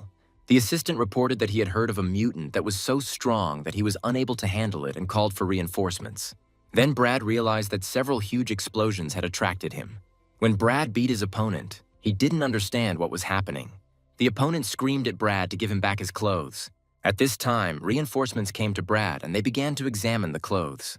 The man thought that there was no point in taking away the equipment, because all the reinforced equipment was tied to the owner's soul. Others would not be able to wear it. Then Jack walked up to his opponent, hit him on the head, and asked where he got the mithril. The enemy shouted that the Demon King had noticed him, and he went with him to his secret kingdom and practiced there for several years. After that, Jack told him to quickly tell where it was. Jack noted that he didn't expect the limit to be 30 people. According to that guy, the monsters in this secret kingdom are mostly orcs, with 5 tribes in total. Their main leader lives in the largest tribe. The guards asked the man what he was laughing at, to which he replied that he was simply thinking about something. He was filled with curiosity about what the expressions on his colleagues' faces would be like when they found themselves in the secret kingdom. After this, Jack passed through a portal into a dark, gloomy realm. One of the guys remarked that the place resembled an arena. Suddenly, Olivia, seeing the inscription, asked what the demand to kill everyone meant. The team realized that the barrier could not be broken. Noticing their attempts to escape, the monsters advised them to save their strength for the upcoming battle. Brad realized that these 5 monsters were the leaders of the orc tribes. Jack demanded that all the monsters appear. They quickly showed the boss the places where weapons are created and improved. One of the monsters admitted that his hands were shaking and asked not to embarrass him in front of his superiors. Jack was amazed at the sight of the equipment enhancement. The chieftain asked if the boy was happy, while the other monster wondered who Jack might be. As he approached the chief, he almost died of fear, as the guy looked extremely menacing. The leader was haunted by the feeling of impending destruction, so he decided to surrender in order to save his life. Jack reflected on how their world didn't have such equipment, and the differences in classes and races made training impossible. The chief stated that they were honored that the boy was interested in their improved equipment. Jack was surprised that the chief agreed without bargaining about the price. Monsters are used to the fact that their secret kingdom is usually captured. The boss is killed, and only then they enter into negotiations. The chief offered Jack a blood pact. After the hands touched, the bloody ritual began. Suddenly, Jack noticed the skill activating and was surprised that it happened on its own. The chieftain, seeing this, was shocked, deciding that the boy was one of the 7 monster gods, since a divine pact of mercy had appeared. He immediately dropped to one knee, apologizing for his ignorance. Jack was amazed that simply signing the contract turned him into a monster god. The chieftain believed that now, with divine blessing, he could become the leader of the orcs. Jack didn't understand why the monster continued to bow to him, hoping that no one noticed. The guy asked not to tell others about him. The leader replied that it would take time to strengthen. After some time, they announced that the first batch was ready. Suddenly, Jack heard someone asking who woke him up. The boy didn't understand why he heard a voice in his mind, and it made him angry. The voice was very loud, and the guy didn't understand what was happening. He finally directed his power to ask who was making that sound in his head. Suddenly, a monster appeared in front of him, and they both asked each other who they were. The monster screamed that he was an evil fire, one of the 7 demonic gods. Jack thought the servant had mentioned this creature when she told him about her memories. The demon god said that, judging by Jack's reaction, this was his first encounter with a deity, and asked him not to be afraid. Suddenly, Jack remembered and said that when the 12 gods and the 7 evil gods were fighting, he killed him. Then the demonic fire became angry and shouted at the guy to clearly and distinctly tell who he was. Jack thought he was being very noisy and decided to calm him down. Suddenly, a system panel appeared in front of him, surprising the guy. The monster continued to get angry and told the boy to look at him. Then Jack decided to use divine fusion and looked the monster in the eyes. At this time, one of the guys was in the divine realm of the sacred stele. He bowed to God, not hoping for mercy. When God appeared, he was angry, because he asked not to be disturbed. After that, he said that the returner of dead souls and the eternal morning star had come to visit. One of the 12 major deities, the returner of dead souls, and also one of the 12 main deities, the eternal lost star. The guy said it was all nonsense and he just needed help sorting out some problems. This was precisely the problem with the evil spirit's aura. The girl said that this was the power of a deity from one of the 7 evil gods. Then the returner of dead souls said that according to their research, this merger is currently quite stable. God thought that the almighty God of law had probably done this too. And he also thought that they were falling behind him again. God thought that was why he was not their partner. Only then did they have to use all means to eliminate him. The girl offered Jack some tea. The guy was thinking about reaching level 90 and the opening mission of 3 transformations. At this time, something strange was happening near the entrance to the secret kingdom. The guy said that he understands Jack's mood, but he can see everything himself. A few days ago, the entrance to the secret kingdom suddenly disappeared. Jack asked the service how this happened. Jack learned that when the secret realm accumulates enough energy, it enters a state of dormancy to strengthen itself. Once the process is complete, the entrance will reappear, releasing many monsters. The longer the kingdom remains dormant, the more powerful the monsters will be. Then the servant said that he had only 15 days and asked if he would be able to do it in that time. And then he thought about the fact that since the system gives him such a task, it knows the risk. He also added that he needed to tell his comrades about the influx of evil spirits. The girl thought about how strong and influential Jack was. If even the captain immediately listened to his words, she understood that no one would have thought that he was already sitting there and drinking tea. Then the guy approached the gentleman and said that if he wanted to evacuate all the people, it would require a lot of time and manpower. After the order to evacuate people was approved, the guy quickly left to carry out the task. The monster asked his commander-in-chief if it would be okay if they opened the passage ahead of time. Then the chieftain answered him that if he ordered him, then he must obey and not worry about anything. The monster replied that he could say with certainty that he was nearby. The city began to suddenly evacuate. Servants ran through the streets, calling on people to stay away from the passage and run to the shelter. Monsters were flying around the city and laughing. The monsters decided to come in and argue among themselves. And after that, they flew off to show off their skills. However, when one of the monsters saw something wrong, he immediately became scared. Jack addressed everyone, promising generous rewards and experience to those who could successfully resist the approaching wave of evil.